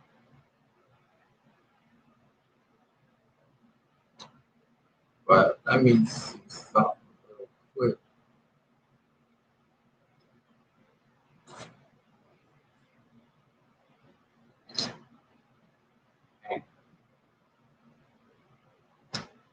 Yes, it's been a good month though. It's been a good month for some good movies and everything. Of course, I'm still waiting for John Wick. Oh, that's my ultimate movie. Ultimate wait is for John Wick 4. To see what they're going to do to John Wick is going to be incredible. Man, this man, he done had everything done to him. I think he was in a hotel trying to lay down for like 2 seconds, had a sniper on him, only for the sniper to be protecting him. The sniper was supposed to kill him, but yup, John Wick gonna be lit. Yup, I can't wait for John Wick though. This gonna be good. The third one was good too. Yup, Halle Berry. Yup, she did a good job in her role in John Wick though. I was actually surprised she was in there, but I see why. She was taking out people with her dogs and stuff. Yup, it was really good. Yup, it was really good. Man, I can't wait for SummerSlam though. That's gonna be a pretty cool stream. And I guess I'll probably do now. I think next year. Well, I think next year for the Royal Rumble, I'm definitely gonna be live for that. Yeah, that'll be fun. To tell y'all who won the Royal Rumble, that's gonna be fun. Do the countdown with everybody. 10, 9, 8, 7, 6, 5, 4. Who's going to come back?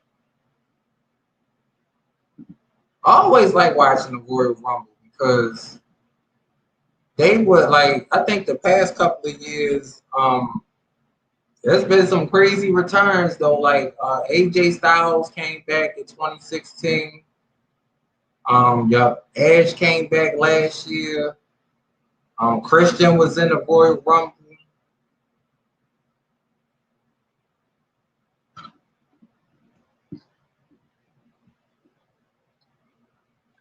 Yup. Yup, and to see who returns, yup. Yup, that's gonna be good. Because usually the Royal Rumble, that's when they supposed to change everything. Like somebody going to WrestleMania, somebody going to be challenging somebody at WrestleMania. It's gonna be good. And of course, you know, for video games, y'all know I'm ready for God of War Ragnarok. I'm ready for that game. I'm ready to play Ghost Runner 2. I still can't believe they're gonna come out with Ghost Runner 2. Lord, I know they'll probably have an original, and they probably gonna have a hardcore. I'm gonna do both of them again. I don't care. It's gonna be new. It's probably gonna be new enemies. I like that game though. It's fun. It really tests your patience too. Yeah, you got definitely have a lot of patience for Ghost Runner. But and of course, there's those one hit. I really don't like the one hit kills on Ghost Runner though. You know, that's why it was so much fun seeing Carvel Candy when she was playing it. And yep, I was cheering her on. I was like, go on, Candy. I was cheering for. I was like, woo. You say you have more patience than me. Yeah. Cause like, I don't know, I was just thinking like, man, hardcore, but when I first started that, man, if I wouldn't have got past that first little part, I think I would have just been like, nah. Cause I had to get past that fan. And that fan, you had to time that perfectly. I'm like, wow. Like, but now the good thing about this, I got is that I would have thrown the controller flag. Yeah, I know I'm a probably play it sometime soon. Maybe this week, maybe next week. But I only got two more. I think two more levels on hardcore mode. So we just reached a new city, a new city of nonsense. I'm gonna call it the city of nonsense. But nothing beats to when I was doing that part. I did a premiere about it when I had to get past all those lasers. Man, that was tough. I was like, I played some video games in the past where it was tough, but this was like a mental toughness. Like it's like we had to avoid the lasers. Then you got this little thing coming up. I'm like, what the hell? Like, I made sure I was cussing too. Shoot. If y'all saw my last Ghost Runner stream, I was cussing up the storm up for there. I was trying to beat that boss. Man, look, that boss, I would have got her so easily if she ain't had them damn robots. Like, those robots is so annoying because if you get near them, they start shooting at you. And they shoot pretty fast too. So it's already enough trying to get the boss, and she jumping like Spider-Man. I'm like, oh, really? I'm like, this hardcore mode is a one and done. It ain't gonna be no 2 times. This is a one and done. After this, I'm waiting for Ghost Runner 2. We're gonna start the regular mode, and then I'll attempt hardcore mode. See how it is. But I think Ghost Runner the ultimate challenge though. That's my opinion. I think Ghost Runner the ultimate challenge though, because it's like you say, up it tests everybody patience. But of course, God of War Ragnarok gonna be a smooth game. Another long adventure probably. It's gonna be cool to see the enemies on there, and I hope I get to fight some Valkyries on there. I like the Valkyries; they are pretty tough, but I like that challenge though. 'Cause I'm like, look, long as I got my boy with me, we're gonna take them all out. Long as I got my boy with me, we're gonna take them all out. Yeah.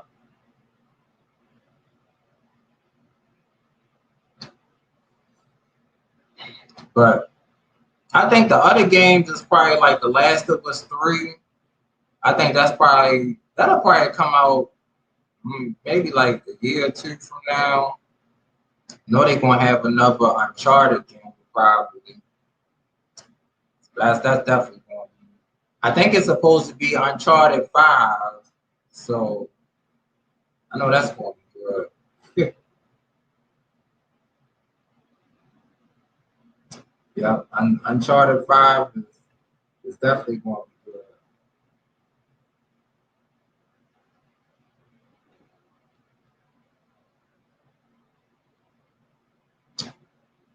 But yeah, I'm just really enjoying all these cool games I'm playing.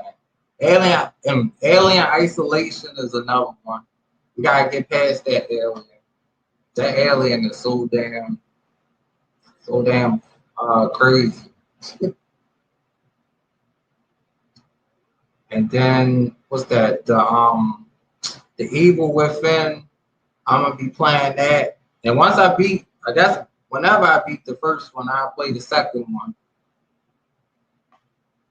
Yeah. So I mean, it's just gonna be like so many cool games. Serious Sam Collection. I know when I was playing Serious Sam was just like just crazy. It's like every game got its like one of those breaking points. I'm just like, look, I like to see different people play Ghost Runner. I've been looking it up on YouTube and just saying like, and I'm like, everybody they can get mad and stuff, and it's like eventually they'll just find a way to get past it. So I'm like, yeah, Ghost Runner is one of those real patient type of game. Yeah. Definitely gotta be patient with Ghost Runner.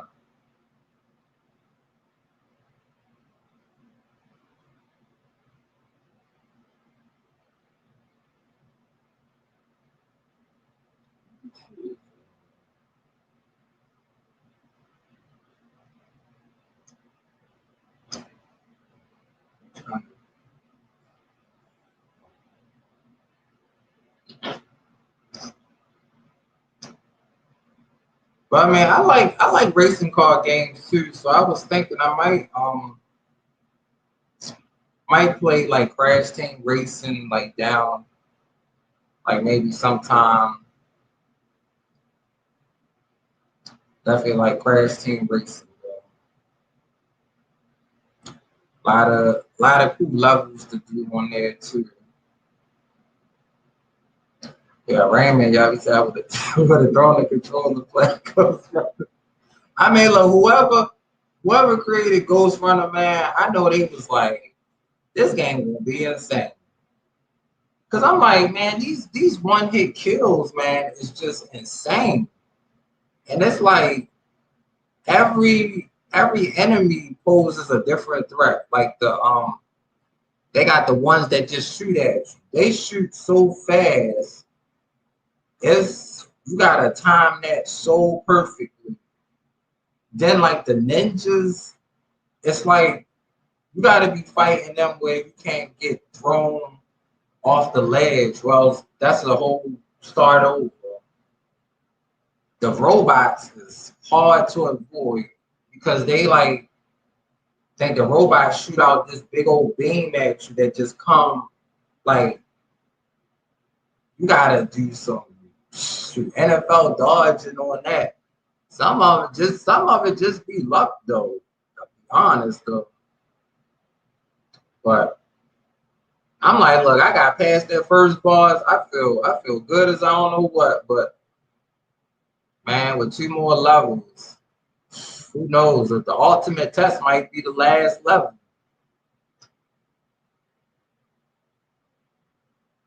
But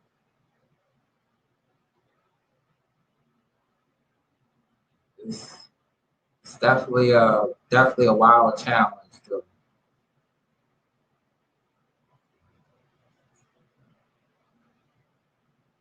I remember I talked to PMC about playing Ghost Runner. He said, hell, he said, hell no.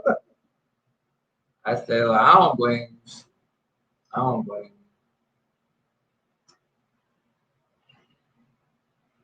But I think when I first looked at the demo, like when it came out it came out last year, I was like, man, this demo looked crazy. Yup, did the demo and I'm like, yup, when I did the demo, I couldn't even get past the first enemy. I'm like, God dang. Like you gotta time, like it's like you gotta line up the enemy as they shoot you. So you'll see the bullet go right past you and then you kill them. That's how I try to line it up. You let them shoot you first and then you just time it up in that little matrix slow-mo and then you kill them. But yeah, it's fun though.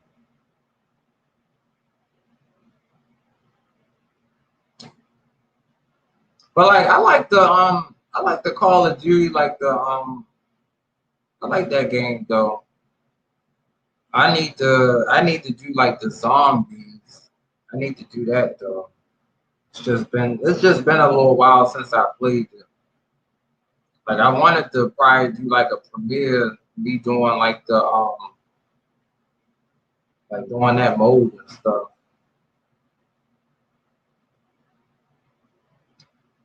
But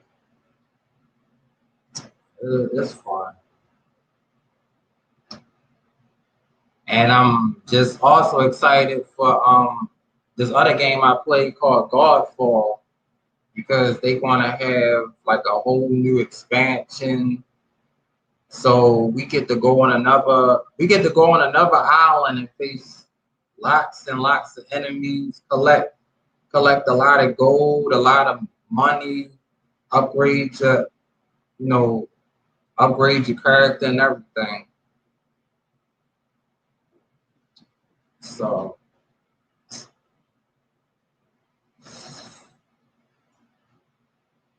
just love the video games though. I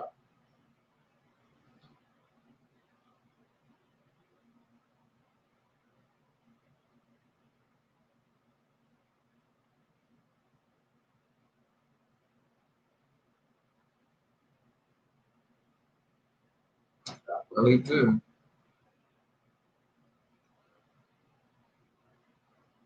I'm trying to see what's some other future games that's coming out that I might like to play. Look up future PS5 games.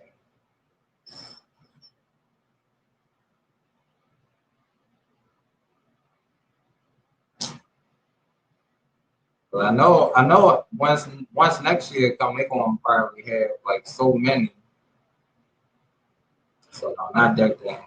Kenya, Bridge of Spirit. Life is Strange, True Colors. Now this is a game I probably will be playing called definitely come out in September. That should be a really good game. You got 8 targets to eliminate, and I guess you got to do it in a certain time manner as well. But I think you get like different types of guns on there too. Oh, Far Cry 6. That come out in October. Okay. That should definitely be a good game. Back for Blood. Back for Blood. Battlefield 2042. That comes out in October. We'll see. Marvel's Guardians of the Galaxy.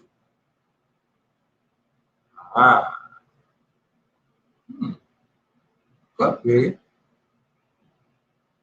Riders Republic. Oh, it's an extreme sports game featuring snowboarding, skiing, flying. Wow, up to 50 players can explore a single map together. Oh, so that's like a multiplayer type of game. Stray. Grand Theft Auto 5. I think it's a remake coming November the 11th. PS5. And they're gonna have recent DLC content too.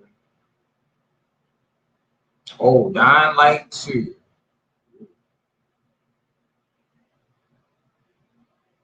I think that'll probably be good.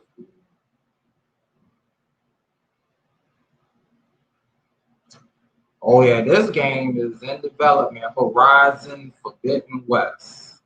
I think I'm gonna definitely play that game. Horizon Forbidden West. I think that's gonna be a great game to play. Saw the little trailer for that. Look good. Open Road. I don't know about that. Little Devil Inside. Huh. Goodbye Volcano High. Everybody. I want to see Ghost Runner 2. I want to see the trailer for that. Man, Ghost Runner 2. I want to see if I can react to that, man. I like to react to that trailer. I got to figure out a way to try to react to that trailer. Just to be like, all right, what new enemies coming?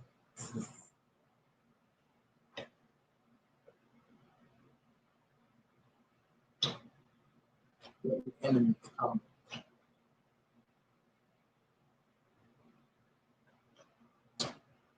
I don't know.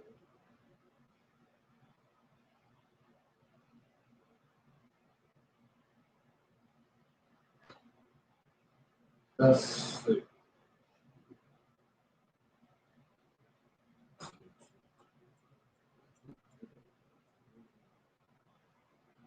Oh, duh.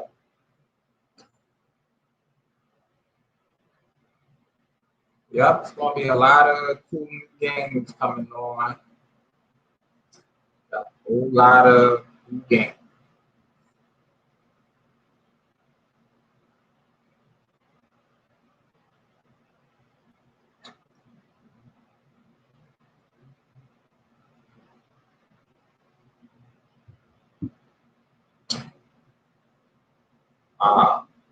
It's 1 o'clock. 1 o'clock over here, 1:14 a.m.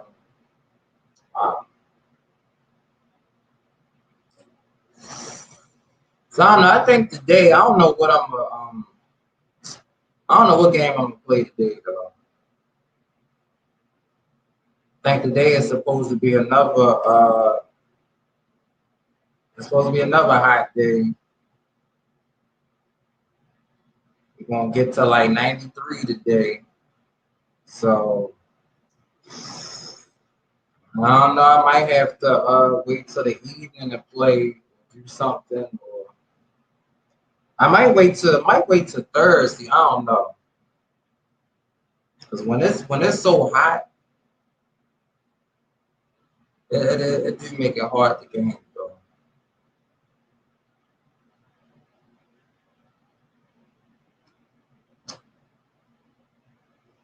But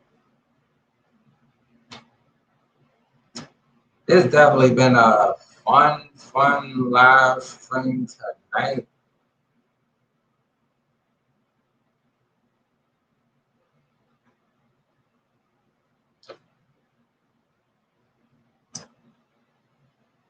So yeah, whatever you don't have on here, you can check out each other's channels and stuff.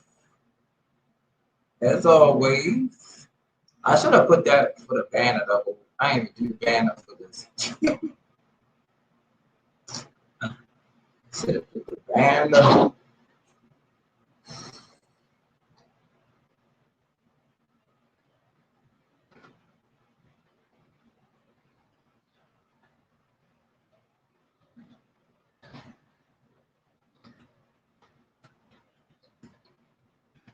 Chilling, talking about video games, sports,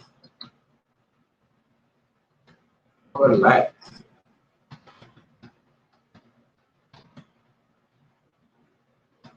Have we don't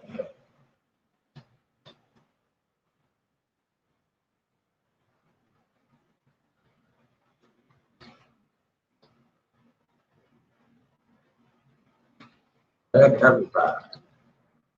Yep.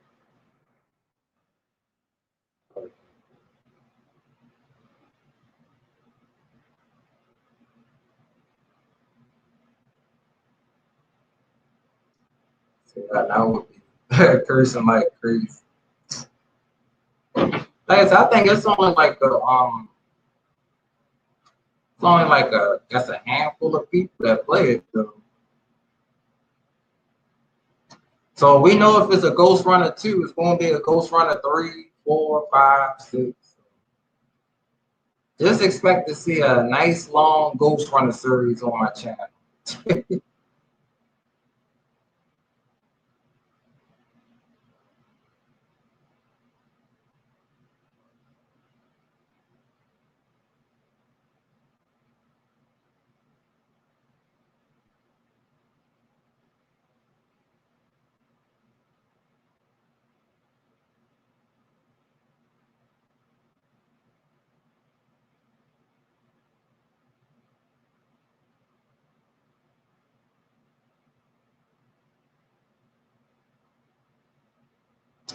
Yeah, but you know, I really hope they make more franchises like Ghost Runner though.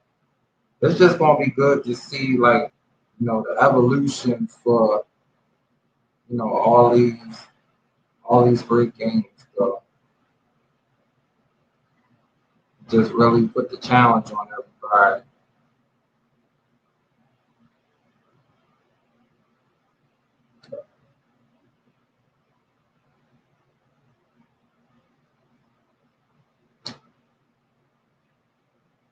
I see some people have done like speed runs to it. I'm like, man, the way these enemies be, it's just crazy.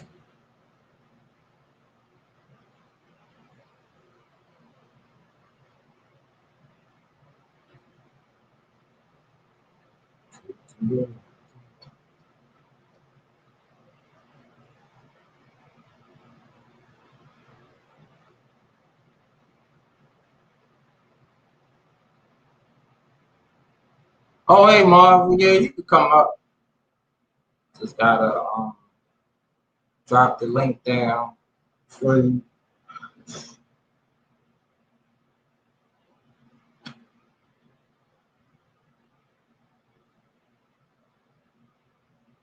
Oh yeah, yup, that's the most difficult mode on Ghost Runner, yup. It is hardcore because it's like a whole different it's like a whole different level than regular mode. regular mode, they still challenge you in regular mode because you got to get past certain things and tests and stuff like that. Hardcore mode, they make stuff like impossible on hardcore mode. They make stuff just seem so impossible on hardcore mode.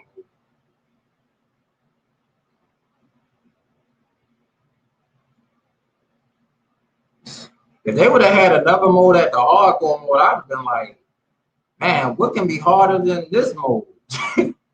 Well, extreme mode, they probably should have did that. Like, it would have been crazy. You only get 20 lives on. I'd be like, oh, hell no. 20 lives on each section? Would have been like, nope.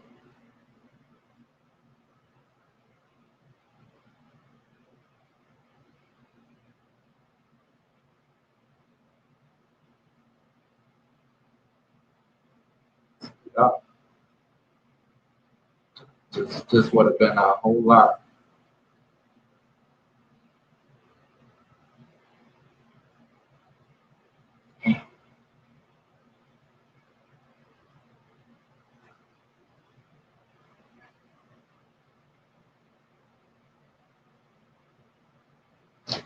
But I'm just hoping that next month get to see some more God of War Ragnarok. Get to see a trailer for that. I think that's gonna be probably like one of the top games of the year.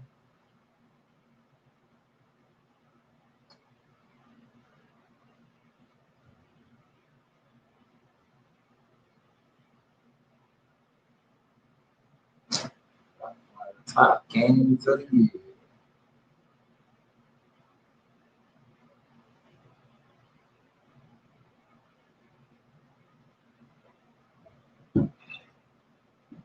And we almost been live 5 hours. That is good. 5 hours.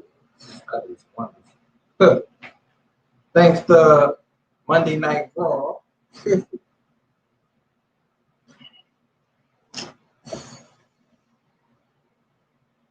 Well, I guess we're going to have to see what's going to happen on SmackDown this week. But I guess we can probably expect SmackDown to probably have something way more different.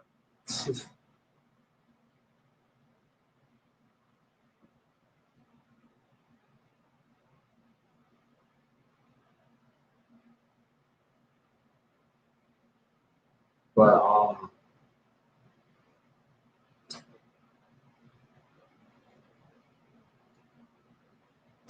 I guess hopefully no rematches.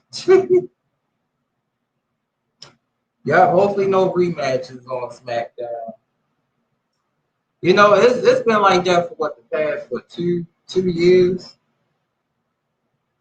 or maybe just last year and this year. Because like 2019, I think 2019 they really had a good roster in 2019. Yeah, because at one point R-Truth was even the United States champion at one point in 2019. And Samoa Joe was the United States champion. So it's like Joe was the champion. There was Joe. There was R-Truth. And I think at one point Ray had the belt. So they was doing something good with the belt. No, they was doing something real good with it.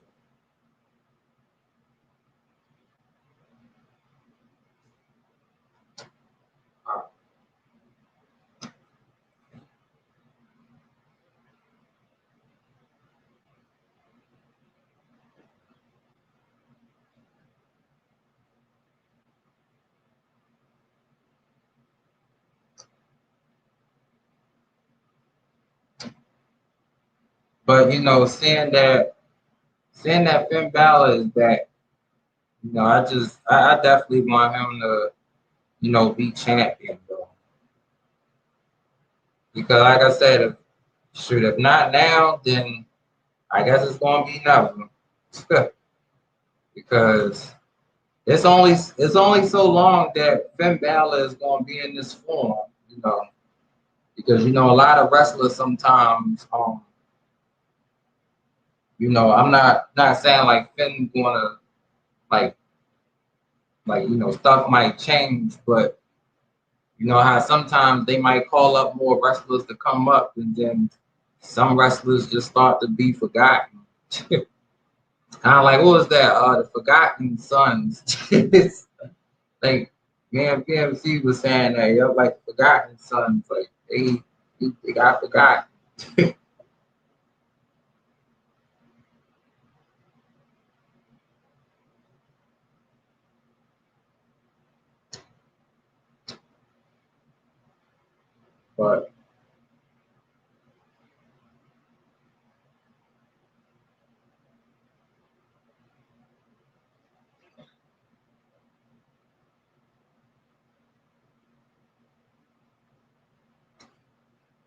But you know what? Just talking about Ghost Runner, like when I first beat it, well, when I first beat the Ghost Runner on regular mode, I thought that was it. I was like, okay, that's it.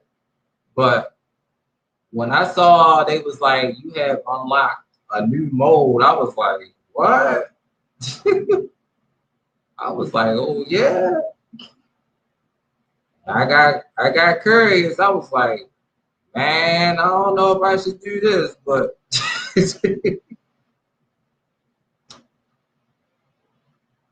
I'm I'm just like, okay.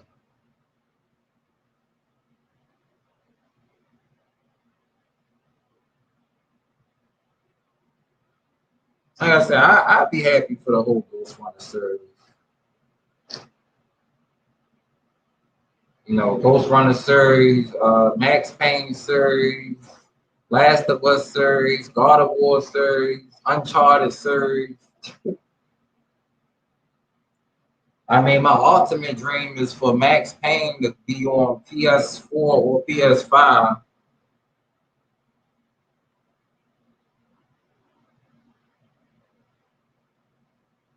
So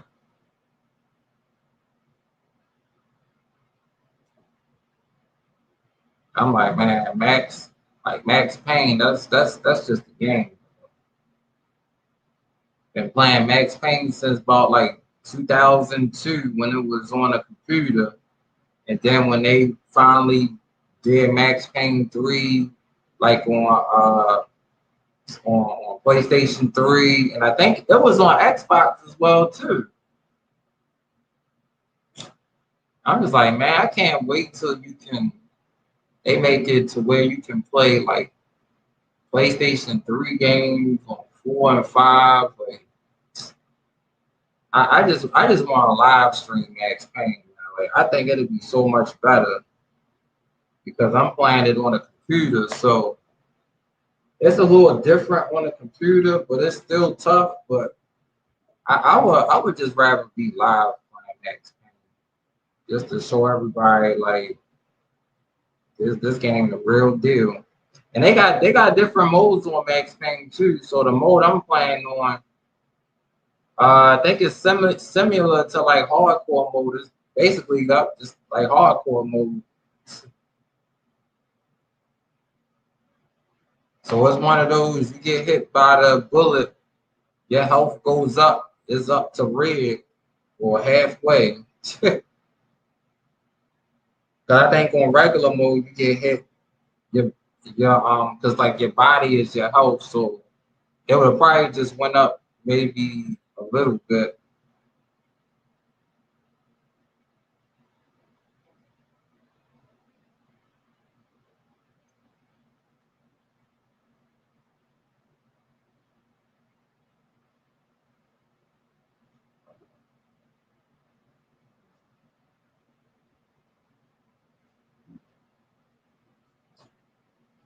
I'm gonna get me some water real quick.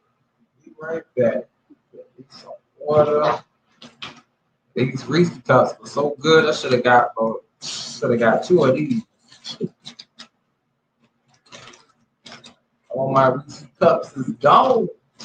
They gone.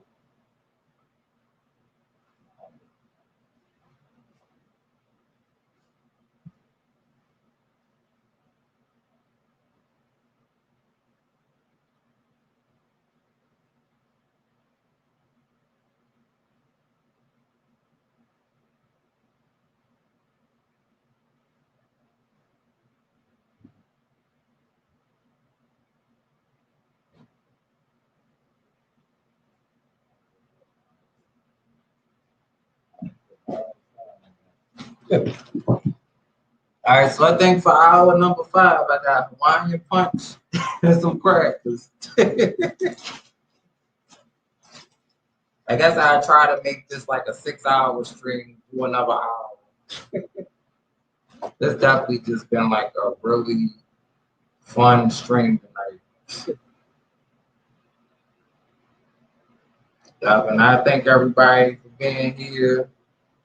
And yup, y'all can definitely check out each other's channels. Yup, you don't have Marvel Cuphead. Check out Marvel Cuphead. Kill this cat named Kevin. And check out Hilda DC main channel too. Yup, Mama Twin. Who else? Ruby as well. Yup, great channel to check out.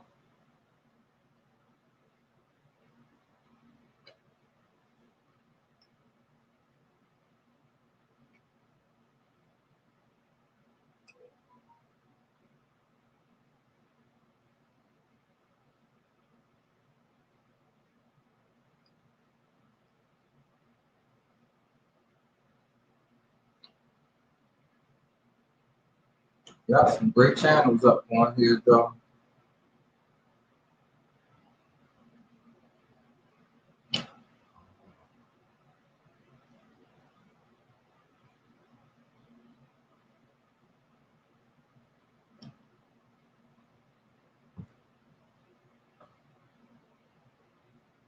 Hey, Bartol, yup, thanks for coming here. Yup, I was watching Monday Night Raw tonight. It was a crazy show. Crazy show tonight. We had Charlotte. You know what happens when Charlotte is wrestling. She always wins.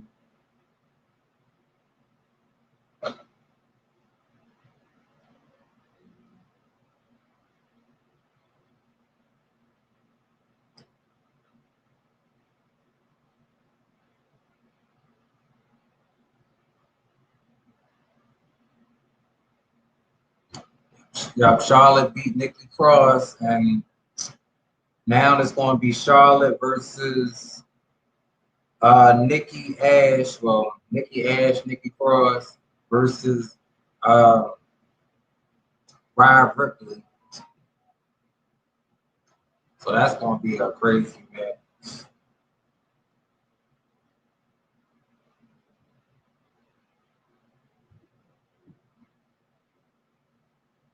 Yep, WWE burning people is definitely not fun. And that's what we was just all talking about today. Yep, it's just, I mean, it's not the fact that they burying people. It's just like people was not getting their shine. And you know, when you don't get your shine, it's just gonna make you want to go to another company. That's how that's gonna be.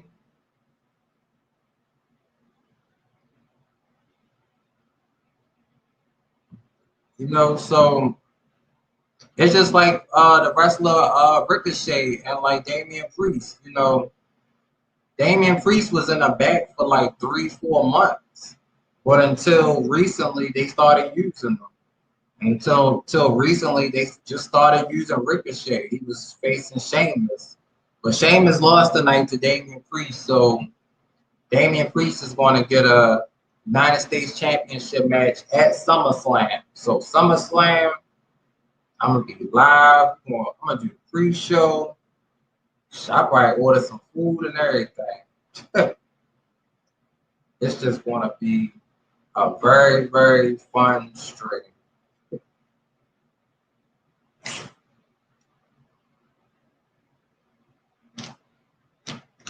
Yeah, very fun.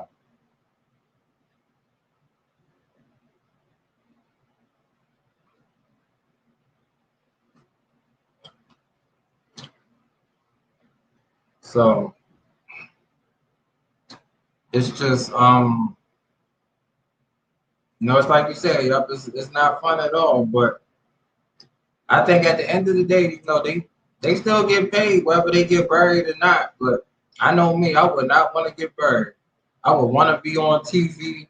I would want people to see me, you know, because I mean, it's not fun to lose to somebody every week. That's just like the women's champion now, like Nikki Ash, like she's the women's champion, and she's losing to Charlotte Flair, and it's not good because it makes Nikki it's basically saying that Nikki is a joke as a champion because if you got Charlotte beating her and they already got a match at SummerSlam, we all know that Charlotte is basically just going to win.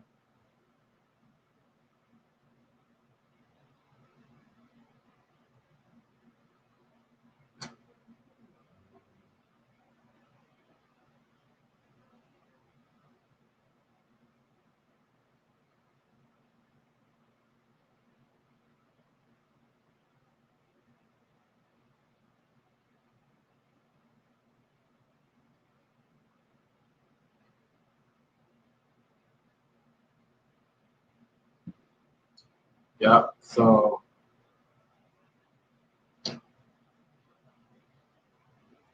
that's how it is. It's like yeah, Raymond was saying, yeah, hopefully no rematches, but that's the concept. That's been the concept for like a whole year. You see, we just saw this match, Nikki versus Charlotte. Next week, basically, Nikki challenged her next week because she lost this week. So yeah, I mean, it's just gonna be the same thing. And WWE should say, welcome everyone to rematches of Monday Night. I mean, they really should though. But see, my thing I don't understand is how come Friday Night SmackDown is so different than Monday Night Raw? Because it just seemed like Friday Night SmackDown is taking over. It's like Roman is the champion, but he don't wrestle. He comes on there, he may talk a few words, then he go on the back. Lashley just wrestled this week against Shelton Benjamin and Cedric Alexander, members of the old Hurt Business. And I'm like, Dad, so Lashley lost to Xavier Woods. Then he had to face them. But then I'm like, it don't make no sense that WWE made it to where Lashley just buried Kofi Kingston. But I'm like, he just lost to Xavier Woods though. So that really makes it seem like Xavier Woods had the more better career than Kofi, in which we know Kofi had the better career because he was WWE champion. But it's just like how they writing everything. It don't make sense. Like if they was gonna if all this would have happened, Nikki should have never won the women's championship. Charlotte should still be champion going into SummerSlam. I mean, I don't get that. And then Charlotte was champion for one day, then loses to Nikki, but then beats her the week after. I'm like, that don't make sense though. I'm like, man, this stuff don't make no type of sense.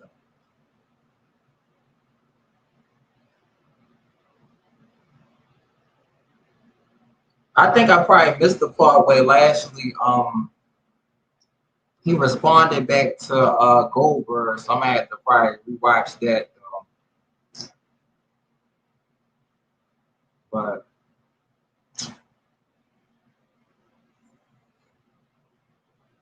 just don't make sense.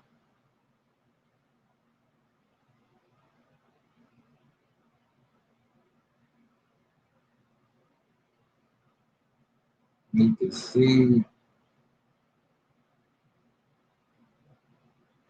I don't know. I don't know if he really. I don't know if Lashley really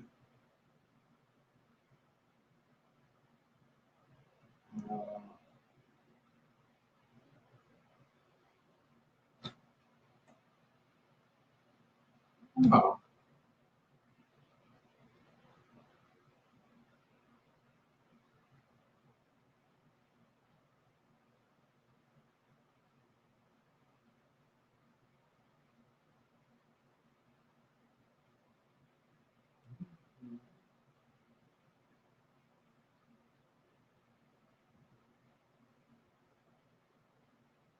yeah. You said I heard CM Punk debuted in AEW. Oh yeah, yup. That's what they said. Yup. AEW is definitely signed CM Punk and Daniel Bryan. I mean, I'm like, wow, they really getting everybody. They getting everybody.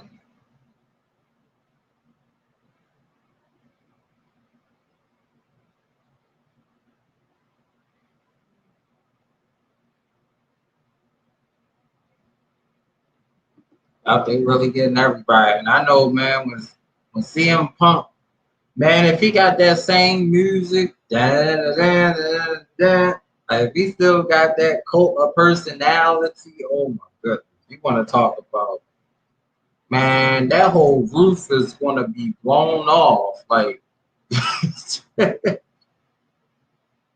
then it would be so cool if CM Punk come out there, he talk for a little bit, then Kenny Omega come out there, and oh man, that would just be an epic moment.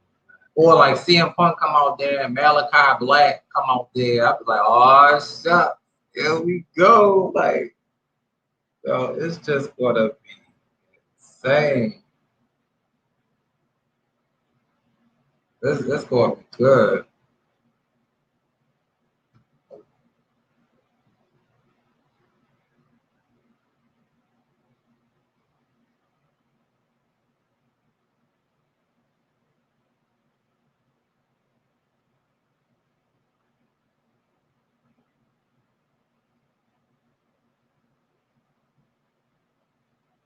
It's gonna be good.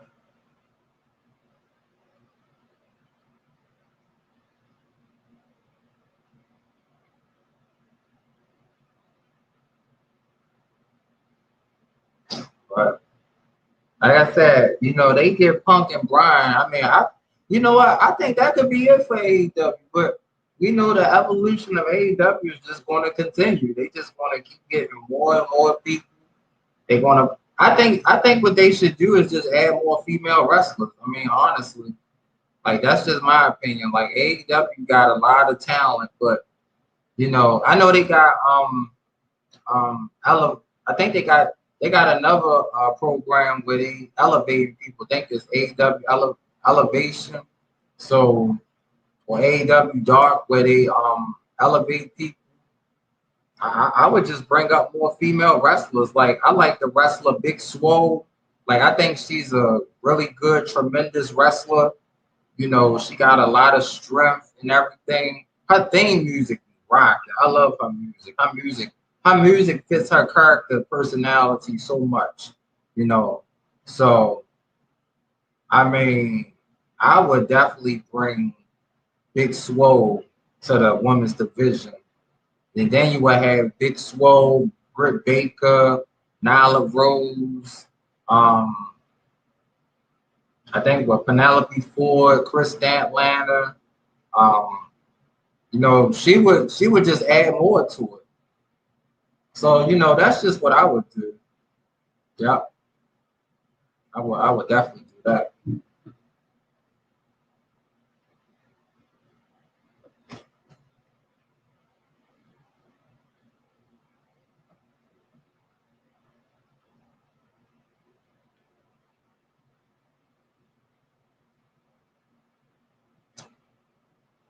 But you know, I, I think I think as the months go by for AEW, and I know in September they got I think September they got a show. And I think in November is full. I think yeah, September is all out, I believe, and November is Full Gear. So I can't wait to watch those pay-per-views as well too. Like it's just gonna be It's gonna be so much fun to watch those pay-per-views.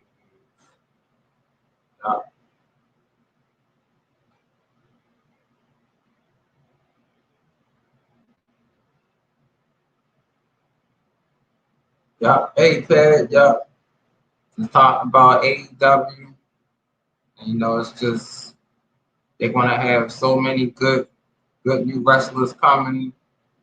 You know, they signed CM Punk and Daniel Bryan, so I'm really happy for that, and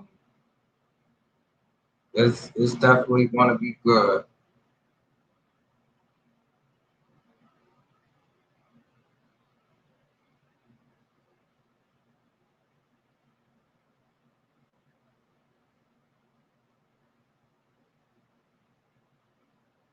Oh, I don't see your channel. Yeah, I typed in your channel, but I don't see your channel.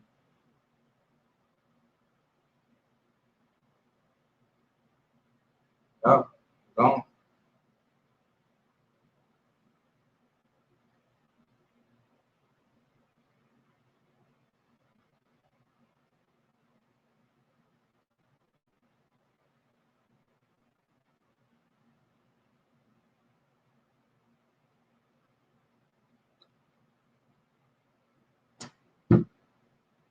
Yeah, AEW is definitely on the road. On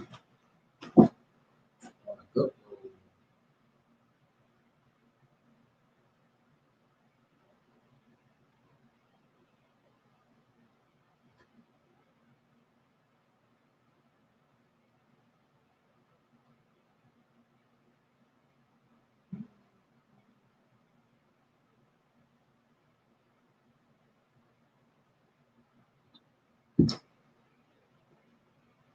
Man, as I said, CM Punk come out to that Code of Personality music, that is going to be good.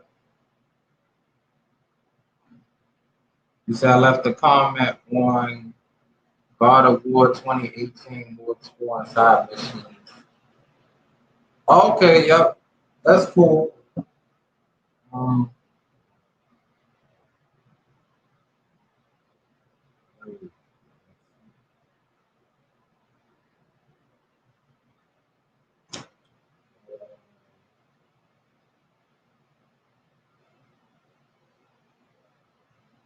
it's definitely been a good day, though. Okay, so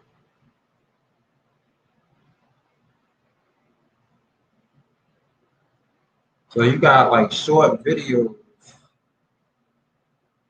So what type of stuff you do on your channel? 'Cause I think I only just see like short videos on here.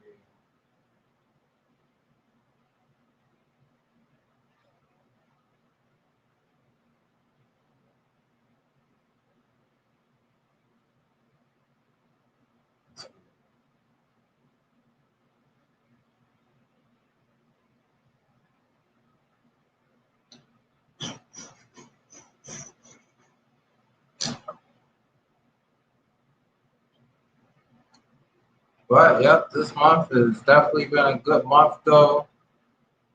It's been a great epic stream tonight. It's definitely been an epic stream tonight. Hmm. Yep, just been talking a little bit about everything.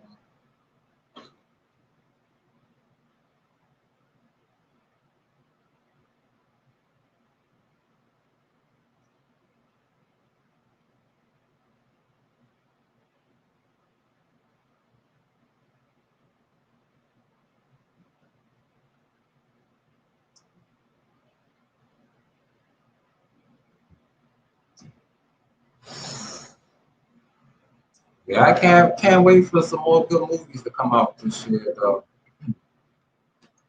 That's gonna be a lot of good movies coming out. I think Top Gun is coming out this year.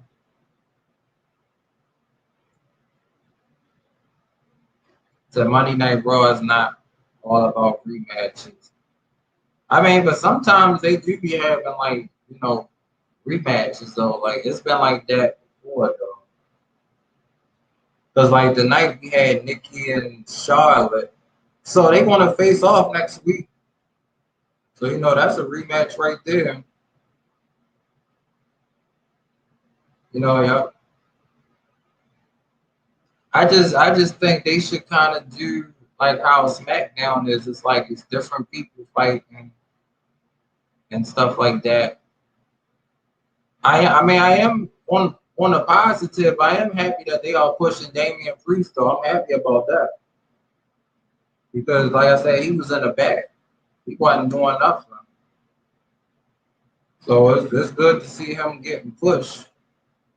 Because I'm about to say if I was him, they weren't using me. I would have just left for real. Because it's not fun just standing in the back while everybody else get title shots and on TV and everything.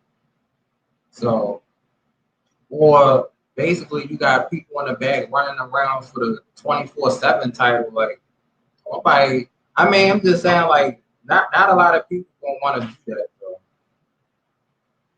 I would just want to fight for the real titles, being some main events and just really making an impact.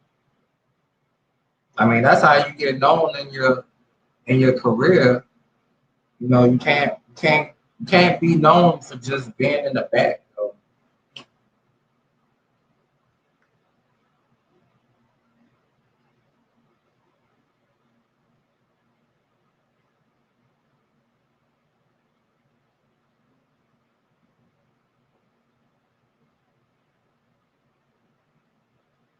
Yeah,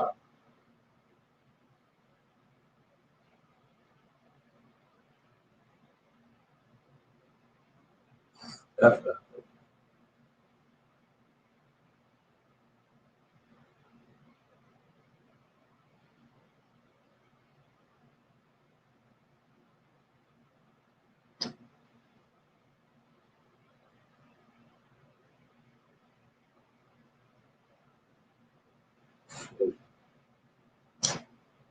But yeah, I really hope that wrestler Big Swole. I hope she get used. I hope they bring her back on AEW. I like Big Swole. Swole. Swole. Swole. Swole.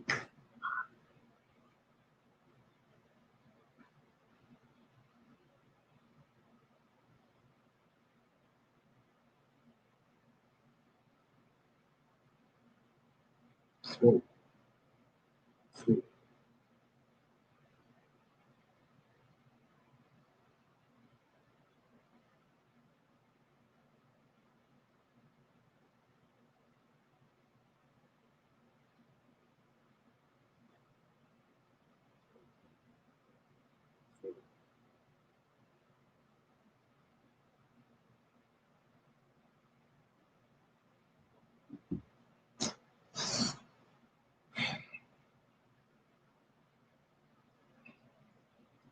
I think y'all on AEW this week. I know Lance Archer, he's supposed to be in a good match this week.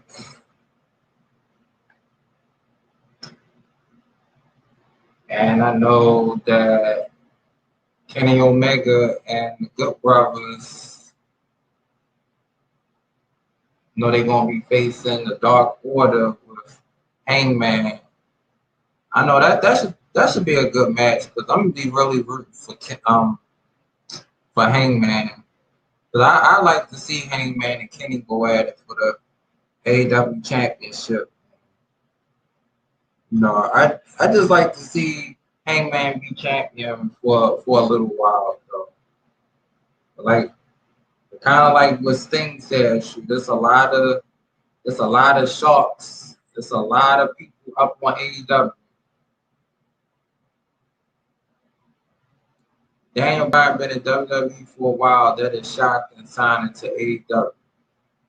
I mean, yeah, it is, but sometimes you get tired of the same thing. Not saying that Daniel Bryan got tired of the company, but you just want to do something different.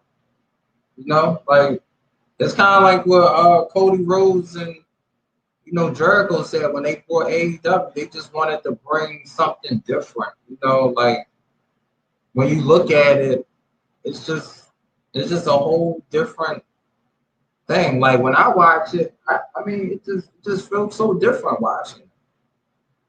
You know, it's just like the atmosphere, the fans, like you know, it just got that just got that good different feel for it. But I mean, for Daniel Bryan, you know, in my mind, I know he's already a legend. He's already a legend in WWE. So, you know, you come to AEW, he just add more to his legacy. Kind of like with Kurt Angle. Kurt Angle been wrestling everywhere. Daniel Bryan wrestled just about everywhere.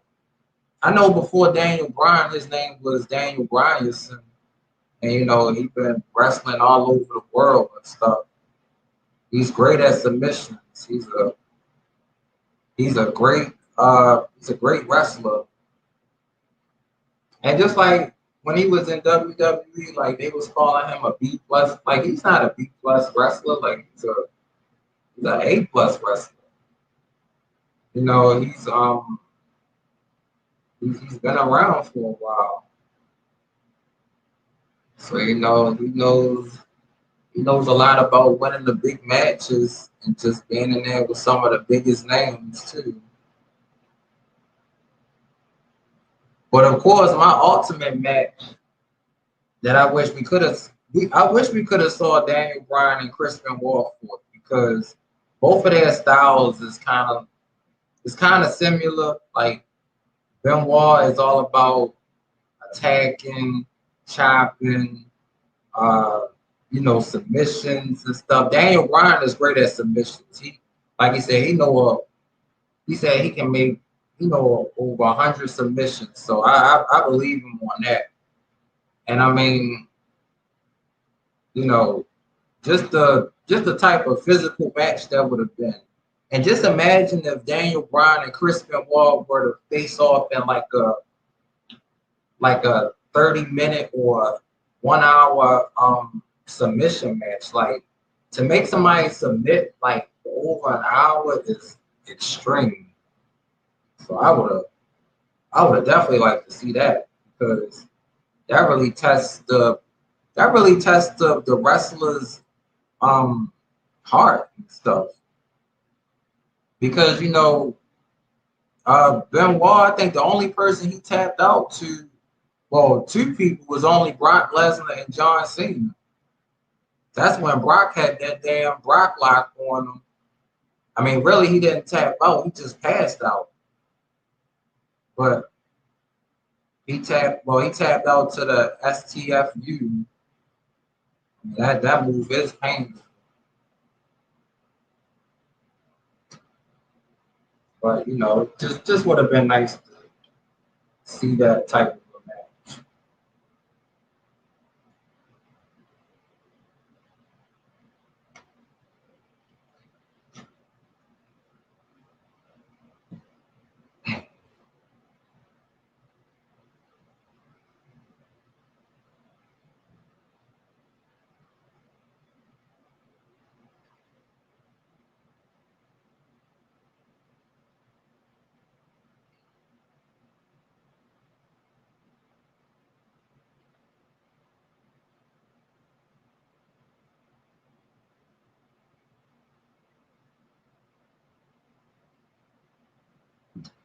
Yeah. Sure, it would have been a lot of wrestlers I would have liked to see wrestle Chris Benoit. Some on AEW, like Chris Benoit and Kenny Omega would have been a good match. Benoit, I think Benoit and Moxley would have been a good match because like Moxley is tough as nails and like he knows he knows a lot of well, he knows a lot of submissions too. Like that bulldog choke is pretty vicious. And you know, Moxley the type of wrestler, you know, he he don't really give up. Remember, he said like when he was the AEW champion, if you want this title, you gonna have to break my. He said, break my arm. You should break my arm off for this.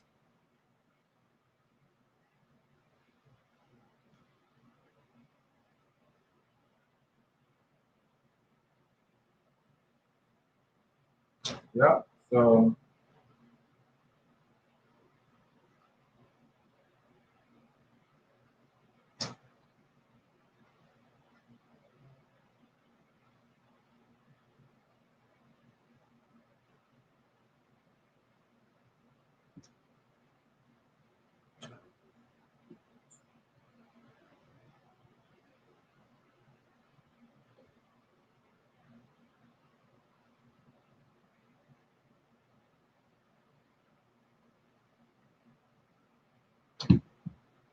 yeah.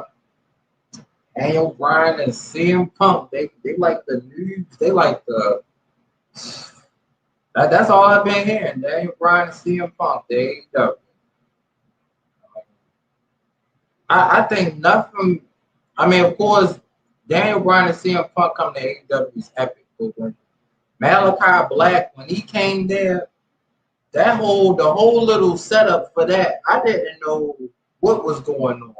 I was watching it, saw the whole whole arena just go black, and then next thing you know, it came back on. There you go. I'm like, holy shit. I'm like, I was like, holy crap. It's like this.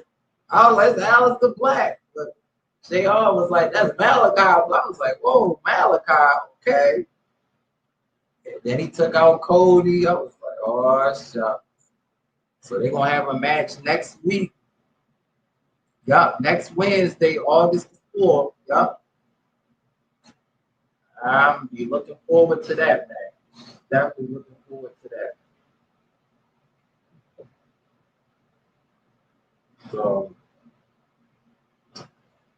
it's just gonna be interesting to see like how is AEW just gonna shuffle these wrestlers and build feuds and stuff? Because man, I mean, it's just there's so many that like Daniel Bryan and CM Punk to have a damn feud. Like, you know, or maybe they bring them as a tag team. I mean, you never know. Because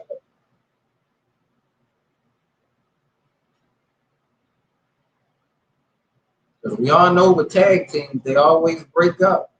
Maybe if they win the AEW tag team from the Young Bucks and hold the belts for a little while, and then maybe Punk stab Bryan in the back, then they have a little feud. Like, you never know. But I'm pretty sure they're gonna probably come in both as like solo. Wow. Yeah.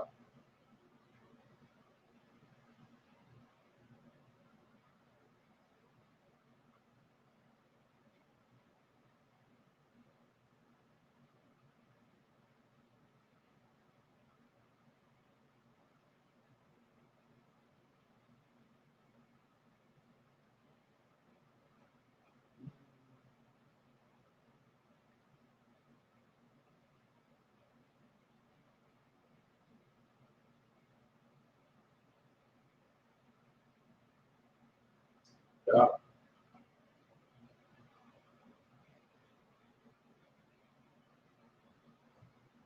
This has definitely been a epic stream tonight. I think I'm gonna just go up to 6 hours and we're gonna call it a night. We're gonna do this for like 20 more minutes. 20 more minutes live. Yep.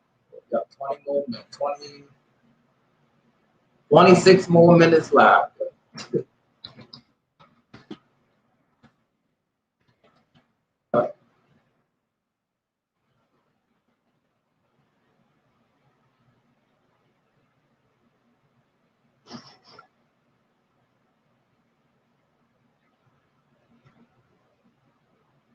Said no Goldberg tonight. Nope. That was kind of shocking. Yep, to not see. Well, I mean, I guess I can't say that because if they come last, they come last week, then most likely they're not going to be there this.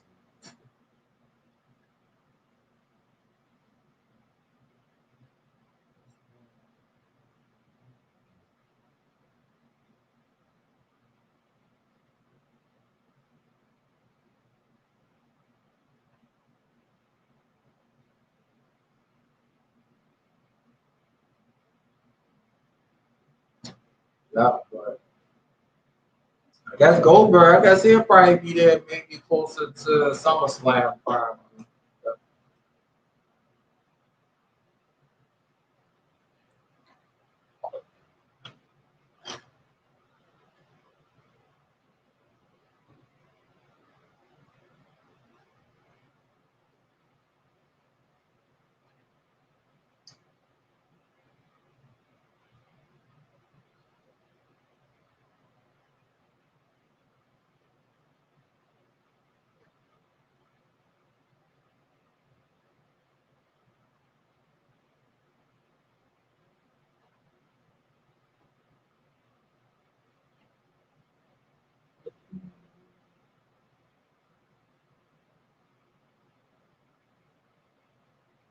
Reginald versus R-Truth dream match has come true. Yeah, that was a pretty little crazy match. I don't know what I don't know what they was doing with that, but my Reginald, yeah, he can wrestle though. Yeah, Reginald can definitely wrestle.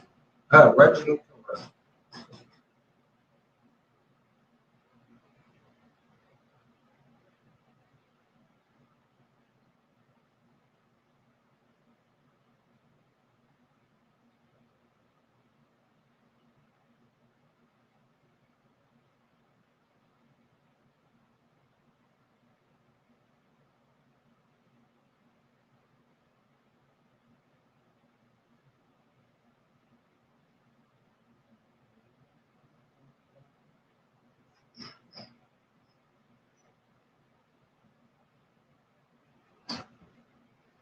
But yeah, I guess Reginald maybe he should go to NXT and maybe he can I guess win some matches down there because he came down the ring he didn't even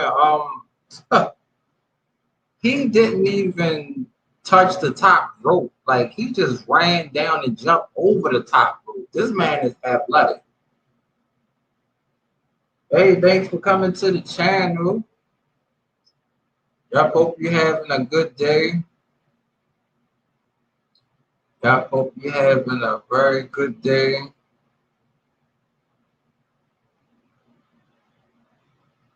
It's just been a nice epic stream tonight.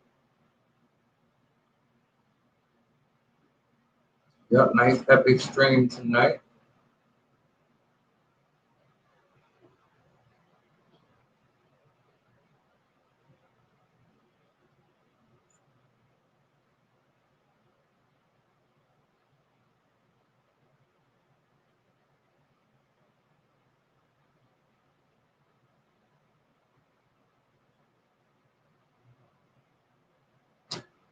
I've just been talking a little bit about everything. Y'all video games, sports, different movies and stuff. Y'all been I really enjoyed the Snake Eyes movie.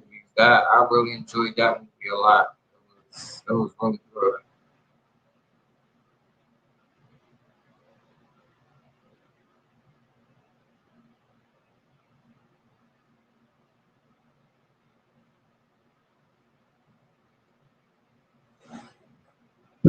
Yep.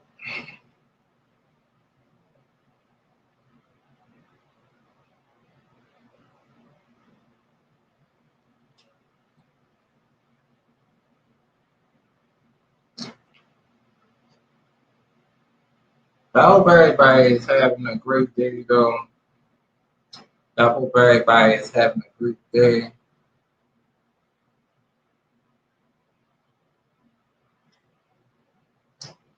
I know tomorrow gonna be about 93 tomorrow. So it's gonna be another hot day tomorrow. Yeah. So like if I do some gaming, it's probably gonna be it's gonna probably have to be in the evening because it's just gonna be too hot during the day. So yeah, definitely like in the evening.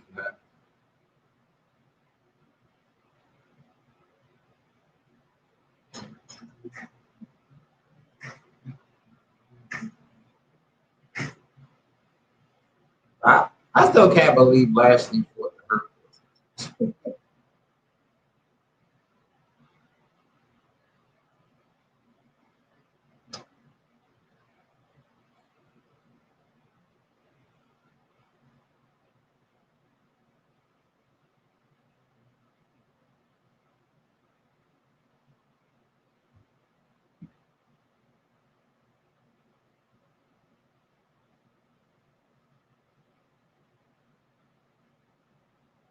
So yep, yeah, last week was hot. Yep. That was probably like in the 90s. Yep, all last week. About 92, 93. Yep. 92, 93, all last week. It's just hot. Yeah. But I know like August, it's probably gonna be more hotter though. But usually, yeah, August do be like the hottest of the summer. But as soon as August is over, September, it can cool things down. So I like when it's like right now it's like 72 degrees. I like when it's cool at night because the hot summer nights is not good. Just just makes it harder for you to sleep and everything. Yeah.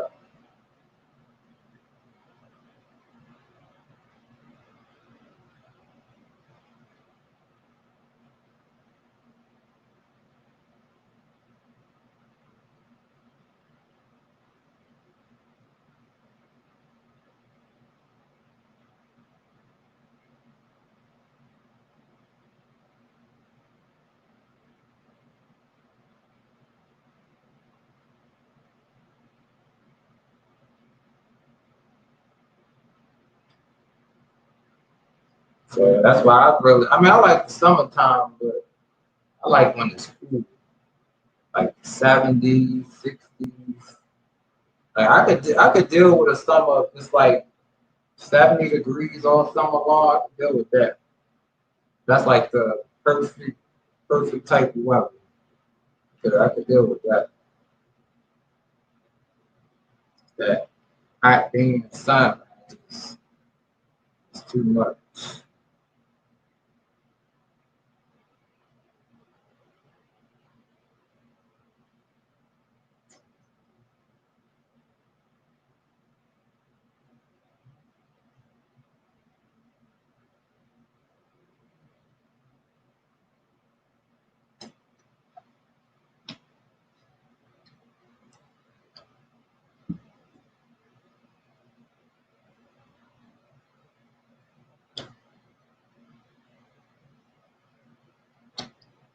Uh, I think that's probably be the first time I went probably over 6 hours in the past few months though. 'Cause usually I would just do like 3 hours. But my longest I did about 9 hours last year. But that was because I think I went live like around 7, so it was an hour before my night raw. So by the time 12 o'clock came, it was already at 6, so I just stayed another 3 hours. But that night was pretty cool though. That night was pretty cool.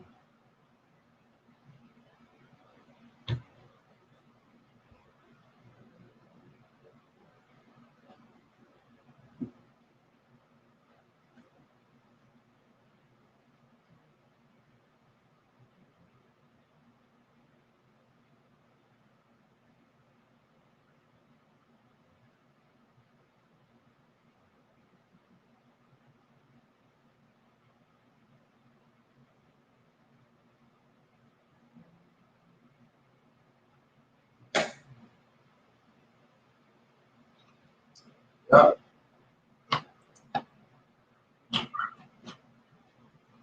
I believe it's almost at 6. 6 hours. It's been a nice, fun 6 hour stream.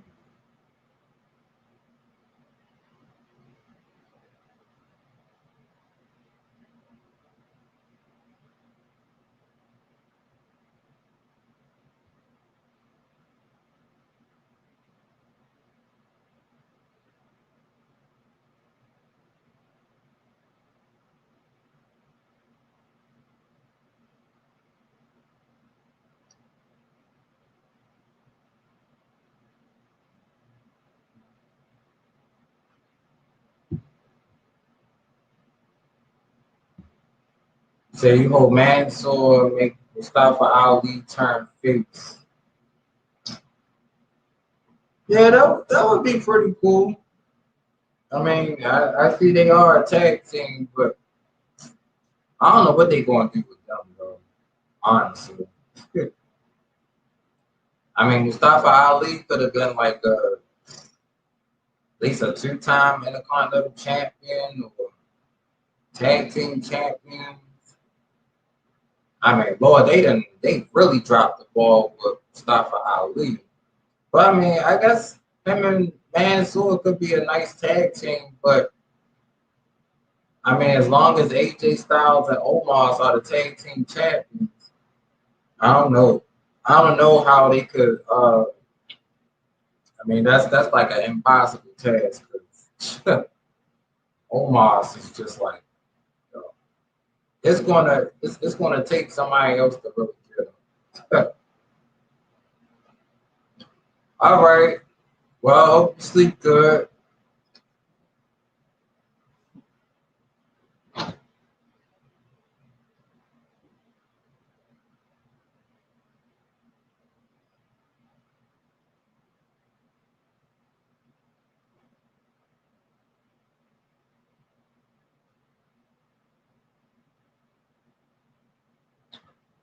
Yep.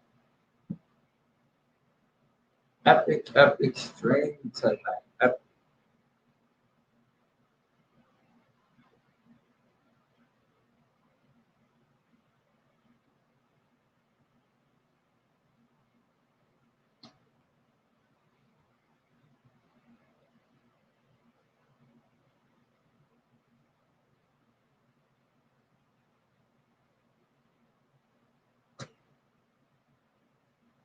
Yeah, yep. They really dropped the ball on a lot of people. And it's just like I said, if it's not now, it's never going to happen. You know, it's like even with the crowd coming back. I mean, this is a time where you know it is close to SummerSlam. You know, maybe we see some returns come back. So you know, I was saying earlier, like Becky Lynch return, Brock Lesnar return. Um, should I about to say I doubt if The Rock returns, but I don't know. Like I think it would be nice if they could have.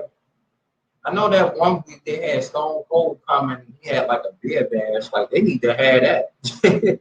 This would be the perfect time for them to bring Stone Cold back for a beer bash, or let Stone Cold be the general manager or something, and just make some matches. You know.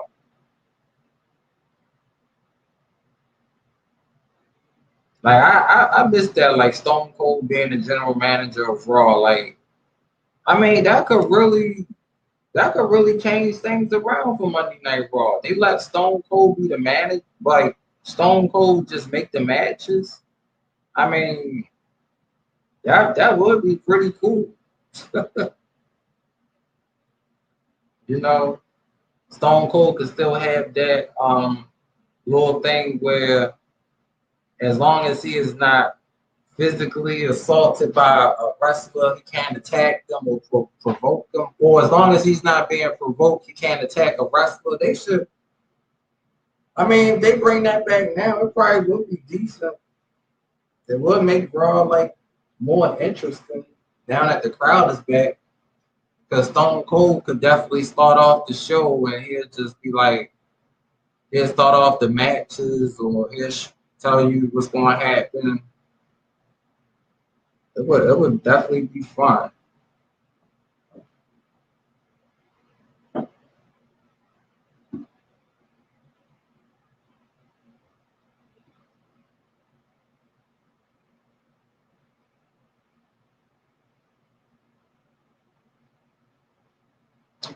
Yeah, that would be a lot and lots of fun.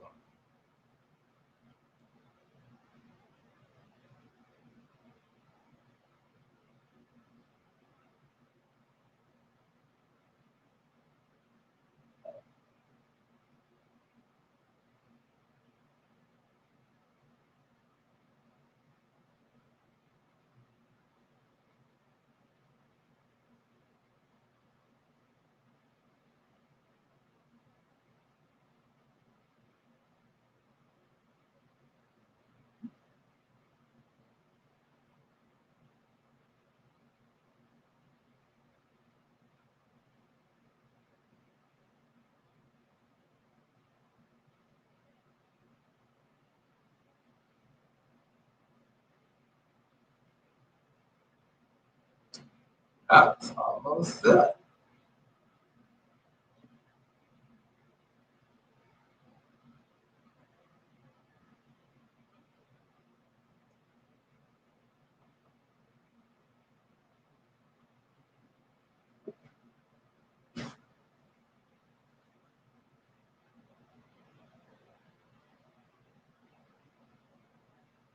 Yeah, hope everybody having a good day. Everybody have a good week and everything too.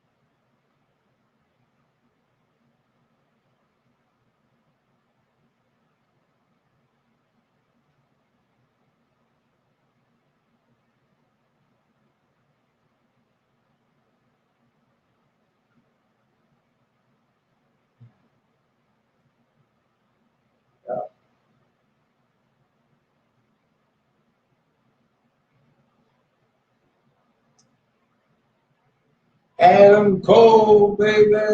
Woo. Adam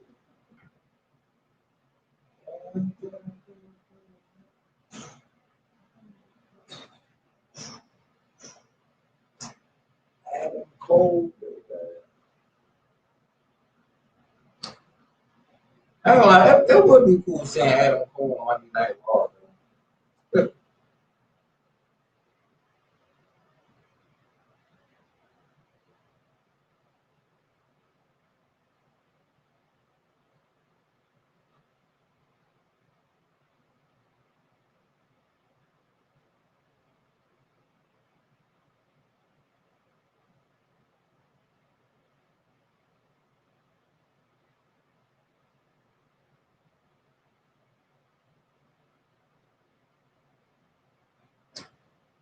I'm just thinking about Ghost Runner 2.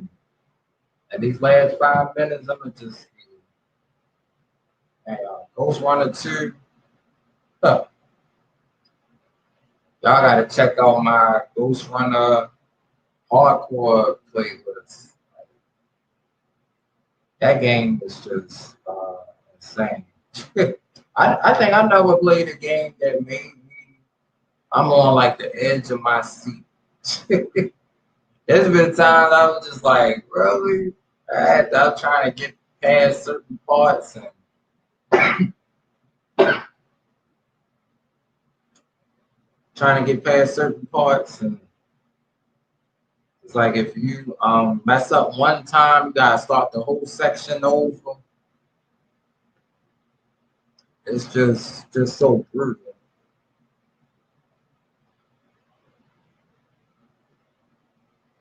Yeah, just so brutal.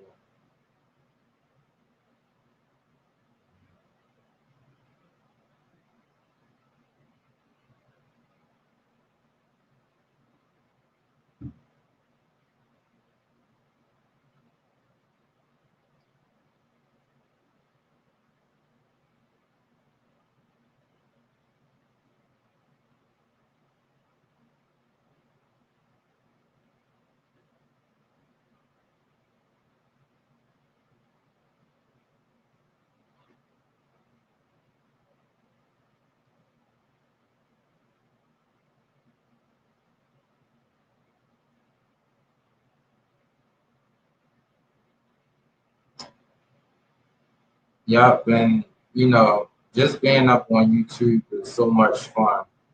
And one person I've been watching her gameplay. Her name is Amanda Roses, and she has a really good channel. Yup, she playing some really cool games. Um, yup, she playing God of War. She playing Resident Evil 8. She playing Resident Evil 7.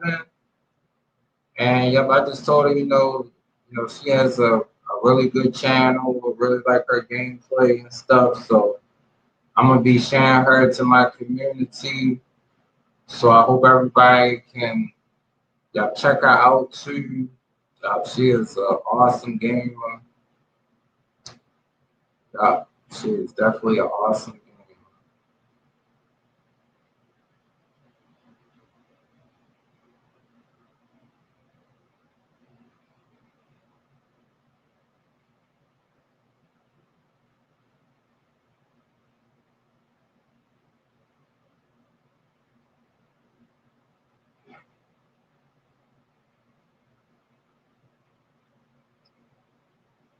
But yeah, definitely.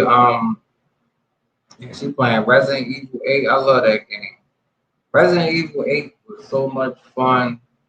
Village, going through the castle, just going through everything.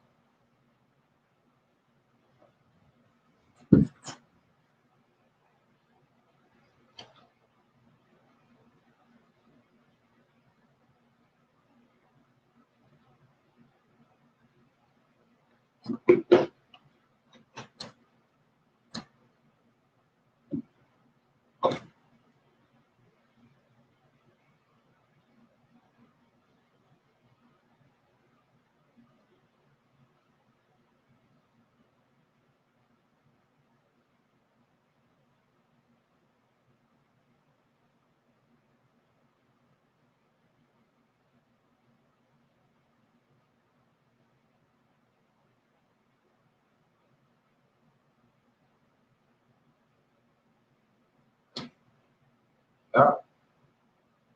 I definitely can't wait for Resident. Well, I can't wait for the next installment for Resident Evil. And I'm really interested in seeing how they finish up Resident Evil 3 because, well, the next installment for that too, because, Jill and Carlos was looking for that vaccine. They did get it, but Nicholas, he did destroy it. So that means we're gonna get another one, probably, I would say maybe in the next year or two. I would hope so. But I like that we can use Jill and Carlos. I think Carlos need to have more levels though. Like it should be equal to levels. Because Jill had more, like Carlos only had the he had the hospital and he had the police station. But like Jill had everything else. So it'd be nice to just, have some levels for Carlos and stuff.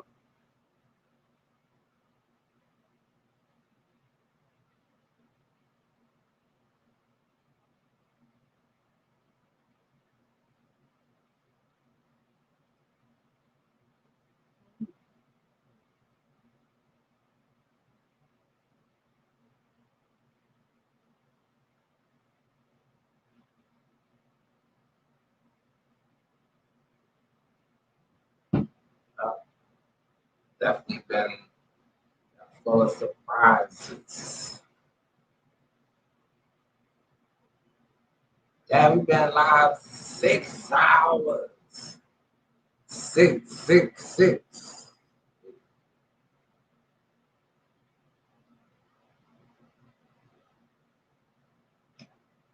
I think if I would have went live like around 7, it would have probably been at 7. But shit, that's still like my longest live a year, like 6 hours.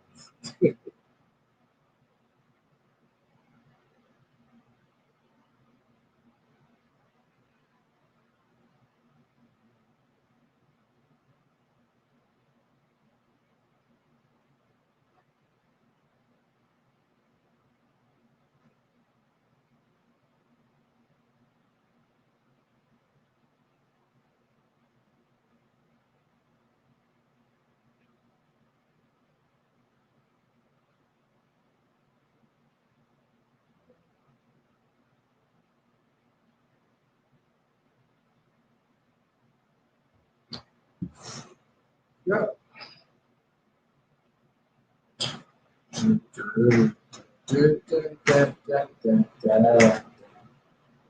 Almighty.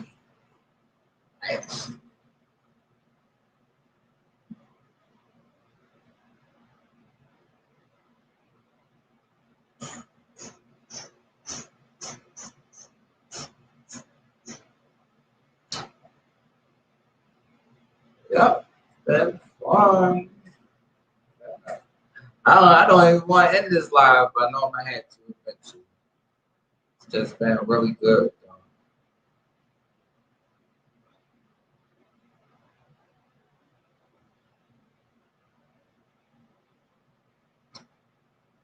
Say, thanks to all the likes up on here, and the dislikes,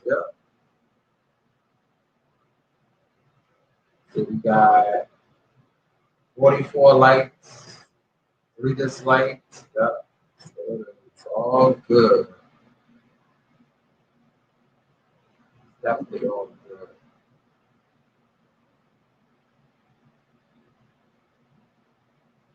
But it's still, it's about 2:30.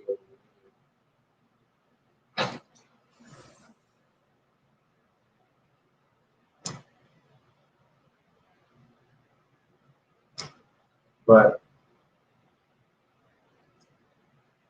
just glad I'm able to go to the movies and everything. I know how it was last year. Couldn't really do as much. So I'm definitely grateful for that. And also grateful just that more things is opening back up. It's nice to see the malls and stuff opening up.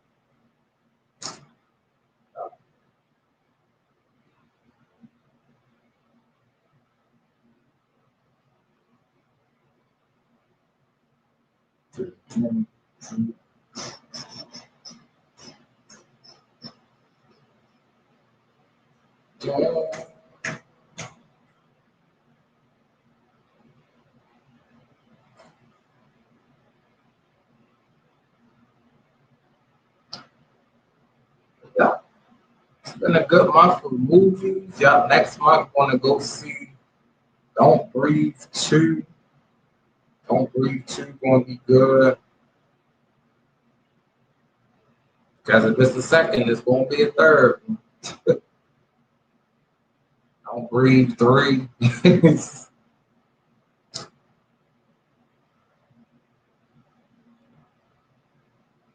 But I don't know, I just think like the Fast and the Furious series, I don't know how that series is going to end. Because I think eventually they need to end Fast and the Furious series. Because I mean, I'm pretty sure everybody could go their little separate ways and make movies. I know Van Diesel been in a lot of movies. Ludacris and they were saying like Ludacris and Tyrese can make their own little spinoff and just do something like that. You know it's going. Most likely it's going to be another Hobbs and Shaw movie. So Luda and Tyrese, they should do their own spinoff. Yeah.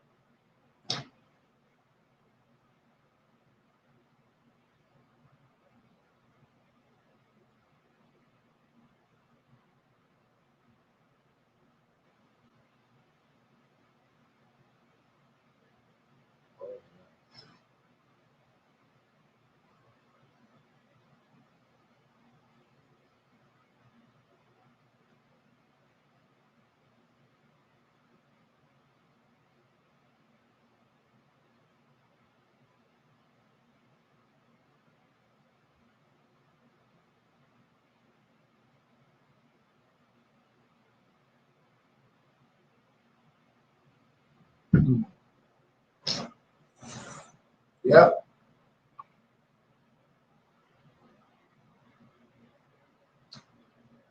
Over. I say 26 moments. Still here.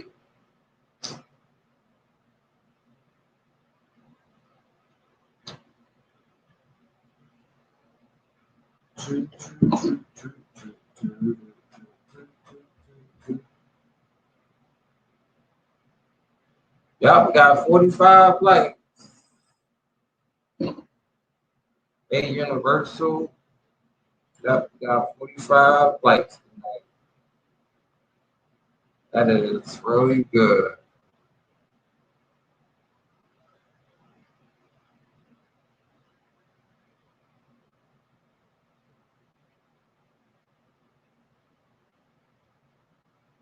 You said I have been a fool. Maybe I did not have good mentors.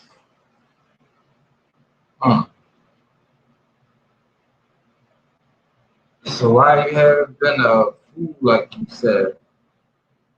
Yeah, it's good to have good mentors. Always good to have people to talk to and stuff.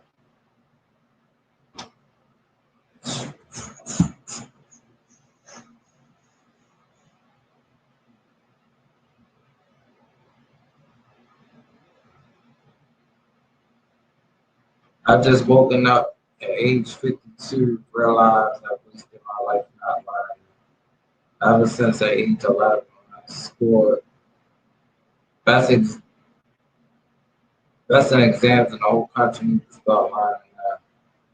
Yep, it's never too late to learn. Yep, you can always learn stuff. Shoot. It's always something to do, always something to learn. There's always something to do. Yep, always.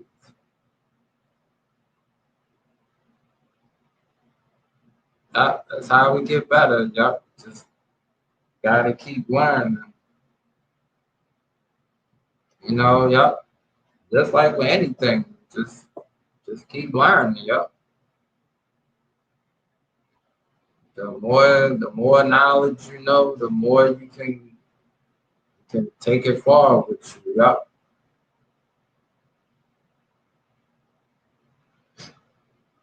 Just like for anything, just gotta keep collecting data. Yep. Keep learning. Keep searching for stuff.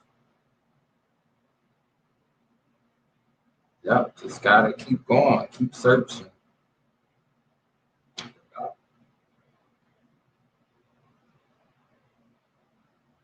Cause like for me, I've been playing like, I guess you could say like Scrabble. I've been playing that for so many years. So in order for me to get better, I had to play different opponents. So I played a lot of opponents all across the world.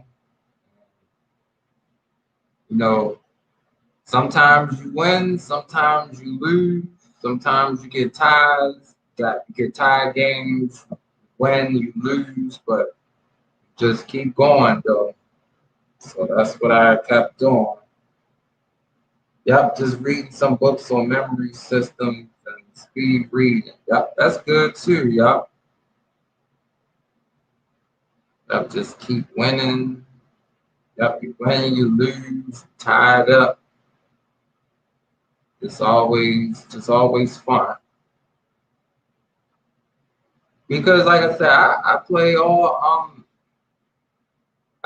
types of people. Like the people that have that can spell like a lot of different unique words.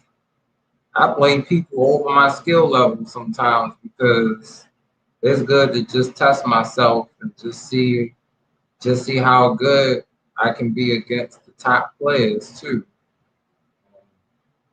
There'll be some good battles too. Yeah, it's always some good battles.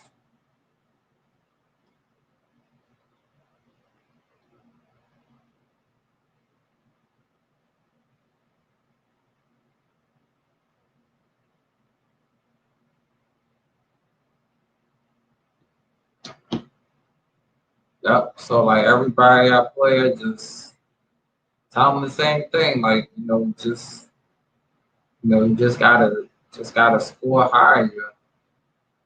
That's how you that's how you win too. Yep. Just gotta keep scoring higher and stuff.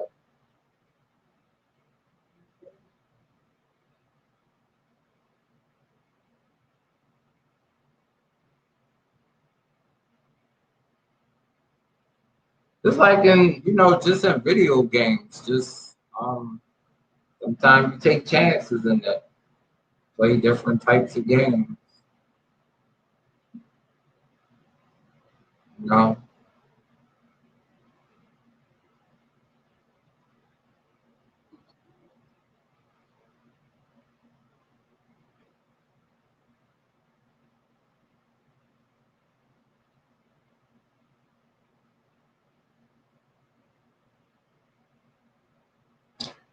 But I just think, I think that with like Scrabble, I mean, it's just your ability to just spell different types of words and learning. I guess you could say learning the dictionary with just learning as you go. Yep. Like I said, it's been some people I played, they've been playing like 20, 30 years. And even the new people that's playing, like there's a lot of new people that's playing. They really good too.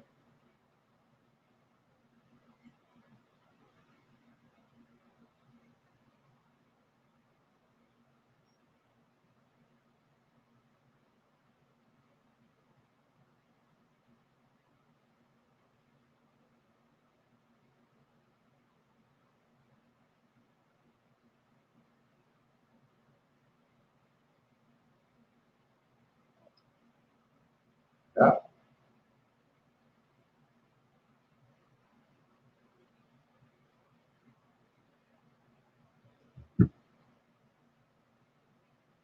Yup, it is. Yup, there's so many cool video games out. Yup, it sure is. Like they coming out with Ghost of Tsushima, Director's Cut. Um, think the game Godfall, they getting a whole new map for that game. Ghost Runner 2 is coming out. They came out with Ghost Runner last year. That game is really cool. God of War Ragnarok, Last of Us 3, right, Uncharted 5. Like, and of course Resident Evil is I know they already working on the DLC for Resident Evil 8. I'm waiting for that. I really like the castles for Resident Evil 8. That was just really good. Castle was just insane.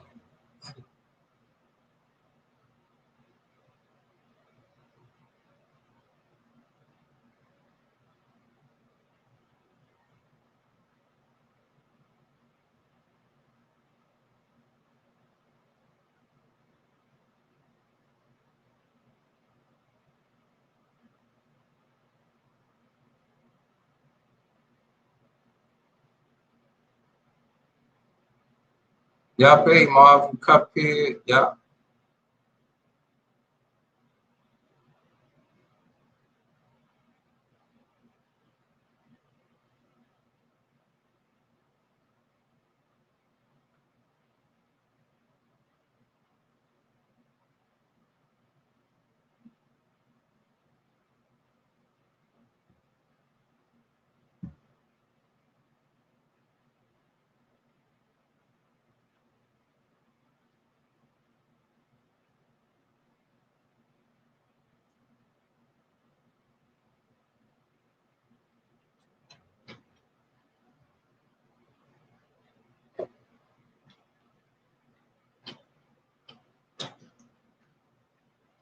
Yep, just talking about some of the cool video games that's coming out.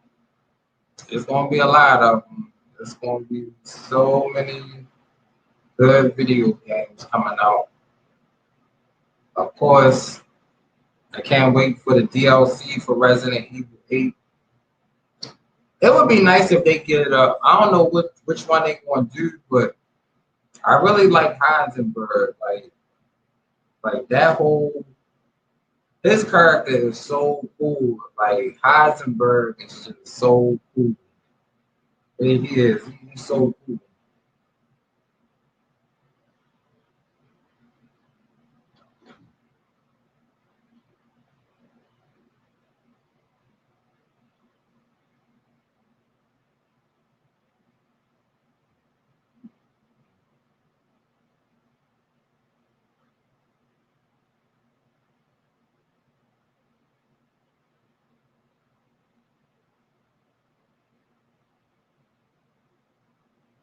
Said God of War 5, this should be a boss fight.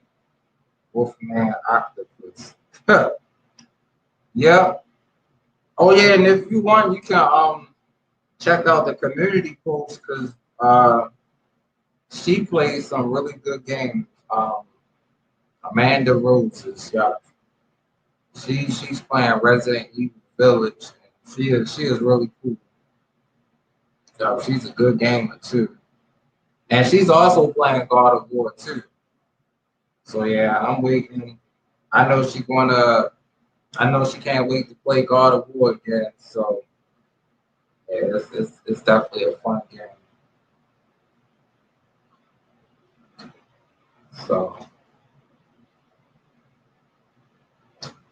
yeah, she is. She's cool.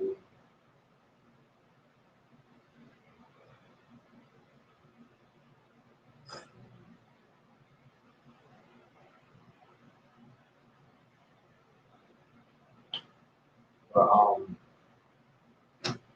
yeah, it's always those the boss fights. Yeah, the boss fights on God of War is good too because it really tests this. It really challenges you. Oh yeah, you're welcome. Yep. No, it really really challenges you a lot.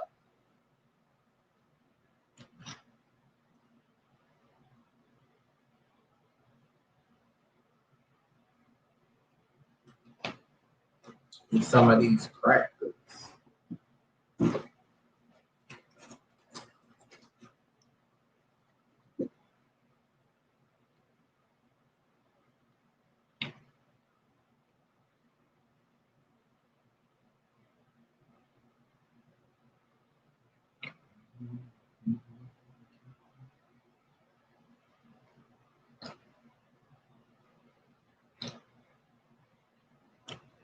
We have always like the Resident Evil franchise series.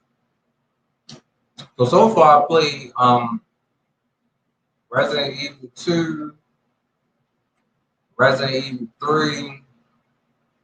I looked at some of Resident Evil 5.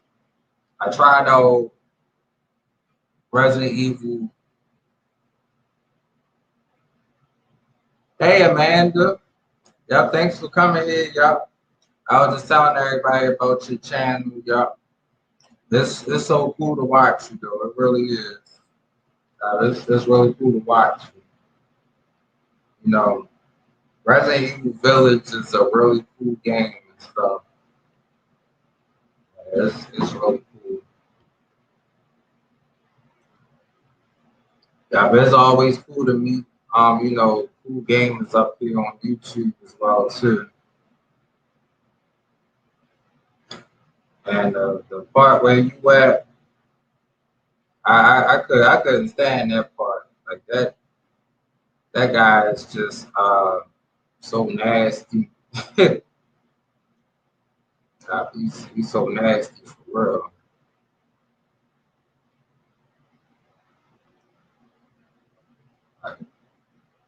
I was like, I wonder what they was thinking making his character.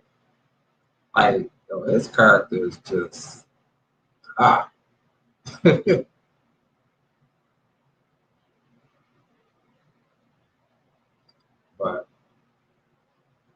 I definitely enjoy the Resident Evil franchise though.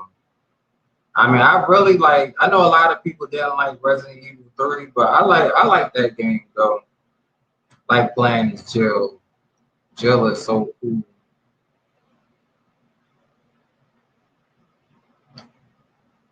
So y'all, everybody could check out Amanda Roses. She playing some cool games on her channel. Yep. Resident Evil 8, Resident Evil 7, God of War. It is really, really good. Really good.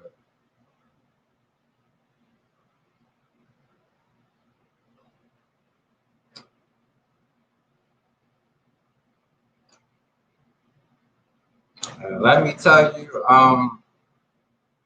that the part I gotta look at that probably tomorrow. The Horrors of House. That part, oh my God, that part was crazy.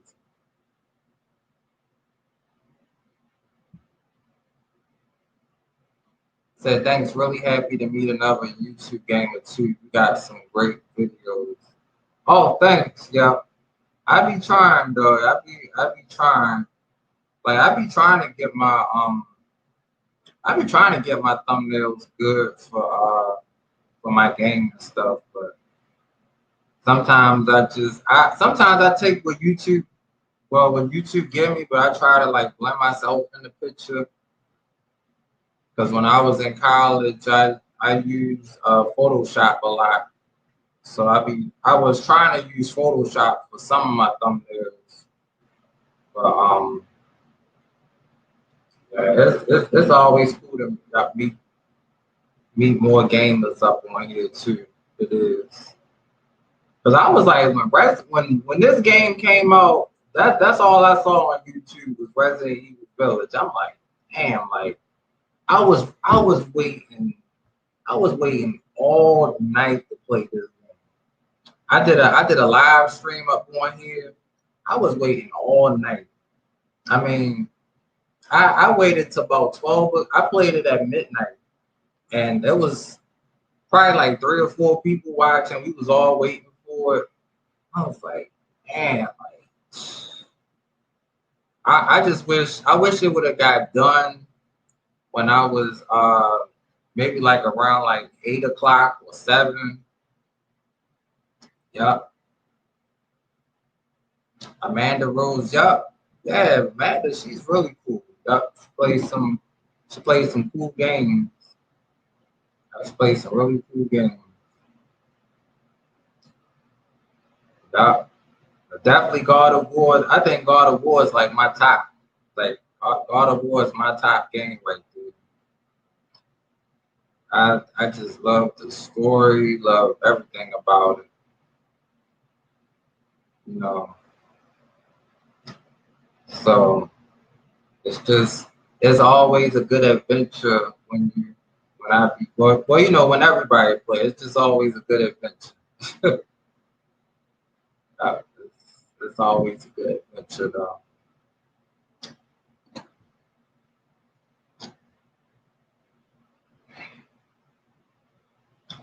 So I see you was playing Shadows Die Twice. I'm gonna be looking at that too. Yeah, probably later on today. Yeah. But yeah, YouTube is just fun to be gaming up on here. Yeah. But like at first when I started doing like live gaming, I was kind of nervous though, 'cause I was like, man, that's gonna be crazy. But I don't know, I guess I got used to it after a while, and it's just fun to you know just to talk to everybody. Just always fun to talk to everybody about gaming. Even though I be messing up a lot, but I be like, I don't care. It's still fun. Cause like this other game I'm playing, Ghost Runner. Oh my God, Ghost Runner is it's crazy.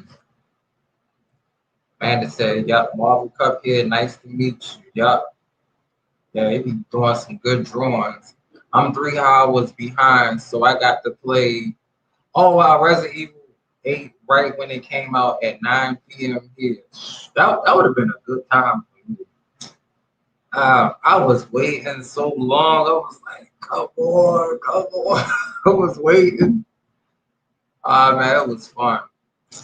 Mine didn't come up to about 12 o'clock. I was sitting here drinking, I guess drinking some wine punch or some water. I was probably drinking some water. I was like, oh my God, man. I played like 2 hours of it. I was like, man, that countdown was getting on my nerves. That countdown was getting on my nerves. I was like, come on, man, like we ready, man, we ready. Yeah. At least it's spookier late at night. Oh yeah, yeah, it is. I mean, when I started playing, I was like, man, the start off was you know, pretty crazy though. You know, starting off was really crazy. But I was glad to just enjoy everything. And I will tell you when I got, because I see, okay, so I see you got to, okay, I see you at that part where that ugly guy at, but the part where that little doll at, I'm not gonna lie, that part got me. That part got me. I ain't gonna lie. I'm like, man, this little dog getting on my damn nerves. Man, that was an experience. So I never forget that. That damn dog. And then what made it worse is if you didn't if you didn't get the doll at a certain time, all them other dolls would come up and just start slicing you and like, no, what the like this is crazy. But yeah, we knew that the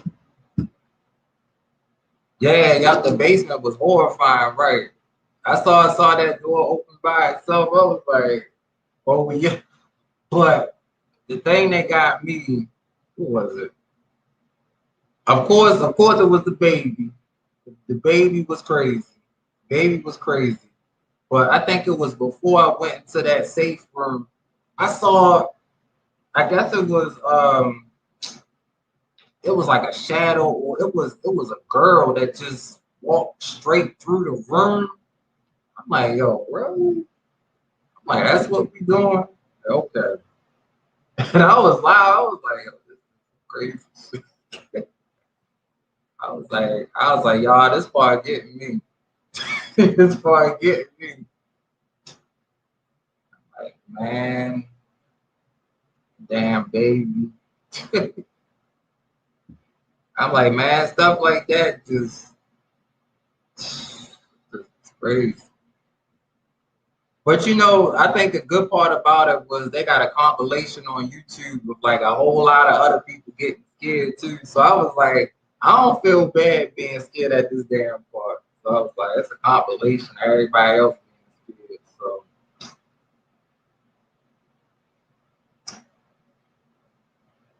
Lord, that tall lady and her three daughters. Crazy as I don't know what. I ain't gonna lie, when one of her daughters said, "Why you don't love me?" I was like, I don't love you crazy. So I screamed so many times playing that game, you're not alone.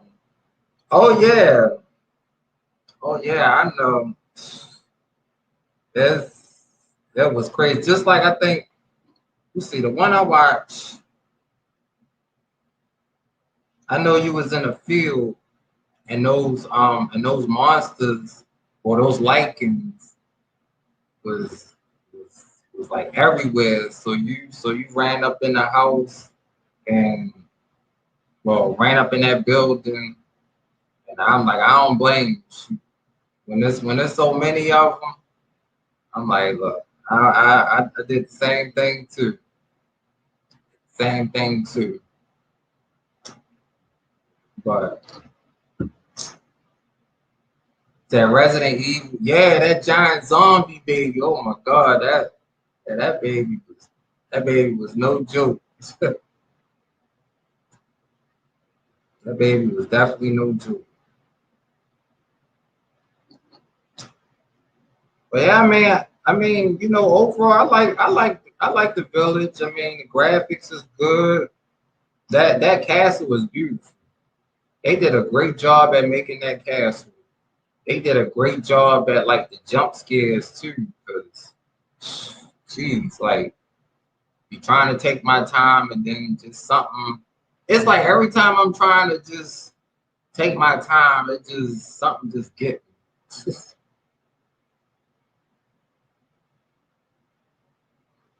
But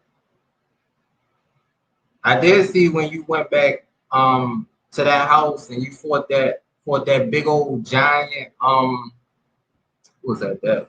I forgot his name. He like real tall with that big old axe.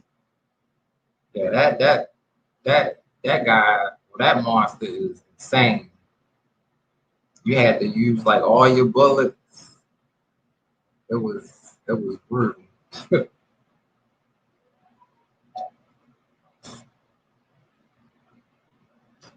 But yeah, I don't blame you for that. 'Cause I'm like, man, we need a rocket launcher on that damn dude. I'm like, you take like take everything.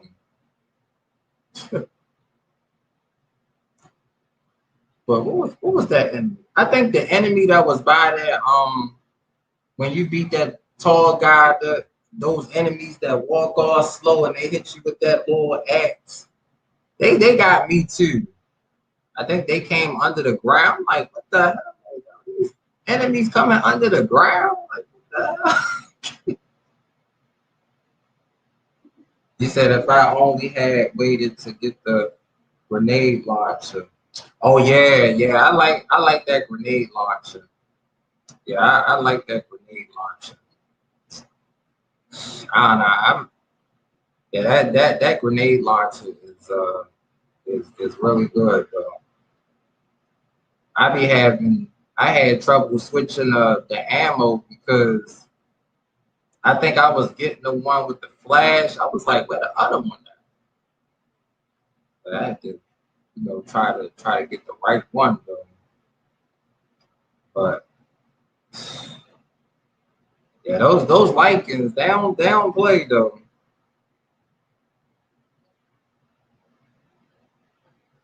Resident Evil 3 cartoon movies really good. Oh, they had cartoons for Resident Evil. I had to check that out though. I had to check that out.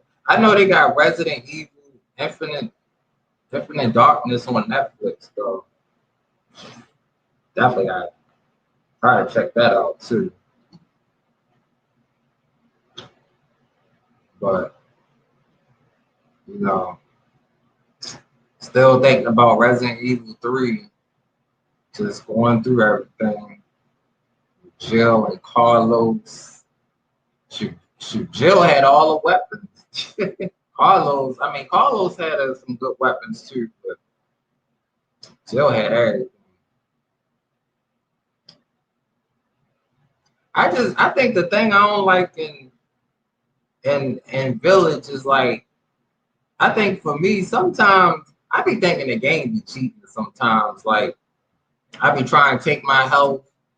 You get that little break of separation from the enemy to pour that on your arm.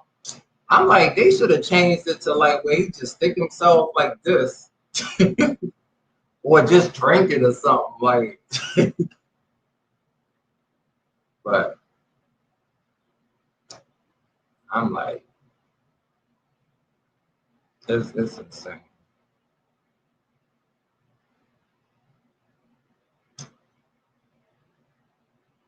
That the Horza house though, I'm always remember that. Damn Horza house. Cause I remember I was like, man, I don't want to go in this damn house. I was like, I don't want to go in this house. Cause when Duke was like, you gotta visit three flasks and everything, I was like, I don't want to go in there. I was like, can I go in that house last? So I was like, shoot, let me go in that house last.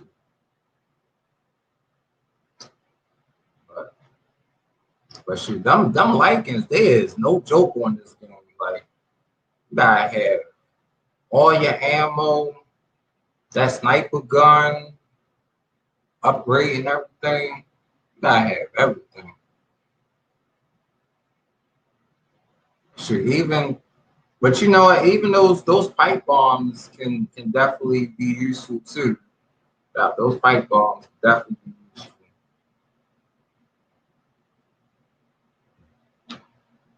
I really like them too.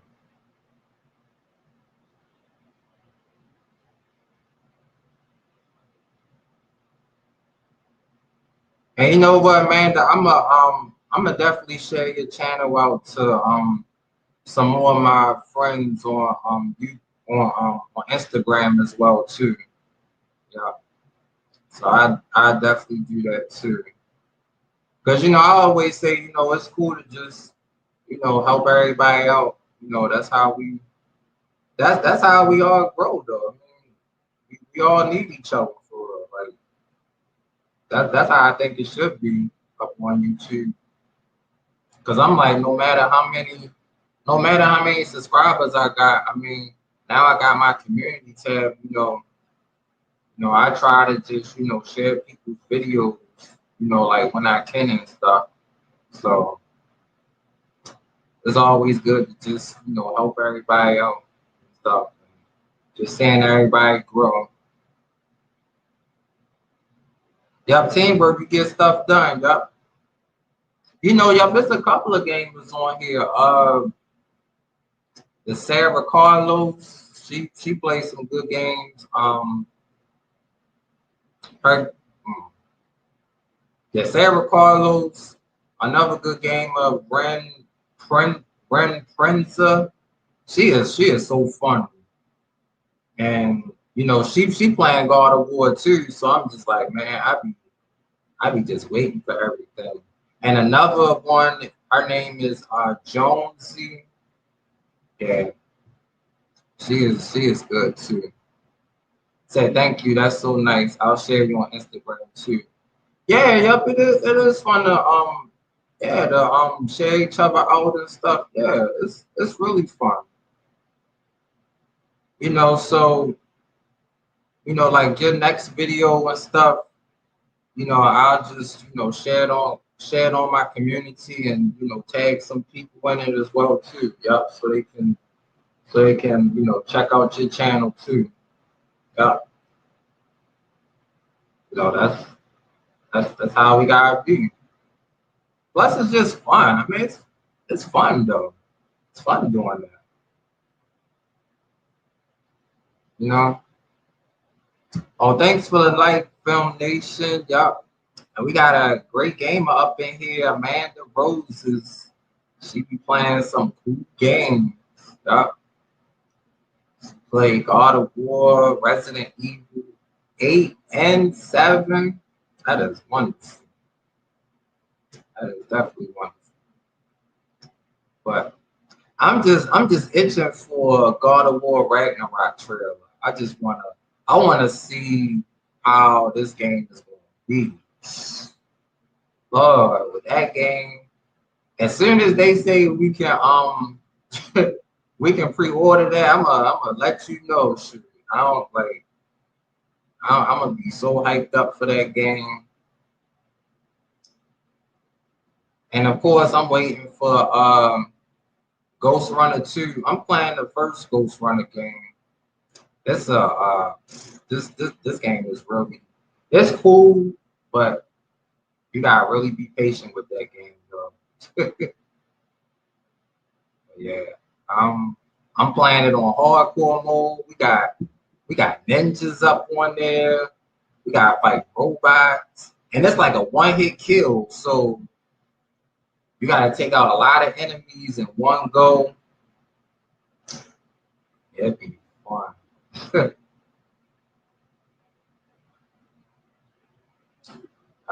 It's definitely fun.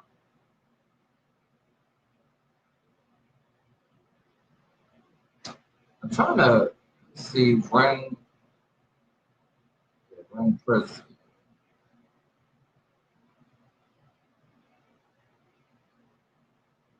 She is.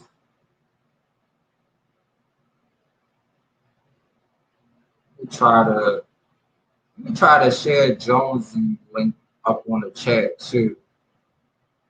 Yeah, she's a fun gamer too.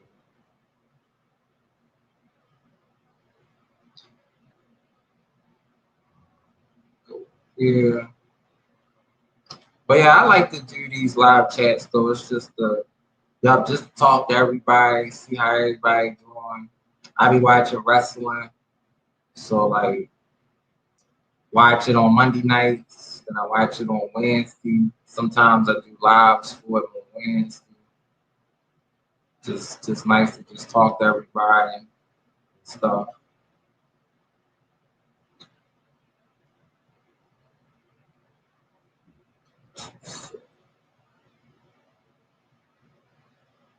Is God of War 5 Ragnarok when I have a Wolfman villains octopus? Well, we never know. God of War is going to just,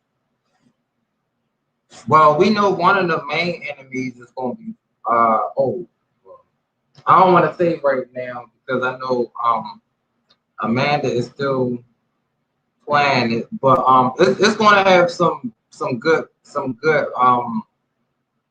enemies up on there though. It's just going to be really good though. But I'm just excited for the whole franchise though. Like, you know, we getting Ragnarok, so we know down the road it's just going to be more and more surprises.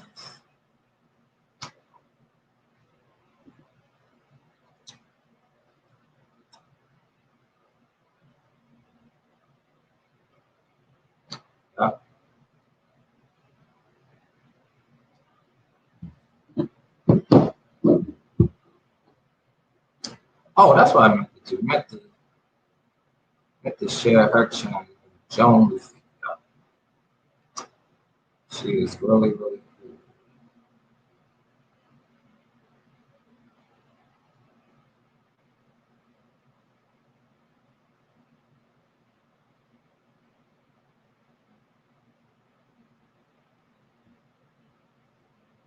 We need a God of War cartoon. Oh yeah, that would be nice. That's a good idea, Marvel. I mean, I would love to see a God of War cartoon. I watch that every day. Shoot, that'll definitely be fun.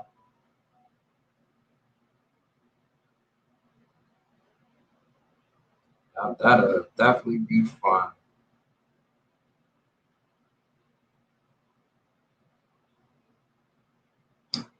So yep, this is yep Jonesy video.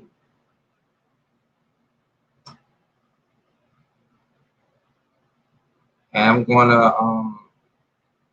gonna pin your channel, Amanda, so that people can go to your channel as well too.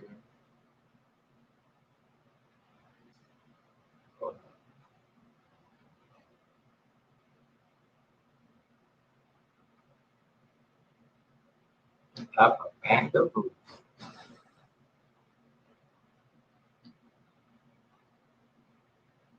And I just really hope they make more PS5s for everybody. Really do, because getting this system was definitely a hassle.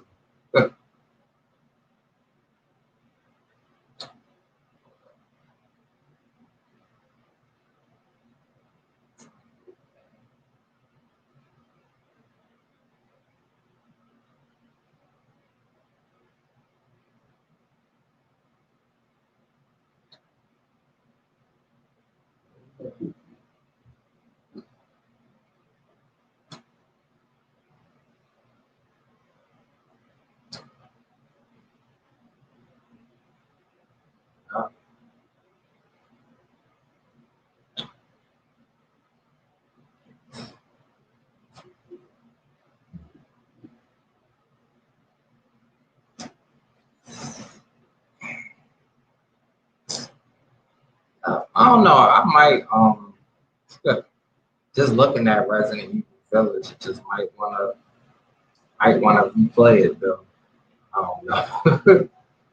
But no, you know what? It's fun watching other people play though. It is fun watching other people play.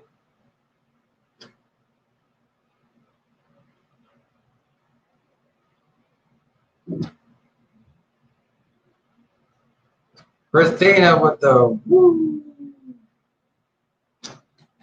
Yeah, we almost did 7 hours live. This felt like one of my gaming streams. I think I can do 10 more minutes. Well, I guess 11 more minutes and end it. Like 7 is cool.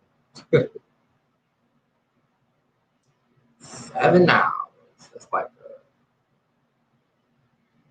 I think 7 hours is probably my longest of the year. Yeah. Longest stream, longest live stream of the year. Yeah. 7 hours.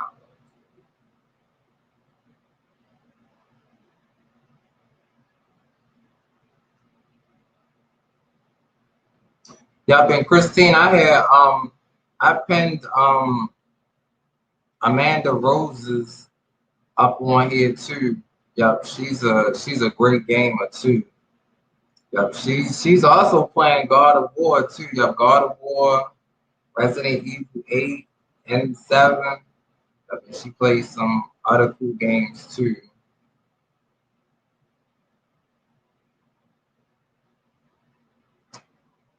Yep, and Sweet Christina just ended her live stream. This was Christina's second live stream.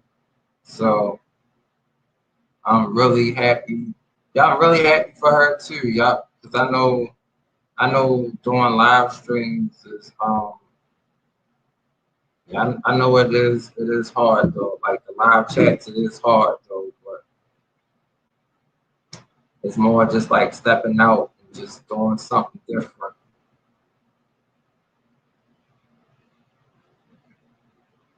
All right, thank you, Marvel.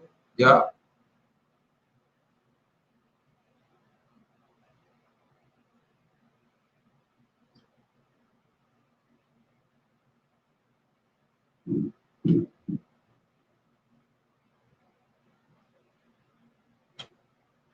But yeah, just like I was, just telling Amanda, just like for the gamers on here, it's like, you know, we all need each other up on here, you know. It's good to just help and share each other out. You know, that's how we all grow together. So I shared Amanda to my community as well too. So I was like, when she upload another new video, I'm gonna share it on my community and just tag some people in it. Yeah, she is a really cool gamer, dog. And definitely Jonesy as well. And Ren Prenza. Ren Prenza is really funny too. There's a couple of them, yeah. I think there's another one, Rad. I think Rad Brad. I think I've been watching his game for a minute, maybe since like 2011 or 2012, 2013. He been playing all types of games. He said, going to bed when you say goodbye. Okay, that's cool. Got about like a few more minutes. Got a few more minutes. But yeah, Christina, you know, definitely keep going with your lives, and you know, definitely do your makeup videos too. Yep. Yep, definitely do your makeup videos. You know, you be having some nice makeup and stuff. And you know, sometimes when you do a makeup video, it might just inspire other people to you know, probably do makeup. Yep. All right, thank you. It's Journey 808. Yep, thanks for subscribing to the channel. And yep, I got my other good friend Amanda Roses. If I pinned her channel, she has a great channel. Yep, she's playing God of War. She's playing Resident Evil 8 and 7. And yep, she's playing some other cool games too. Yep. So I'm gonna definitely check out your channel as well. Yep, definitely check out your channel as well too.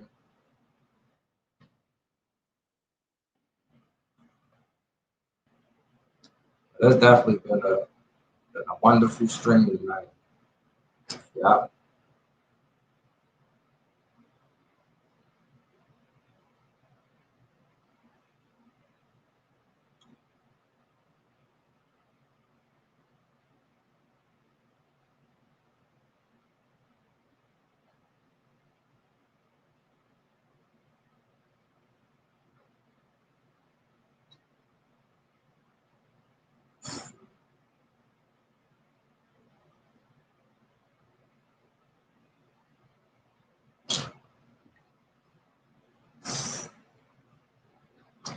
Yep.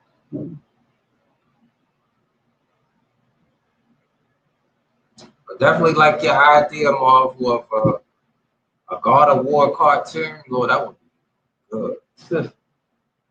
I think just watching it every day would be fun because then like episode by episode it could be something different. So yeah, it would be really fun though.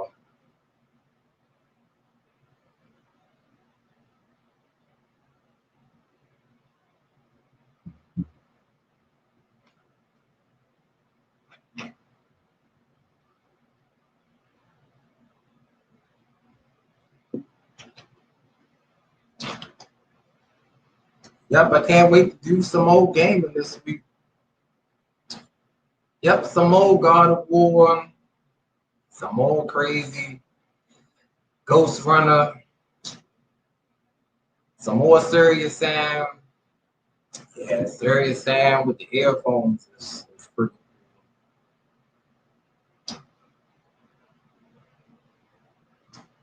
Yeah, definitely checking out your videos.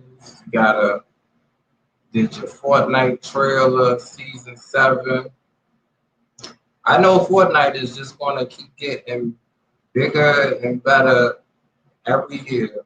They always add new characters and stuff up on there. So I see they got Superman up on Fortnite. I saw they got LeBron James up on there.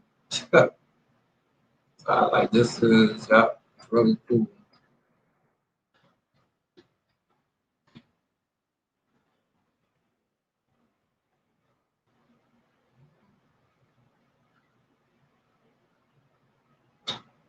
Yep.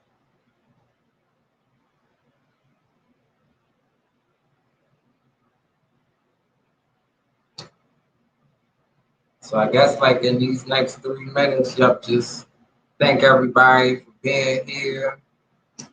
Thank you, Amanda Roses. She is really cool. Sweet Christina. You is always cool.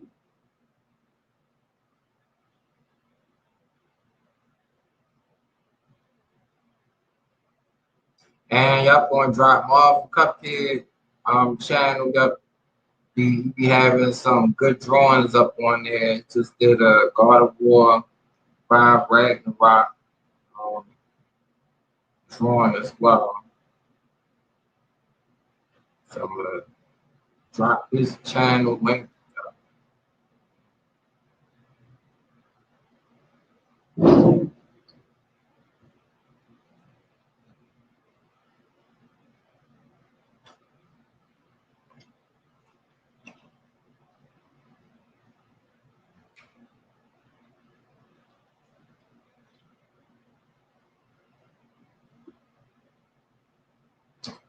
Yep, there's your link.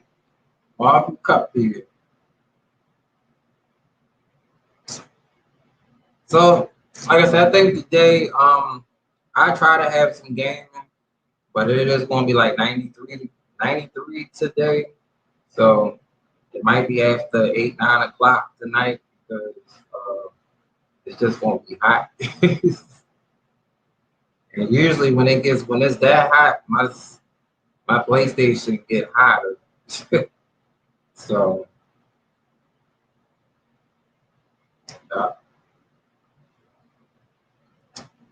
all right, Marvel, about to be wrapping up. I'd just like to thank everybody for coming here. Epic 7-hour stream. That is a record, baby. Woo!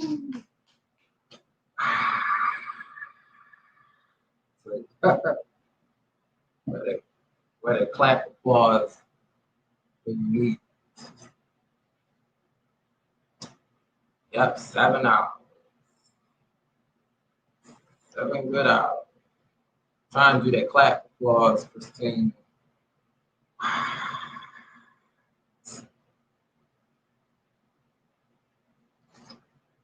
Yep.